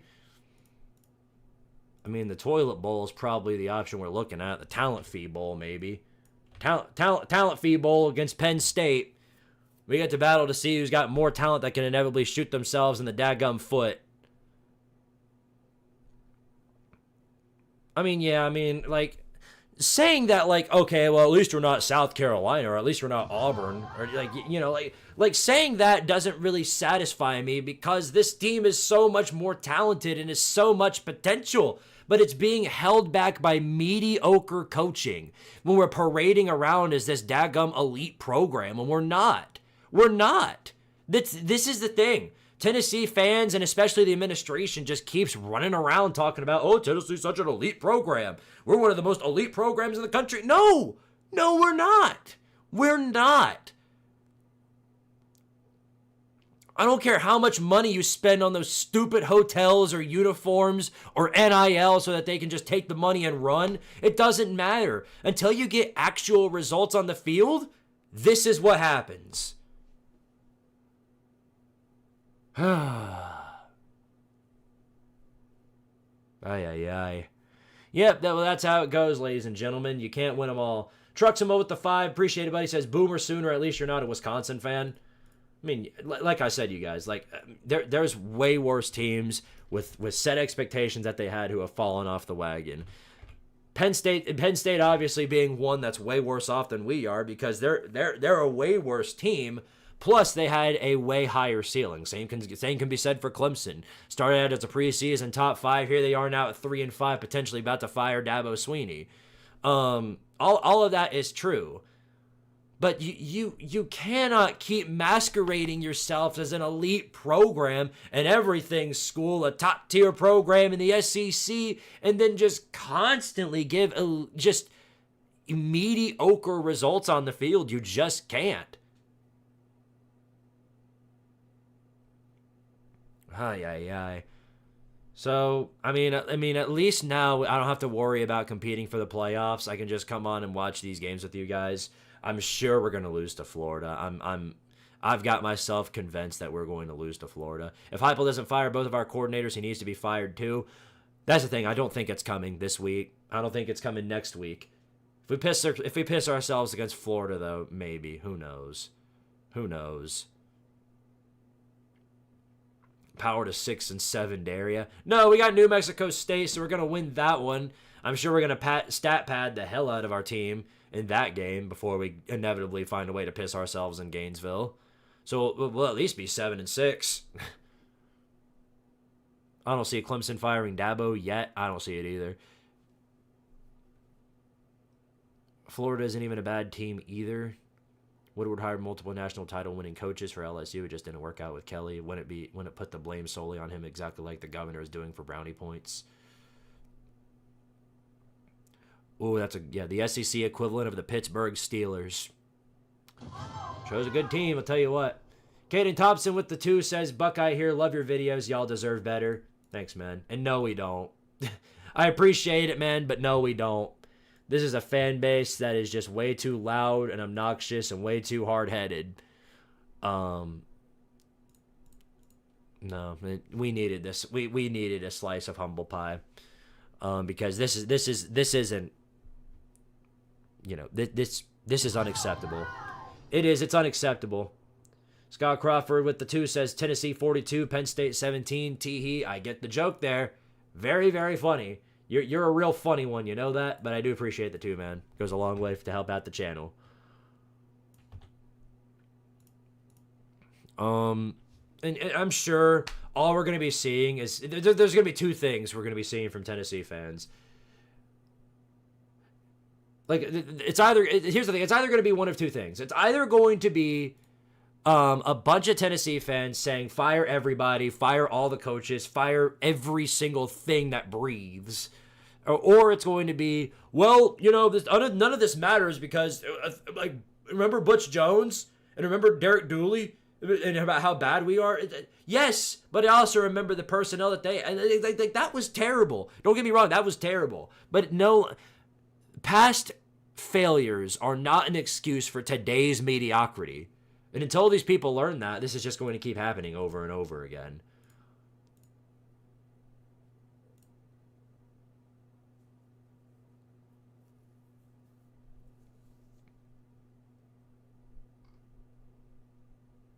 Yeah, in my opinion, you guys, I think at this point, because of the lack of coordinator changes, lack of anything that looks like it's going to be changing, I think we've already seen the peak of what Josh Heupel can do at Tennessee.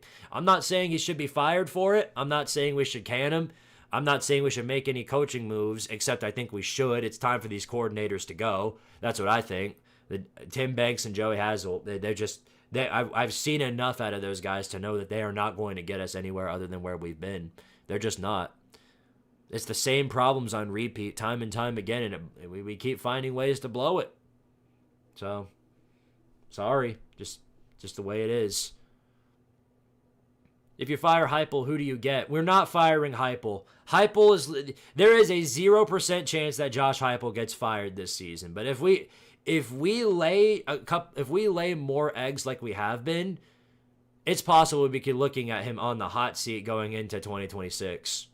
I'm not sure how that will go, especially when we're probably going to be starting a true freshman quarterback and Faison Brandon. However it goes, it's completely unknown and yet to be determined. And that's why there's a 0% chance of Heupel being fired because of this recruiting class. We have one of the top recruiting classes in the nation. At least we have that going for us. And, so you got to take that for what it's worth. We need more coaches in college football that don't hold back their teams the way they have been doing this year. Too many big-name teams crap in the bed this year. Too many. Too many to count. The trend can't continue. It will. That's the it's going to. Oh, let me go ahead and Electron. That's a good idea. Before I shut things down here, I need to figure out how to do that.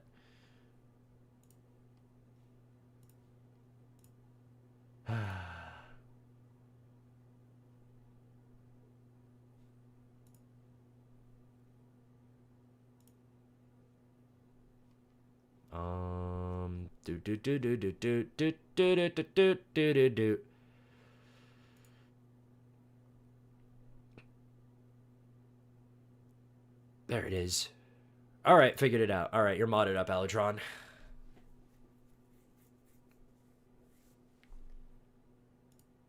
And do me a favor if you can and type in the YouTube chat so I can mod you up on there too.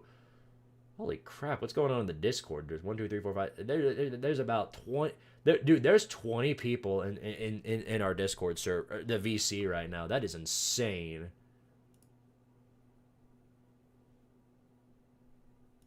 What in the world?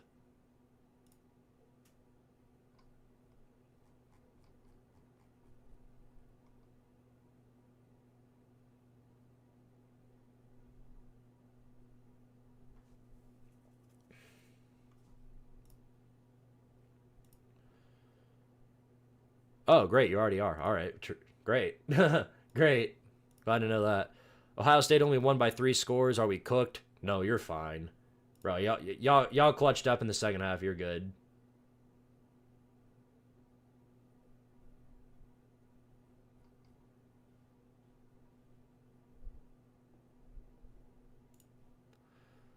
I think Hype is a good coach, overhyped but good. Our problem is that our D coordinator can't adapt to save his life. Same with the offensive play calling as well. That's the thing.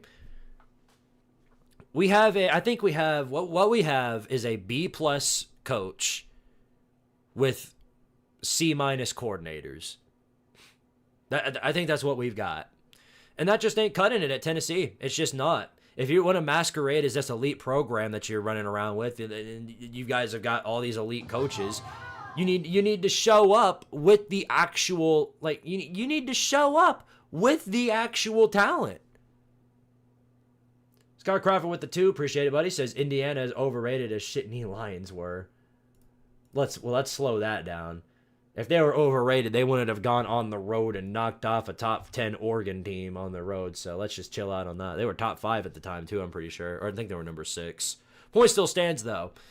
No, Indiana's not overrated. We need to slow that down. The top 3 teams in the land right now, in no particular order, are Ohio State, Texas A&M, and Indiana.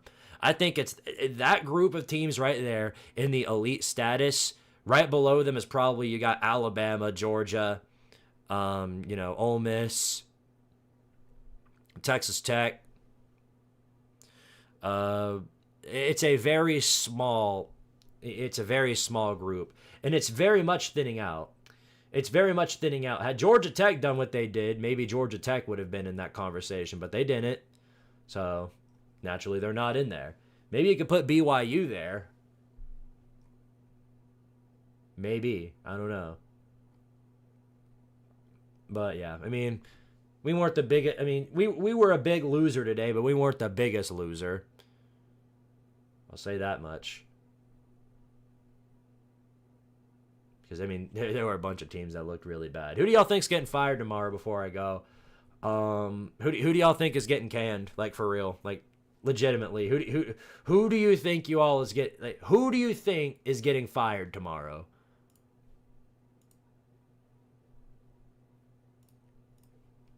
Because I've got some names in mind. I'll tell you that much. I've said it every single week. But I've been wrong these past few weeks. But I think at this point, Bill O'Brien is probably gone. Bill O'Brien from Boston. They're 1-8. I think at some point you have to pull. You have to pull the switch. Hugh Freeze, Coach Prime, Hugh Freeze, Dabo Sweeney. That would be interesting if dude, I'm telling you, imagine the coaching search. You got LSU, Florida, Clemson, and Penn State all open. Holy crap. Hugh Freeze, Dabo is gone tomorrow, him or Freeze, Auburn coach, 100%. You get scrapped by Carolina, Hugh Freeze. Mike Gundy again. Nevada's head coach. Yeah, they're bad this year, too. Dabo's seat is warmer, but I wouldn't be surprised if some staff is gone. That could be a possibility. Please let it be Freeze. UNR lost to the bye week. Their head coach is far past fun. Dabo's buyout is too big. I don't think Auburn can raise its program without addressing the booster and administration issues first. Well, they're the ones that are going to be screeching for him to get fired. Yeah, but I think Bill O'Brien is on top of the list of coaches that are gone. I think we're getting close to the time that Mike Locksley is getting there. They've lost now. Again, we all predicted this, but they've lost 4 in a row. They've got Rutgers on the road next week. If they lose that game, I think the loser of that is going to be in a very, very tough spot, whether it's going to be Greg Schiano or Mike Locksley. So I don't think it's going to be this week, but I think his time's a coming very, very soon. Somebody's is. Jonathan Smith is also in deep trouble. Michigan State's now 0-6 in the Big Ten. They're 3-6 overall, following a loss to Minnesota in overtime. They're in trouble. Big trouble. Colorado has to think about their team going forward, whether or not Sanders even cares. That was the most Tennessee loss I've ever seen. Oh, yeah. No, wasn't the most Tennessee loss I've ever seen, but it was more, to me, it felt like more of the same. Self-inflicted, basically shooting yourselves in the foot all game despite having, leading in yards. The whole ordeal. That's what it felt like to me.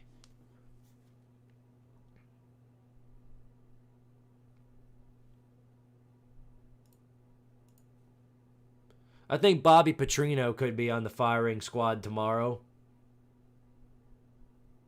2-7 overall, 0-5 in the SEC. That game against State proved that he is not head coach worthy. He does not need to be here for a second tenure. Somebody said Mario Cristobal.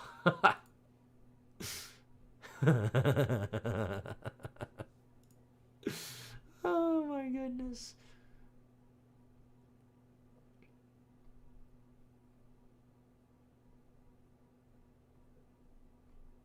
Looking at some of the other stuff I've seen. Iowa State now 5-4. Didn't they start? Yeah, they started 5-0. That's their 4th straight loss. This one to Arizona State at home. Yeah, they're bad. Oh boy, they're really bad. They're in a bad way right now. Matt Campbell ain't getting fired. I'm not saying that, but they're in a bad spot. Beamer is close. I do think Shane Beamer is close. West Virginia coach, no. Rich Rod just started. He's not gone. Rich Rod is not gone. Here's what I do think is going to happen. We could potentially see, and he's not going to get fired, obviously, but I think at some point with all the coaching jobs that are open, I think Brent Key might be leaving soon. I could honestly, most assuredly see Brent Key leaving for one of these other jobs. If there's any coach out there who would leave Georgia Tech, or, leave to go to another school, it would be Georgia Tech's coach. Maybe that's just me. I don't know.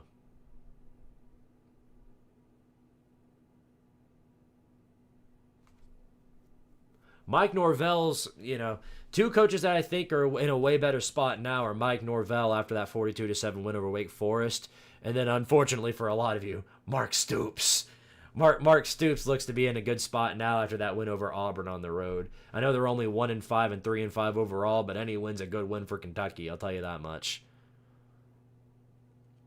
Matt Rule just signed a big contract with the Huskers because that guarantees he's not leaving, which is huge for Nebraska. Very, very huge. Deion Sanders gets canned. Could definitely see it. Mike McDaniels. Clark Lee is leaving. No, I'm way less confident about the Clark Lee take because he is Vandy homegrown, so I don't know. We'll see. Justin Wilcox. Justin Wilcox looked terrible as well.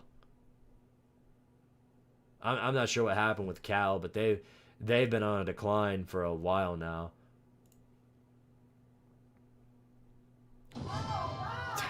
Made me jump again. Sadai Senpai, appreciate the follow on Twitch, buddy. Thank you. I might see Lane Kiffin leaving for either LSU or Florida. Yeah, you're like everybody else. With the carousel the way it is, I actually wouldn't be surprised if we don't see any coaches fired or only freeze. Not enough good hires to go around. Yeah, but you're forgetting the fact that it's whatever alternative comes might be better than what they have now. I think that goes for Auburn, too. Auburn's in a flat-out mess.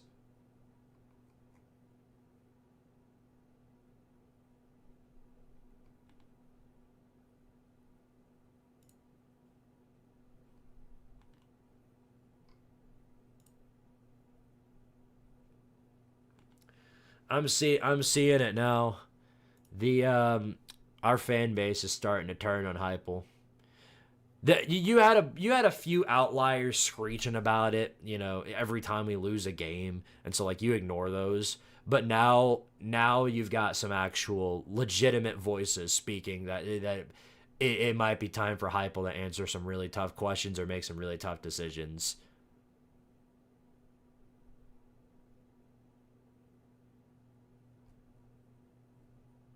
Because we've gotten to that point. It's getting there. Because this isn't. We're no longer at the point to where it was just a bad loss. We'll build it together next week. This has been every single game this season where we've just stuffed our own face with our own crap, and then just shot ourselves in the foot multiple times. It's the same problem over and over again. So it's no longer that we're just in a bad way or we had a bad game. This is a bad team. This is an average football team. That's just the way it is. I don't think Heupel is in absolutely no danger of getting fired at Tennessee. He's not. This season, no matter what happens, Josh Heupel will be the head coach of Tennessee going into 2026. I'm very confident in saying that. Very, very confident, I'd say. Yeah, the fans are butting heads with each other. The glutting with the 10, much appreciated, says Iowa State needs to get rid of John Heacock. The defense has been horrible these past 2 years, but fans will blindly praise him and say that injuries are the only issue and not that his scheming is awful.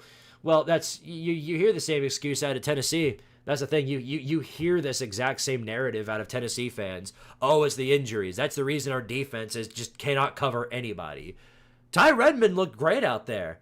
Ty Redmond was doing a great job. If you have good personnel out there, you can make things happen. And even with the injuries to our top two corners, of course it's going to take a hit, but it should not go from. Let me say it like this: it should not go from one of the best secondaries in the land to utterly daggum useless. It shouldn't be that way. But it is. It is. It's the same way with the offense.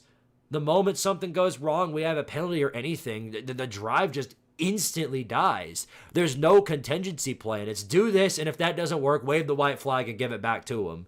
It's awful. It's absolutely terrible. I mean, I give Joey Halsey credit for making some good plays. And, a lot of that isn't his fault, but there's some strength and conditioning issues. There's some obvious line issues, and he can probably contribute that to our lineman coach. There's some. I think the only clear-cut part of the team that doesn't have problems with me is our defensive line. Our defensive line is one of the it's Joey Aguilar, our run game, and our defensive line. That's that right there. That right there are the three parts of this team that I've barely seen any problems from. Everything else has been just full-on potato. The secondary is an absolute mess, like it's been every other part of this season. Everything is just a problem now. So maybe now we'll stop masquerading as an elite football team, because we're not. I don't care what positions we had to win games. I don't care about the missed field goal versus Georgia. Truth be told, good teams stay competitive with great teams more often than not. But great teams find a way to win the game, and we didn't. This is an average football team you're looking at. And it's let me tell you, it's not going to change. I said this literally last year, the moment we lost to Ohio State the way we did. None of it was ever going to change. It was going to be the same regurgitated pile of poop that you saw in the coaching staff the very next year. And I'm not sure what in the world is going on with Heupel's clock management, because he didn't have this problem when he first got here. The clock management was fine. Now it's a liability. It's a full-on liability. Some of the worst I have ever seen. Second to maybe Dion and Mario Cristobal. But it's a very, very close battle.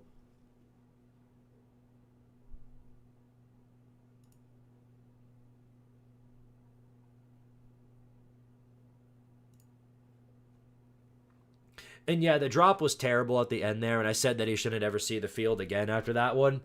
And, well, I don't stand by that, obviously. It was in the heat of the moment, me spazzing out over the fact that he was in there in the first place. Because that's what I'm most mad about. Why in the world, on that final play, in the fourth down that eventually screwed us over, why in the world, why was it not Kitzelman or Ethan Davis? One of the other tight ends. We got our third string, true daggum freshman tight end in there. I mean, that's unbelievable. Absolutely unbelievable. The play would have worked had the freshman actually been ready to catch it. But he wasn't. He wasn't.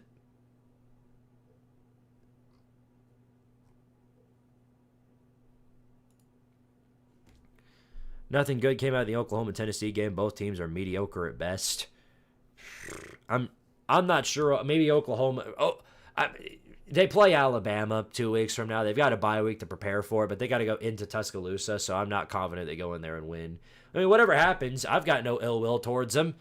They didn't do any. I don't have any ill will towards Oklahoma. They didn't do much anything wrong. To be 100% honest, Tennessee's playoff chances are over. Oh, they've been over. Yeah. No, this has been known, which is why it would be the perfect time now to go ahead and make some personnel changes. Drop these bums that you have for your coordinators and move on to somebody who can actually do something. But of course, that's not what happened.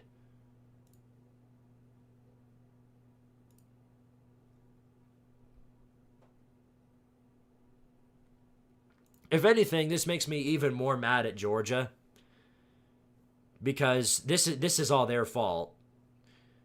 The reason our expectations are as high as they are, it's completely their fault for letting us hang around with them, losing by a game-winning field goal. We had us believing that we were at that level, and we weren't. We aren't. Because unlike Georgia or any of these other elite teams, we'll never change. We'll never make adjustments. We'll never actually do anything other than the same regurgitated pile of shit you're going to see every single week. It hurts. Believe me, it absolutely hurts, because I'm tired of it. I don't want to keep seeing this every single week, but we do. We do. That's just the reality of the situation.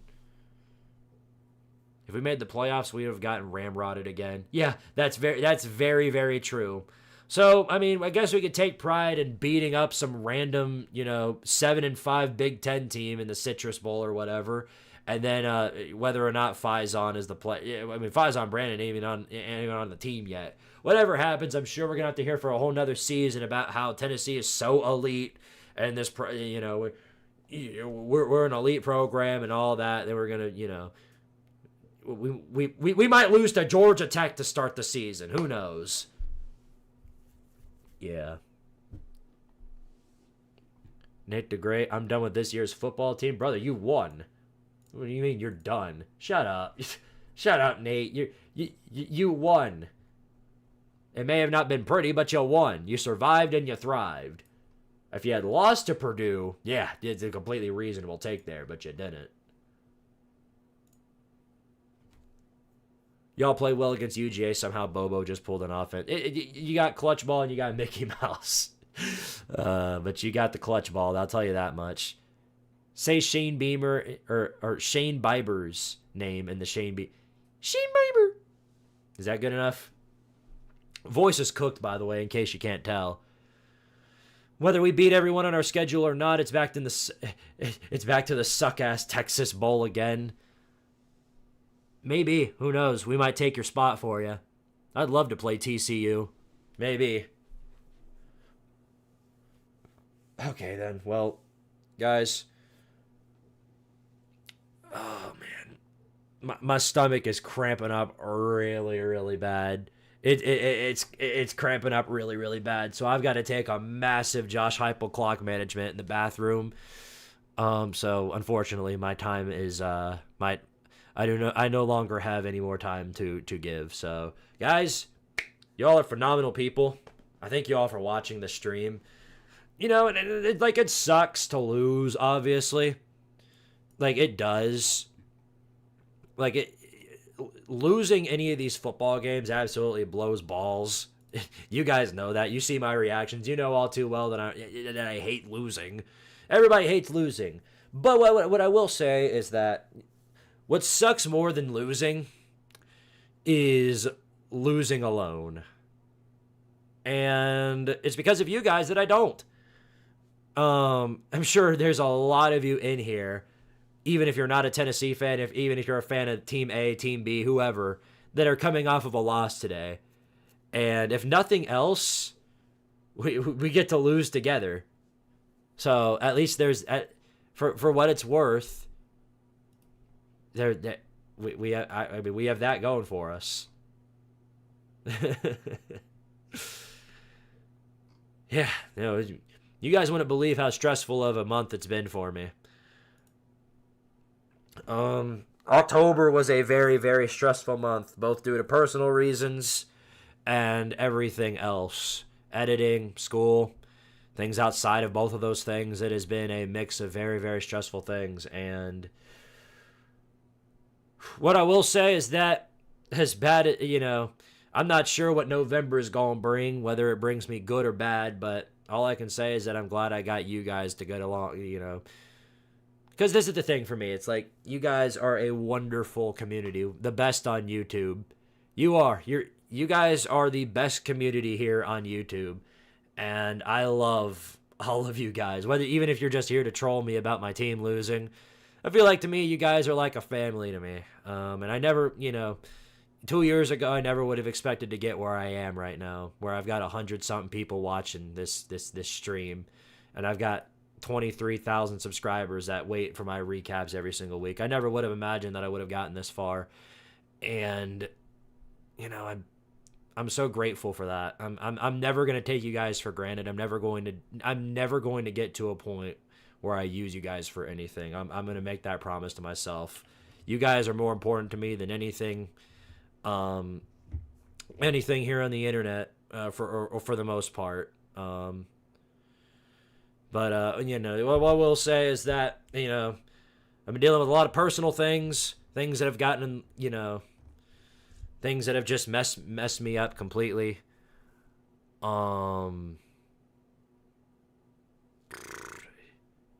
But what I do know for a fact is that I love you guys.